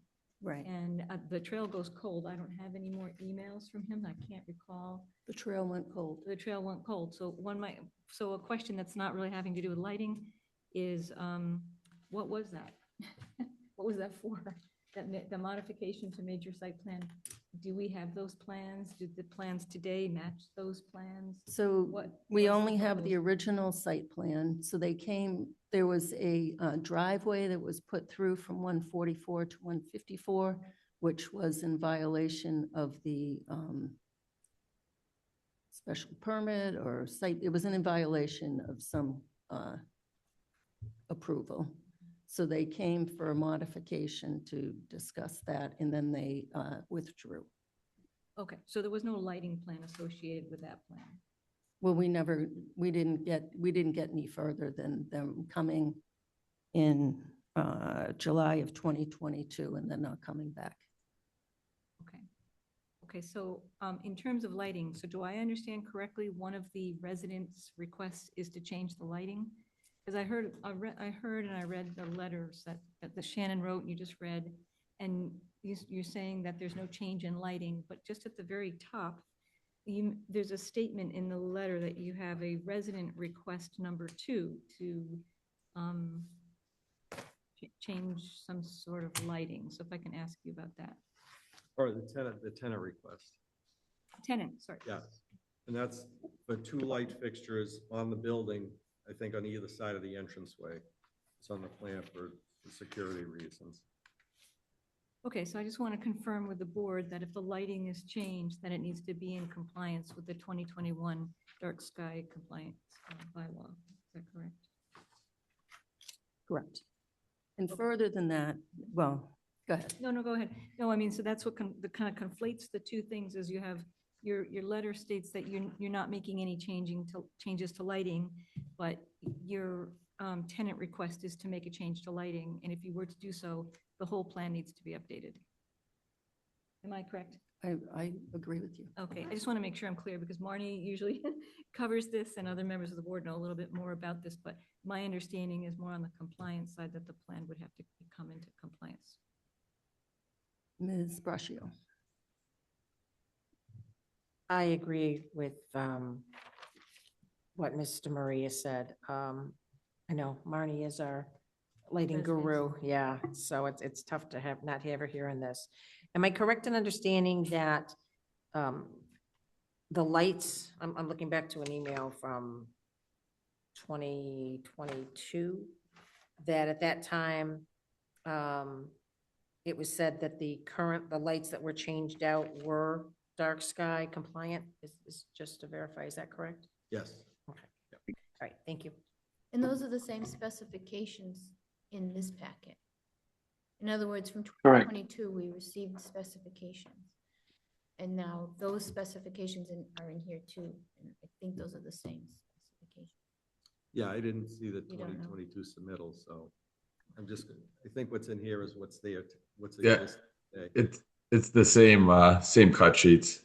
Okay, that's Justin. Mr. Belknap. Thanks. I'm a little confused about the 2021, 2022 timeframe. Sounds like maybe you submitted something that said draft, and that's what you were sort of trying to comply toward, but it was clearly 2021. So I'm just not sure if the homework wasn't done or what.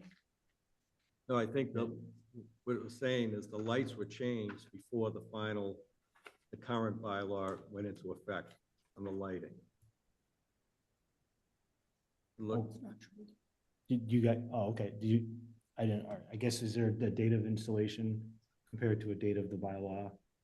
yeah, I mean, it's covered in this, the write-up here. Yeah, I'm trying to find where. This is quite a bit to go through. If it is, that's great. I just didn't see it. Yeah.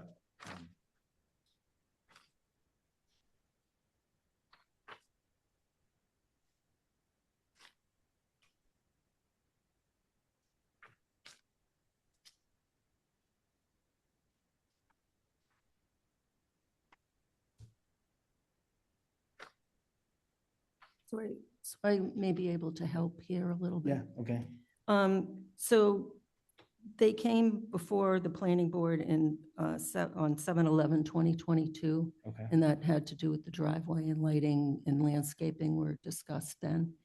And at that time, one of the Mr. DePietris stated that the new light fixtures were on order to replace the old dark sky compliant fixtures. So 7/11/22 is after 5/21/21. which is when the new bylaw went into effect. Got it. Okay. So compliance with that new bylaw is required. And the lighting that was installed in 21, that was in compliance with what we had in place at the time? Yes. Okay. That's all I have. Well, supposedly the new light fixtures were installed in 2022, not 2021. Bill DePietro will have to answer that. I don't know. Because we do have our meetings are recorded. Yep. And I went back and looked at the minutes. So that the lighting needs to be in compliance. And even if they were installed before then, there's substantial light trespass. And even then, our previous bylaw prohibited light trespass. So the lights are not in compliance.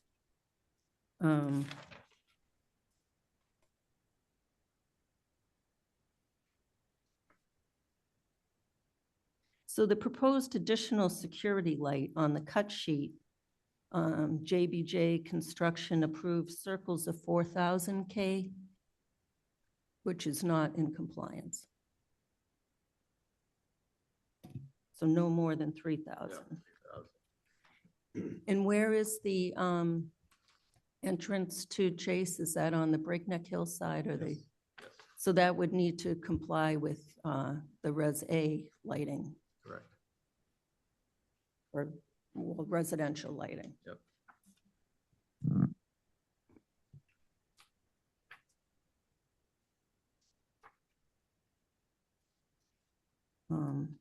So you said in the letter 3K, but this sheet says 4K. Yeah, I'll So have to there's check with that. something there. They gotta comply, it's gonna have, it'll have to be the 3K. They gotta comply. And I would say that we need photometrics of the whole site. Yep. Okay. Okay, so the next is the barrier fence and the screening, so that I understand that this is this area that was opened up and in the back of the property that was sort of a cut through to Breakneck Hill. Is that correct? Is that what So this one refers to? the original site plan had a fence along the southern, which is that area. Okay. The back, the southern property line, which was never installed. Okay, and I wasn't even on the board yet when this was being discussed, and I remember there was, I think there were, it had been opened and there was a request from the board. And I think that the proponent put like Jersey barriers there. Am I talking about the right place? Yeah. Okay, and so so the request then was to put this fencing, the 6-foot PVC fencing with some vegetation. Is that correct? Okay, and what does it look like today? Pretty much a tree on the southern border. You have, mature trees, and then some evergreens as well along that border there. Between the back of the building, So we'll go through the board and then we'll. between the back of the building and the residential homes. Okay. Is it to the specification that the planning board required? I mean, I think it's all grown in, is that what you're saying? But does it comply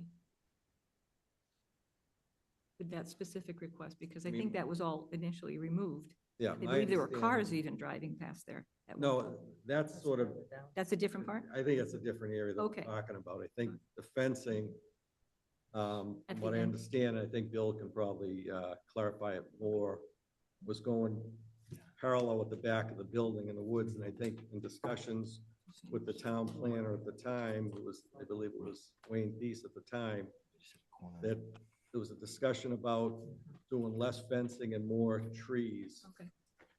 along that border there. And I think that's what was agreed upon at the time. Okay, thank you. Ms. Braccio. I had the same questions as Mr. Maria, so nothing further on this. Mr. Belliak. Personally speaking, I like vegetation better than 6-foot PVC fence. So from a personal perspective, I like that. It does not look like much of the PVC fencing was put in place. I think from what I read, you guys had a conversation in the field, and the planner at the time, I'm not sure if that was you, Karina, or if that was someone before you, I guess made an agreement that something else could be done. I don't know how that typically goes. Again, still here, not even a year, but I suppose if there's something in writing that says you guys need to do X and you don't do X, it seems like that might be a problem, but. Well, at the time, the planning department had a sign off before we got the building occupancy permit. You know, that what was there was in compliance with the decision. So I mean, Okay. as you know, plans are done. A lot of times there's, you know, some minor changes along the way. Yeah. You know, I wasn't dealing with this project back then, so I can't say. Okay. We're just going by, you know, our records there and then Bill's discussions, you know, with the town back then. Okay. So there were no landscape plans dated 2026. They're all 2025. I'll have to check on that. There's one that was dated 2025 and there was a 6 typed over it, which it's a stamped plan. You can't amend it. I'll check on that. So the landscaping isn't even close to the approved landscaping from the original site plan. Trees and shrubs were removed and they were replaced with invasive species. That maiden grass is an invasive species, which is not good. There are no natives at all. Cultivars are not natives. Trees are required to be 3-inch caliper, and you're suggesting 2 to 2.5.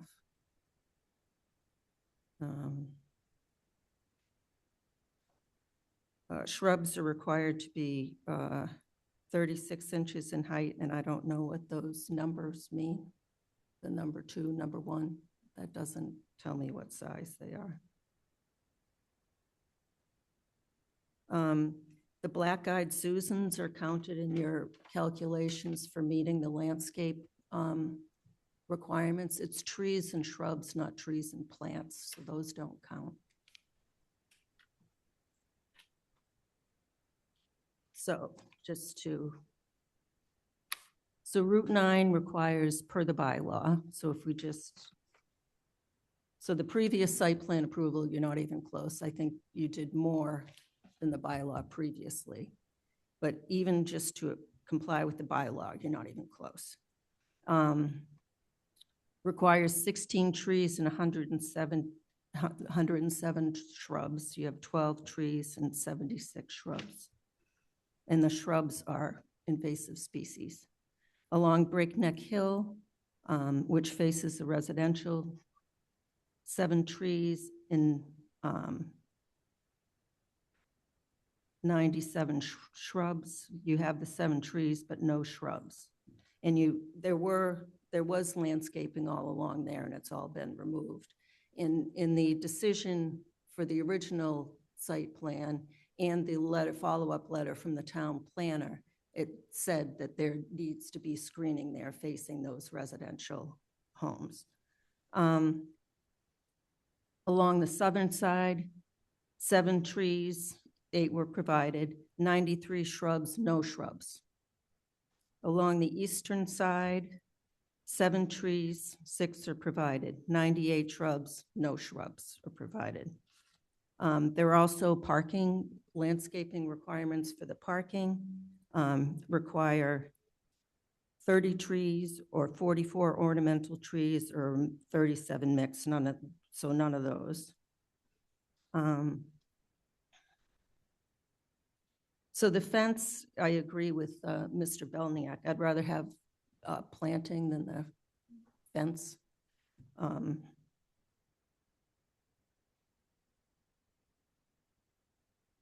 But that fence needs to be mitigated for in screening. And it specifically called out in the 2003 decision of that fence that additional planting is required to minimize the impact. on Breakneck Hill Road, yet the plantings were removed.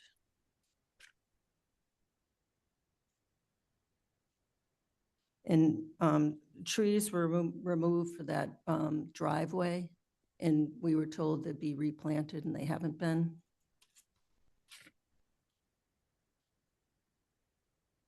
I think that's what I have for landscaping.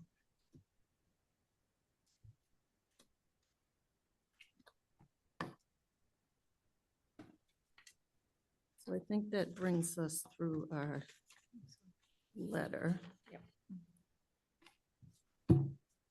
Any other questions or comments from the board? Anybody in the audience? Yes, ma'am. If you could go up to the microphone.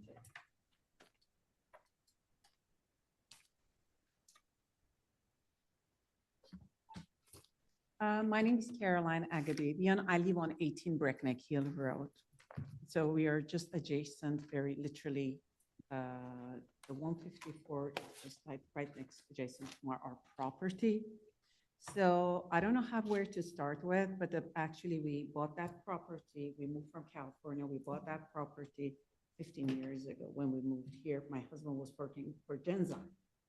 And when we looked at the property, one of our concerns was that commercial, but there was such a big buffer between the property that we are planning to purchase and the commercial property that, we were reassured that because of the residential area and the commercial area, the town has some rules and regulations for both, for the commercial. So we were reassured that this is going to stay the same and we are not going to be affected. When we bought the property, literally our backyard, it was like a forest. It was like with the greenery, everything was right there, and we were very okay. Till the incident happened was when the Capital Group, whoever owns that property, we are clueless because when we moved here, my husband, we were very focused on our own lives. We were not involved with what was going on with the surrounding. And what happened that we had the neighbors over one night and they said, did you notice that right behind your property, they connected the parking lot, that these cars can come from different office buildings, which is further away. I don't know exactly what the number is. They can come and turn into Breakneck Hill Road and turn. It has been illegally. It has not done by compliance. The reason is because my neighbors who've been on that street, the Breakneck Hill Road, been living there for over 50 years. They know exactly what was going on, and they knew when our property was built. And then we brought it to the attention of the town, and the town was able to stop and put the Capital Group to put a barrier and stop it. But they've already opened it up. The parking lot was there. They removed the trees. So the barrier and the buffer was getting smaller and smaller and smaller, and we could see the commercial property clearly. And then it started to just get worse. And then we started to get people doing exercise there at the parking lot because there is no cars going through. The youngsters that were doing sports practice. The air conditioning system during the summertime, it's so loud that I have grandkids and I take care of my grandkids. They were having a hard time of sleeping. Even the neighbors, we have a lot of neighbors where the younger couple are moving in, they have young kids, and people are getting very frustrated. So I totally understand that there is an understanding between that commercial property, which is aligns with the Breakneck Hill Road. But don't forget that is affecting, this is where we live. This is where we live. It's not me, I'm done. But I have grandkids, I have 2 kids who are physicians. They don't sleep in my house because of the loud noise.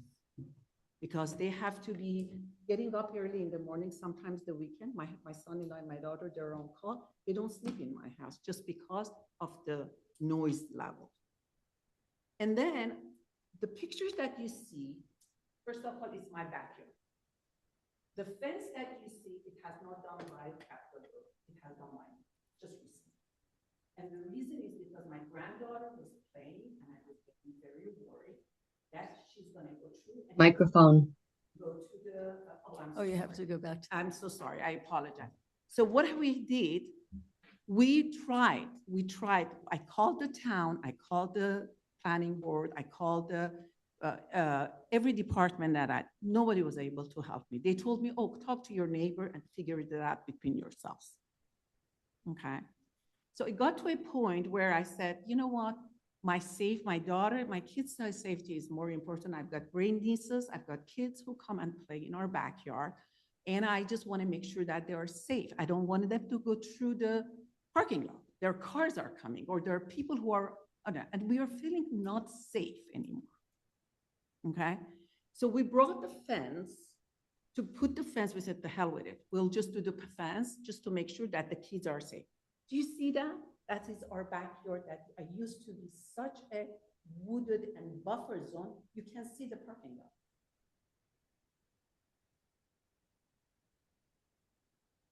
The other one? Yes. Do you see the parking lot? Yep, yep. That's our backyard. That's the barrier that we have between the 154 and our house, which used to be a big buffer. They used to be wooded. If you look at, that's my bird bath, correct? You see that? It's right there. It's that white area. It's the parking lot that they opened. In that fence, Yeah, you installed that we fence? did the fence. We just did it about 2 months ago. And I didn't go to the Capital Group. I said, listen, let's split the cost. We'll do a fence, get it over with, just to make safe. We paid $7,000 to do the fence. Because my safety, the safety of my grandkids and my great nieces are more important than anything else. But the other thing is that when there is a compliance that we need to follow, my husband is in compliance with pharmaceuticals, over 40 years of experience. How would you feel if the compliance was not there for medications? How would you feel about that? Would you feel comfortable with your family to be fed, to given all that medication? So what the compliance is for our safety and for people to live. I totally accept the commercial part. I have utmost respect. Our towns need the commercial to protect, to support our towns. But there should be some understanding. This is residential. People are living, they live, work, they come here, and it's not just a couple of houses. The whole Breakneck Hill Road, it's an absolutely stunning road. That's one of the reasons we loved it, because of the stone walls. That's one of the reasons we bought the house. But you need to respect that. You want to bring all the commercials and just push us out, it's not going to work. The business part, the commercial side is not going to be a winner. We need to work together to make sure that this is working, it's going for. And I'm very, very upset about this. That's why I'm here. I dropped my grandkids to with my daughter, and I came here just to make sure to voice out that we need to work together, the commercial, the private, and the town itself. We need to resolve this. Mr. DePietri, how would you feel if somebody did to your property? How would you feel? So I think that there was more screening there, and they've taken a lot of it out. So I Yes. think that certainly I, as one member of the planning board, Yes. wants that to go back. Absolutely. That they And need also- to be in compliance with our code. Absolutely. And one other thing is that we brought that I tried to bring that to attention of the town. They said, oh, we have a lot of people who are, they said, oh, I don't have time to do it. You go and figure out with your neighbors. Your neighbors, aren't you? So try to sort it out with your neighbors. I will sort it out with the neighbor. That's not an issue. But what about the town? What about our town? To protect. I pay taxes. I don't need to stay in this town. I don't have any kids in this school. But I love this town. This is a beautiful town. And I hope that you guys understand that this is important. We want to live in a very, residential and decent place. Yeah, well, so the planning board has been trying to resolve this issue since 2022. It seems that, the Capital Group is not complying. Correct.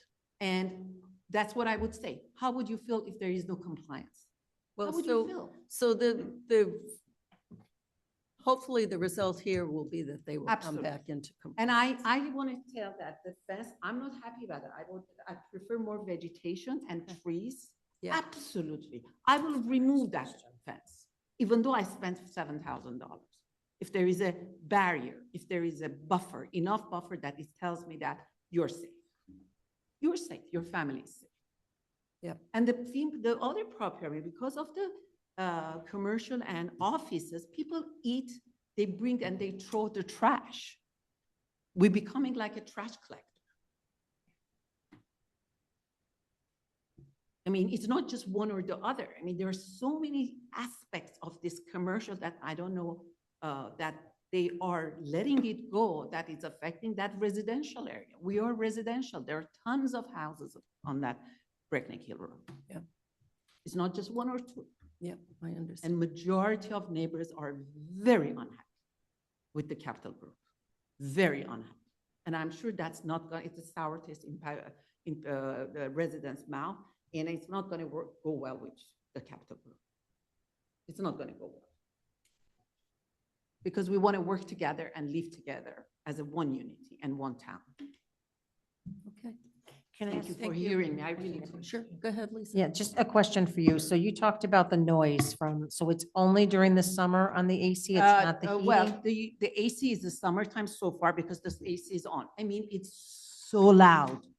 It's so loud that I mean, literally, not only I hear, I can bring people who in our neighborhood, they've been checking to see where the noise is coming, and they found out where it's coming from the air conditioning unit that is one of the buildings, office buildings.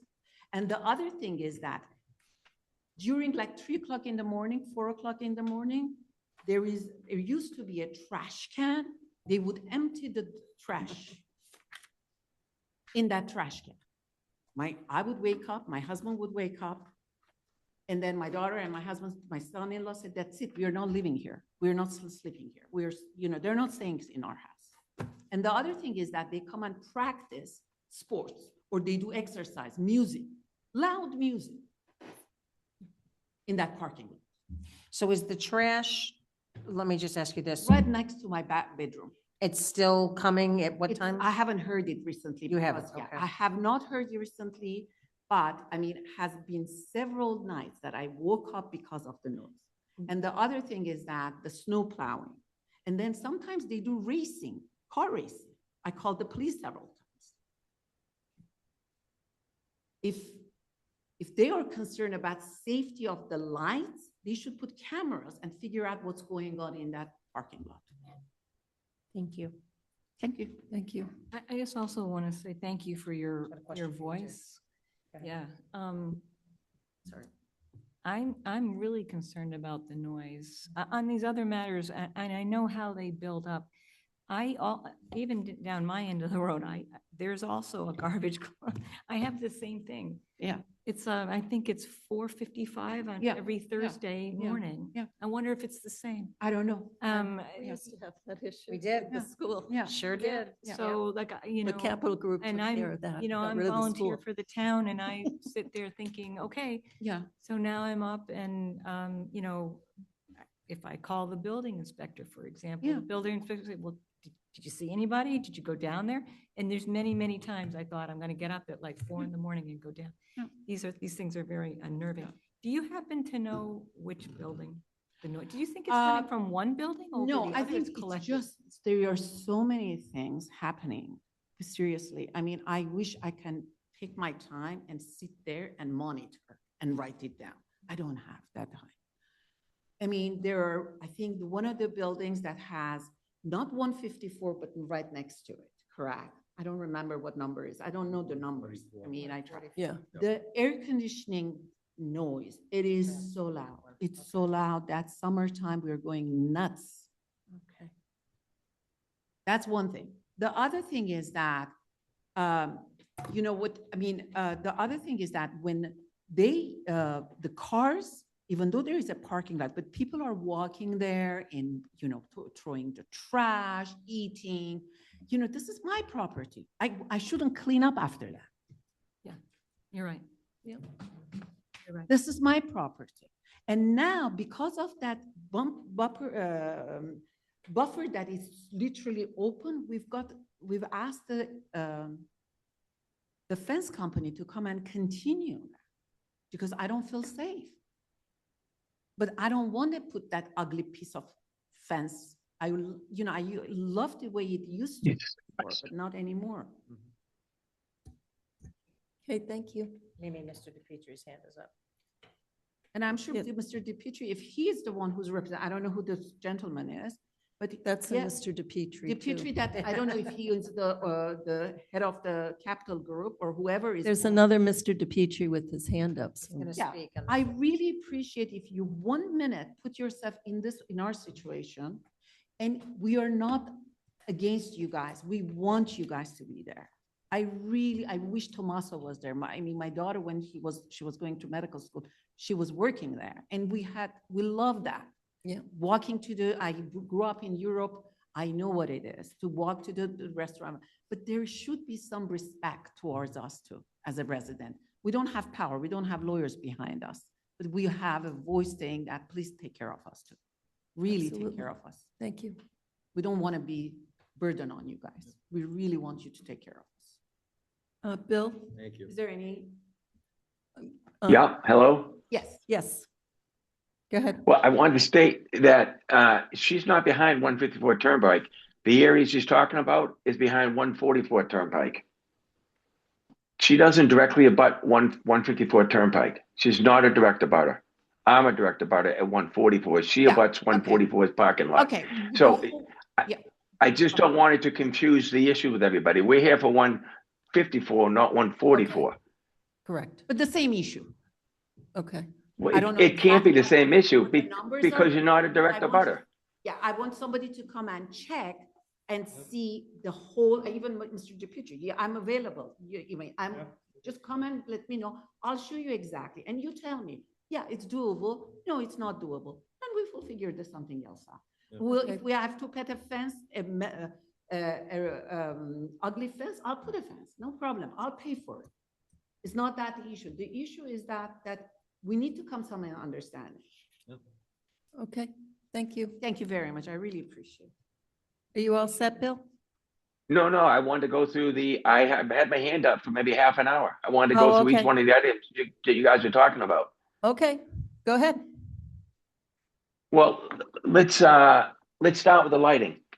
So we did reach out to Karina when we were changing the lights, and she sent us the draft rewrite of the lighting bylaw. It had draft stamped all over. We still have a copy of it. So it wasn't voted in or it wasn't uploaded to the town's website when at the time we did change the lights. We reached out to her. She sent us a draft things. It did not say it was approved. It was not on the town's website. So when someone sends you a draft set of specifications. That was the regulations, the bylaw was approved. Let me just speak to that too, and I'm trying to recall this, but it was likely approved at town meeting, and then it was waiting for Attorney General's Approval before we approval, posted the regulation. which then backdates it to the date that the town meeting was. So that Well- the case at that time.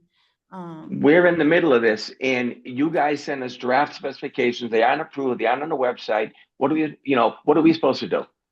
Bill, I have every email I've ever sent. I'm not saying you don't. I'm gonna go look tomorrow.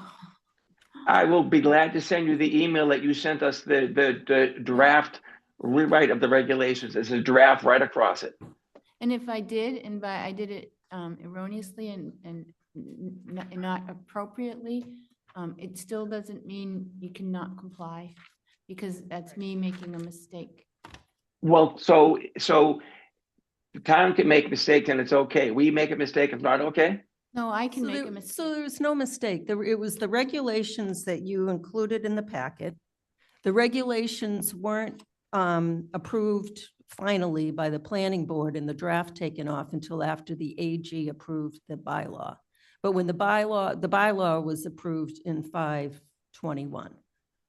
So when you were Well, here what in January of 2022 and you said fixtures were on order, that was well after the bylaw was approved.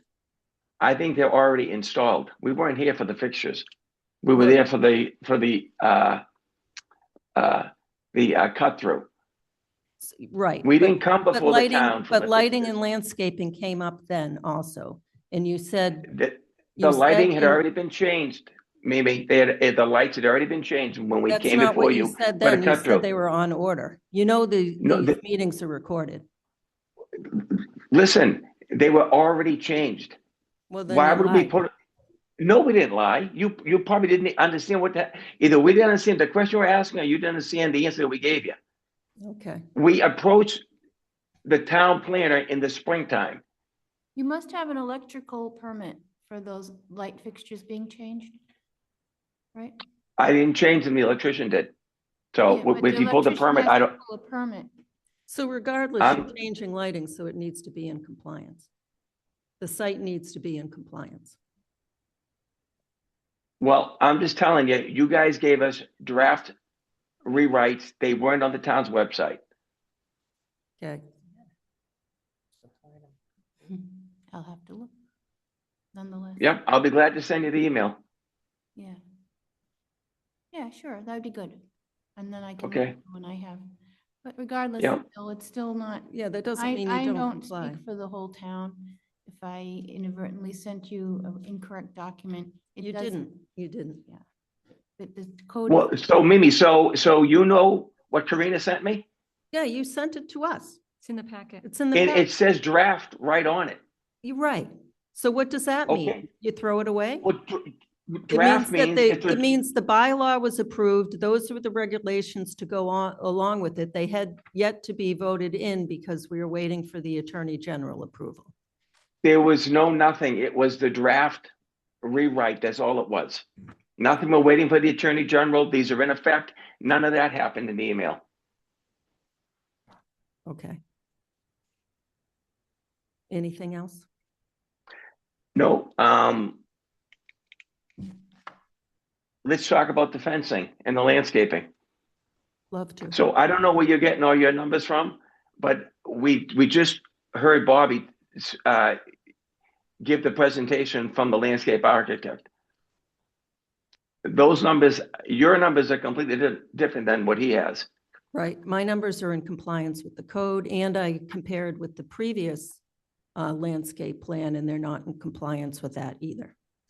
Well, if I decided to add more plantings on the previous plan above what the town wanted, that's my peripheral. I don't have to put them back again.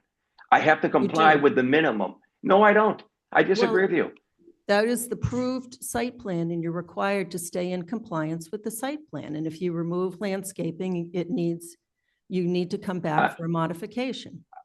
I disagree. If I decided to exceed the town's landscape requirements on my own, no one asked us to, I put it on there because I wanted to. And you need to comply with that. What, on the I approved know, plan. I disagree with you. We need to comply with the bylaw. If the bylaw calls it 10 trees and I put in 16, those extra 6 trees are up to me, not up to you, because they're on the plan, doesn't mean nothing. I have to meet the minimum. So you're wrong, Bill. You need to comply with the site Well, plan, 17410J. You need to comply with the site plan. And the site plan says you have to comply with the landscape bylaw. Correct. And you're way Okay. up on the landscape bylaw also. Well, then that's a conflict. What's a conflict? What you just said. So you meet neither. I disagree with you. The landscape architect says that we exceed the landscape bylaw currently. Your calculations are incorrect. Was there a reference Well- to caliper size too? Yeah, the caliper size. So Bill, they have to not only comply on the site plan and the number, but in the No. technical specification of what's required, right? For the size of the trees and shrubs? You know, Yeah, I'm not sure whether the landscape plan, the new one has the sizes on them, but clearly says he 2 and states 2 and a that. half. So he looked Oh. at Route 9 and then one border, but it's required to be a landscape buffer around the whole entire site, not just one side. And there Yeah, are I agree. there are landscape requirements with parking also. Well, there's no islands in the parking lot. So there was landscaping around the building that's all been removed, which complied with the numbers for the parking. And you pulled out all the shrubs and replaced them with invasive species. And one of the reasons you have to comply with site plan is because during site plan, things are negotiated and mitigated, and someone might say, well, if we put 4 trees here, then we only have to put 2 there. So if you change those ratios, you may be I don't know what the word is, you may be not following what was actually approved at the site plan. More trees are always good, but if you do things like that, you really need to come back and make sure you're in compliance with the site plan, because you can always renegotiate if it makes sense, right? So the fact, I think, is that not coming back when changes are made, just to be on, on the record, and then no one can question it if your site plan matches, and it protects you and it protects the town. Then if there is a complaint, we can say, no, look here, this is in compliance, but we can't do that when we don't have anything that matches. So, Well, there's a discrepancy in what the landscape architects counted and what Mimi's counted. yeah. Yeah, so the landscape architect has the zoning requirements is Route 9 in sideline. And it has one sideline, and the numbers are wrong. And they have a number of plants, but it's trees and shrubs, not trees and plants. And as I mentioned previously, the black-eyed Susan don't count as shrubs.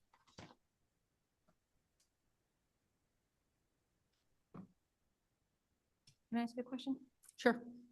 So, when Shannon came back some time ago, I guess it was the end of last year, she's come back several times for some plans for signs. We had a question to town council about whether or not we could do something more on the enforcement side to get the proponent to comply before we dealt with her matter of signs. Do you remember that? Do you remember that? I have to say a little more. And I don't understand. town I mean, I council said at the time, it was, I don't know what the wording was, but he felt that because it was signs and we were making, our role in that was pretty small, you can't kind of hold hostage. Yeah, so it wouldn't, I don't think we asked town council, because signs, that? we just give a report, so I don't think we We could. did ask town council, but the I don't reason I remember bring this up asking is, town council. I'm not inclined, and not tonight, take a look at the request of the proponent until these things get addressed. Because I've been on the board a number of years, and I can remember Mr. Mills and other people sitting here, and I was sitting in one of those chairs and hearing the proponent saying the same thing about how they're going to put up more barriers and deal with the various issues. It's just gone on too long, and I think that we need to do something about it. And yes, I agree that it can get settled in a condition, but looking back at the 2022 emails from Justin and saying he was going to be providing something and it was just completely dropped, I'm not sure we have any action here unless this is cleaned up. I don't know about how the rest of the board feels, but I think there's a lot of anger from the neighbors and certainly numerous planning board members that have been frustrated by this over the years. Well, the frustration from the neighbors is not about 154. So Well, that's not the that's not a frustration clear from- statement. Well, when the tree was removed, I had one of the 50-year residents call me, and maybe Ms. Braccio as well. There was frustration that happened. Or the town-owned tree, the public shade tree. Public shade tree, yeah. That's what, Look, we didn't arbitrarily cut down a tree because we wanted to spend $5,000. We had extra money in the bank. There was limbs falling on cars and on people. That picture you had up on the screen clearly shows decay at the bottom of the trunk. So are you an arborist? I don't need to be an arborist when I see decay and I see limbs falling on the ground, and I don't mean little limbs, big limbs. So You need to contact the town so there's a hearing. You don't Well, take we down weren't, we public weren't aware of changes. that. We weren't aware of that. The town's arborist said it was on the watch list, and he even agreed. I don't know what he's talking about, but the arborist list said it was in good condition. I don't I'm know. telling you what the tree warden said. Well, And that you picture, only sent half of the conversation, so I don't know what was said to the tree warden. I don't know what you mean, we only sent half the conversation. I don't know what kind of comment that is, but I didn't have the conversation with the tree warden. I think Karina did. So I want to just add something if I could. So when Justin came back to do discussions with the planning board because of the driveway cut through was not compliant. And, you know, there started to be some good motion forward because there was discussion about Capital Group Properties installing landscaping there to mitigate that section back because it had been cleared and there's supposed to be landscaping there. So that was a really good step forward to say, we're going to put landscaping there. But then, Bill, something happened where it just stopped. And you know, the site just kept operating and there was no landscaping put on. That was, you guys said, well, instead of a fence, can we put landscaping there? And I think Andrew Mills was part of the planning board and he, you know, said, yeah, I think, and he got kind of the board to agree, yeah, put some landscaping back there, but it didn't happen. So some of these things that are like, I'm pretty sure we were directed by the town to stop any landscaping that was going on at the time. no, I mean, Karina, listen, no, that not was for the nothing. driveway cut through. Yeah, Karina, not for nothing, and this is for the board too. yeah. No one has the best looking properties than ours on Route 9. No one takes care of their properties better than we do. So you guys just sit there and criticize us is, as far as I'm concerned, unfounded and unwarranted. Go look at all the other properties on Route 9 where they cut down the trees and put nothing back. Yeah. I can list at least a You're right, dozen that's a properties. good thing. I don't think it's really a comparison. Yeah, so. Yeah. We're not- I mean, we're glad to work with the town, but work is a two-way street, not a one-way street.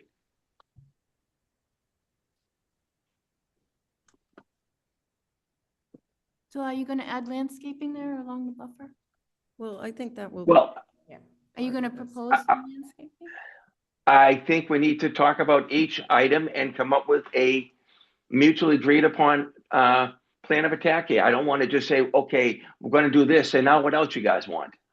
It needs to be all done globally. Yep. Yeah, I agree. Any other questions or comments? No, nothing for me. Glad to come in and bring the landscape architects. We can all count plants on a plan together if need be. Sure, I would love to. And there's no 2026 plan either that's referenced in your document. So if there is a 2026 plan, we've never seen it. I don't know if there is one. It was just done in the end of 25. There might be a typo. Okay. Well, great talking to you, Bill. Same. So should we continue this? Okay. Work. I make a Thanks for hanging motion out. to extend the public hearing for 154 Turnpike Road, non-compliance and modification to major site plan approval to March 23rd, 2026 at 7:05 PM. Second. I have a motion and a second. Any further discussion? Seeing none, all in favor, Latrell, yes? Demiria, yes. Brashear, yes. Belniak, yes. All right, thank you. The next item on the agenda, subdivision rules and regulations. Wah, wah, wah. We were so, we were this close, for the record, this close to meeting tomorrow. We had gone back and forth, Karina, Bill, and I had gone back and forth with trying to find dates and times. We'd settled on tomorrow afternoon. Unexpectedly, Bill's not available, so we're going to try to find time. As soon as Bill's back in front of a calendar, we'll do the same. So And I even showed up today for the meeting, but it was the wrong day. Karina showed up for the meeting that wasn't happening today. But that allowed her to find out that Bill wasn't going to be here tomorrow, because if I had shown up tomorrow with no Yeah. meeting, And it's tougher for would you have been, to leave. yeah. So, hopefully next time. Very good. Thank you. Oh, you know. Uh-oh. He knows me too then, Mimi. Uh-oh. How nice. Nice meeting you. It was, yeah, it was really nice meeting you. The next item on the agenda is the planner's report.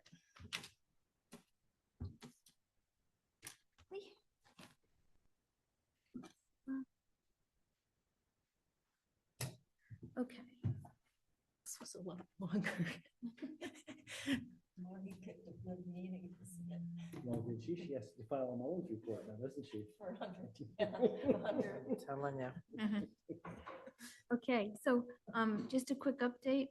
The golf course committee contacted me about adding some trees interior to the site to help with some buffering of where the golf balls go. And they are proposing straight native species, 6 eastern white pines, Pinus strobus. It was shown as a straight native species on the GoBotany. And as long as, and Bill Cundiff reviewed it, he didn't want anything near public property, like on the town road. So they're all set. They have a meeting. I think they might have one tomorrow, Wednesday And they night. ran it by Concom to say, oh. I recommended okay. that they do that. CR. Yeah, I said that there is a conservation restriction that they need to check with conservation too. So they've just given you an update on that. Has a The- comment.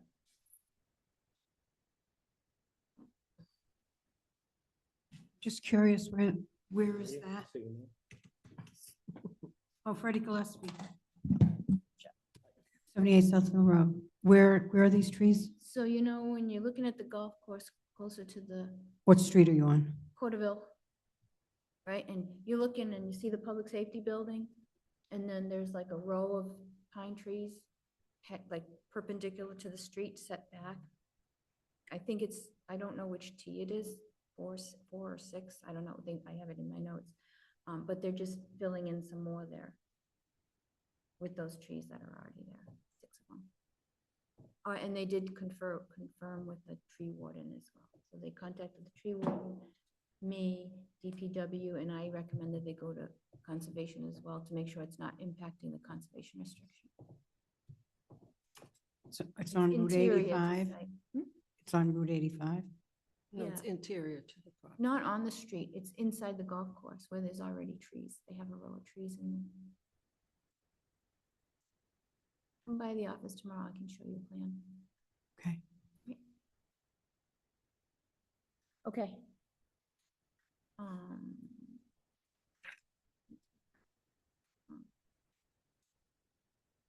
I think I mentioned this last time that the 250 Turnpike received their ZBA parking variance for the storage site only. Today I received, and I haven't had a chance to pass it on, the 40B for 250 Turnpike. They have revised plan submission. So I'll be forwarding that to, they're probably already on the ZBA website. Lara was gonna put them up there. But I'm gonna send them to you tomorrow. Not to forget the clean energy regulations from the Department of Energy. DOER, just can't remember what the R is for, and Resource. there's two steps that the town needs to be concerned with. I think it's a select board issue. And one is that they have to pick a manager for this consolidated permitting. They have to designate someone in the town that all the boards send their decisions to, so that they put them all together. And then the second part is decide whether the town is going to accept. So on July 1st, you can start accepting applications under this consolidated permitting method. By October 1st, you have to. So the towns need to kind of decide when they're going to start accepting applications like this. because applicants don't have to follow this. But if they do, they're, And those are for bigger ones. yeah. There's a size. of There's those. sizes too, yeah, so just keeping you abreast on those Yeah. items. We already know about the elections.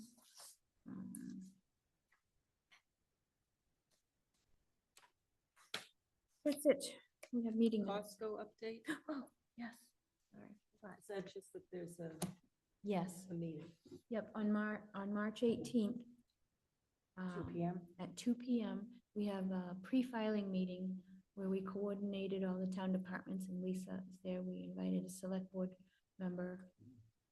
Mark Purple's going to show. I spoke to Kathy in the hall, Kathy Cook, to see if she was still interested, and she had a full plate, but we emailed her in case she wanted to attend. But police, fire, DPW, Board of Health. Where are we meeting, Karina? Conservation. It's going to be here because the public safety building, which we wanted because it's a nice venue. Yep. They have training that day. Okay. So this was a request by Christine Hung, who's one of the attorneys representing Atlantic Management. The Costco team. Okay. A question about that? So this is pre-filing, so that means you're getting ready to file. Is there any expectation of when we're going to see the first sort of submission from them? Probably within a couple months. Okay. Yes, and so one of the things they want to ask at these pre-filing meetings is they had asked about maybe the board considering a Subcommittees. subcommittee. Yeah. To like, look at things before the meetings. Is that a grimace? I'm not a. Yeah, won't I ask think you need to be careful with, Yeah. Doing that. yeah. Yeah, so that's up to the board to determine what you guys want to, how you, if you want to do that or not. I just saying they mentioned that, and I know that's something they wanted to, they broached again in their email in their request. Yep. This pre-filing meeting. So, no, but I know that they have, MEPA thresholds and EIRs and things like that, because it's a large project. So, and we invited the town of Westboro, town engineer, DPW director, and one of their admin. And we haven't heard back yet, but they were asked to be kept in the loop. So we are, but they do, that project has to go to Westboro as well. But I felt that they should be involved here because they asked. Annual town meeting is Saturday, April 11th, not to forget, and we'll have a pre-meeting for the planning board set up there right before the meeting. I will not be here for town meeting. Okay. Annual town election is Tuesday, May 12th. I already talked about the clean energy siting and permitting. And I did know that, I recall that Marnie was going to provide some decks and PowerPoint presentations for some of these articles. So one of the things we'll have to talk about at the next meeting, or maybe I'll talk to Marnie offline, is any handouts that she might want that we have to get printed ahead of time, because we'll have to get that. And tomorrow morning, once I'm in, I will get the easy articles already to the select board, and I'll follow up with Marnie on the changes for the IP, because that one's more detailed. I want to make sure she understands, because she's the one who's going to present that. And then when she's okay with that, like those changes, and then we'll get that into the select board, because I know Andrew wanted it right away, but we have to make sure it's right too. Okay. Should we address the email from town clerk? Well, the dog kennel? Oh, yeah, I kind of discarded it because I guess. So, not because it's not relevant, I just figured it wasn't that critical. So the town clerk sent an email to me, giving me a heads up saying that the section of the definitions 174-2 should be changed to be 5 or more dogs for dog kennels. We're updating our dog definition to match the new Ollie's law, which defines kennels as 5 or more dogs. And currently our dog kennel definition says the keeping for sale or boarding purposes, including convalescence or treatment of more than 3 dogs that are more than 6 months old. So I told him I would, good thing you said that, bring it up here. So this Ollie law is made changes under chapter 140, section 136A, which is definitions. And that section is applicable to Chapter 140, Sections 137 to 174F, not zoning. And the definition that, that Jim is referring to is for a personal kennel. Ours is a dog kennel, so it's not the same. And so what is allowed in zoning in these are licensing, this is for licensing permits are not the same. So I do not believe we need to change anything. My opinion. What's a personal kennel? That's, In your home? no, that's what the definition that Jim just, that's the 5 or more dogs. Right. And that has not been updated in the Mass General Law, whereas all the other definitions that were changed in December 24 have. So I don't know if that's even applicable.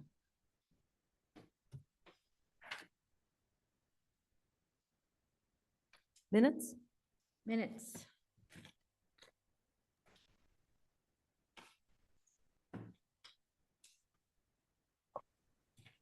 Oh, so I wonder, so the executive session minutes are off because there was a proposed amendment to the minutes and we can't discuss that in open meeting because it's under review with the Attorney General.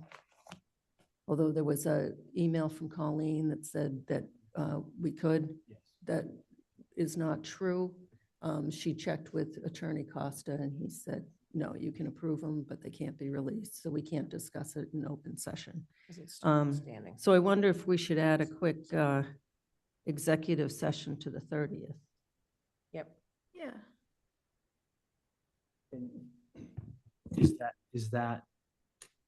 Is the purpose of that executive session to discuss those minutes or to Yeah. approve those minutes? Amend. So, There's an amendment. so to approve the minute, well, not necessarily amend them, maybe, to approve the minutes, but not for release. Got it. Performance. So once the Attorney General concludes their review, then they can be released. So if there was no amendment, we could vote to approve. it Yeah, we just can't In discuss it. public, but you can't discuss it.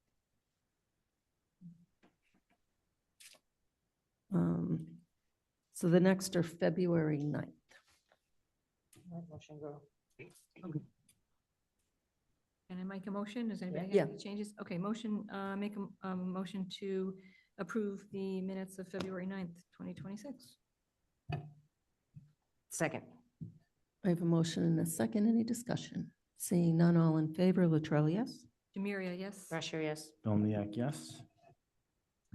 And I make a motion to approve the minutes of February 23rd, 2026. Second. So you're not getting off this easy this time. So line 169, add Southborough. So this is to change, it says that we're changing Shopsy to Affordable Housing Trust, but it's actually Southborough Affordable Housing Trust. So line 169, add Southborough. Line 170, it's SAHT. In 175, Southborough Affordable Housing Trust, SAHT. And that's it.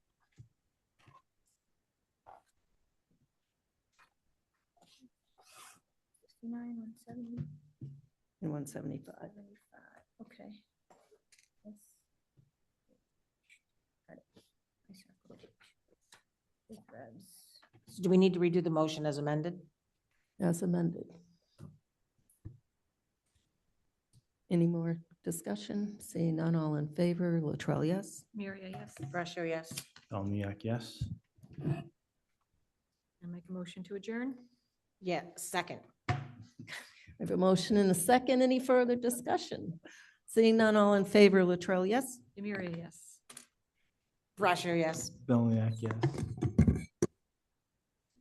This stinks. I have 5 minutes to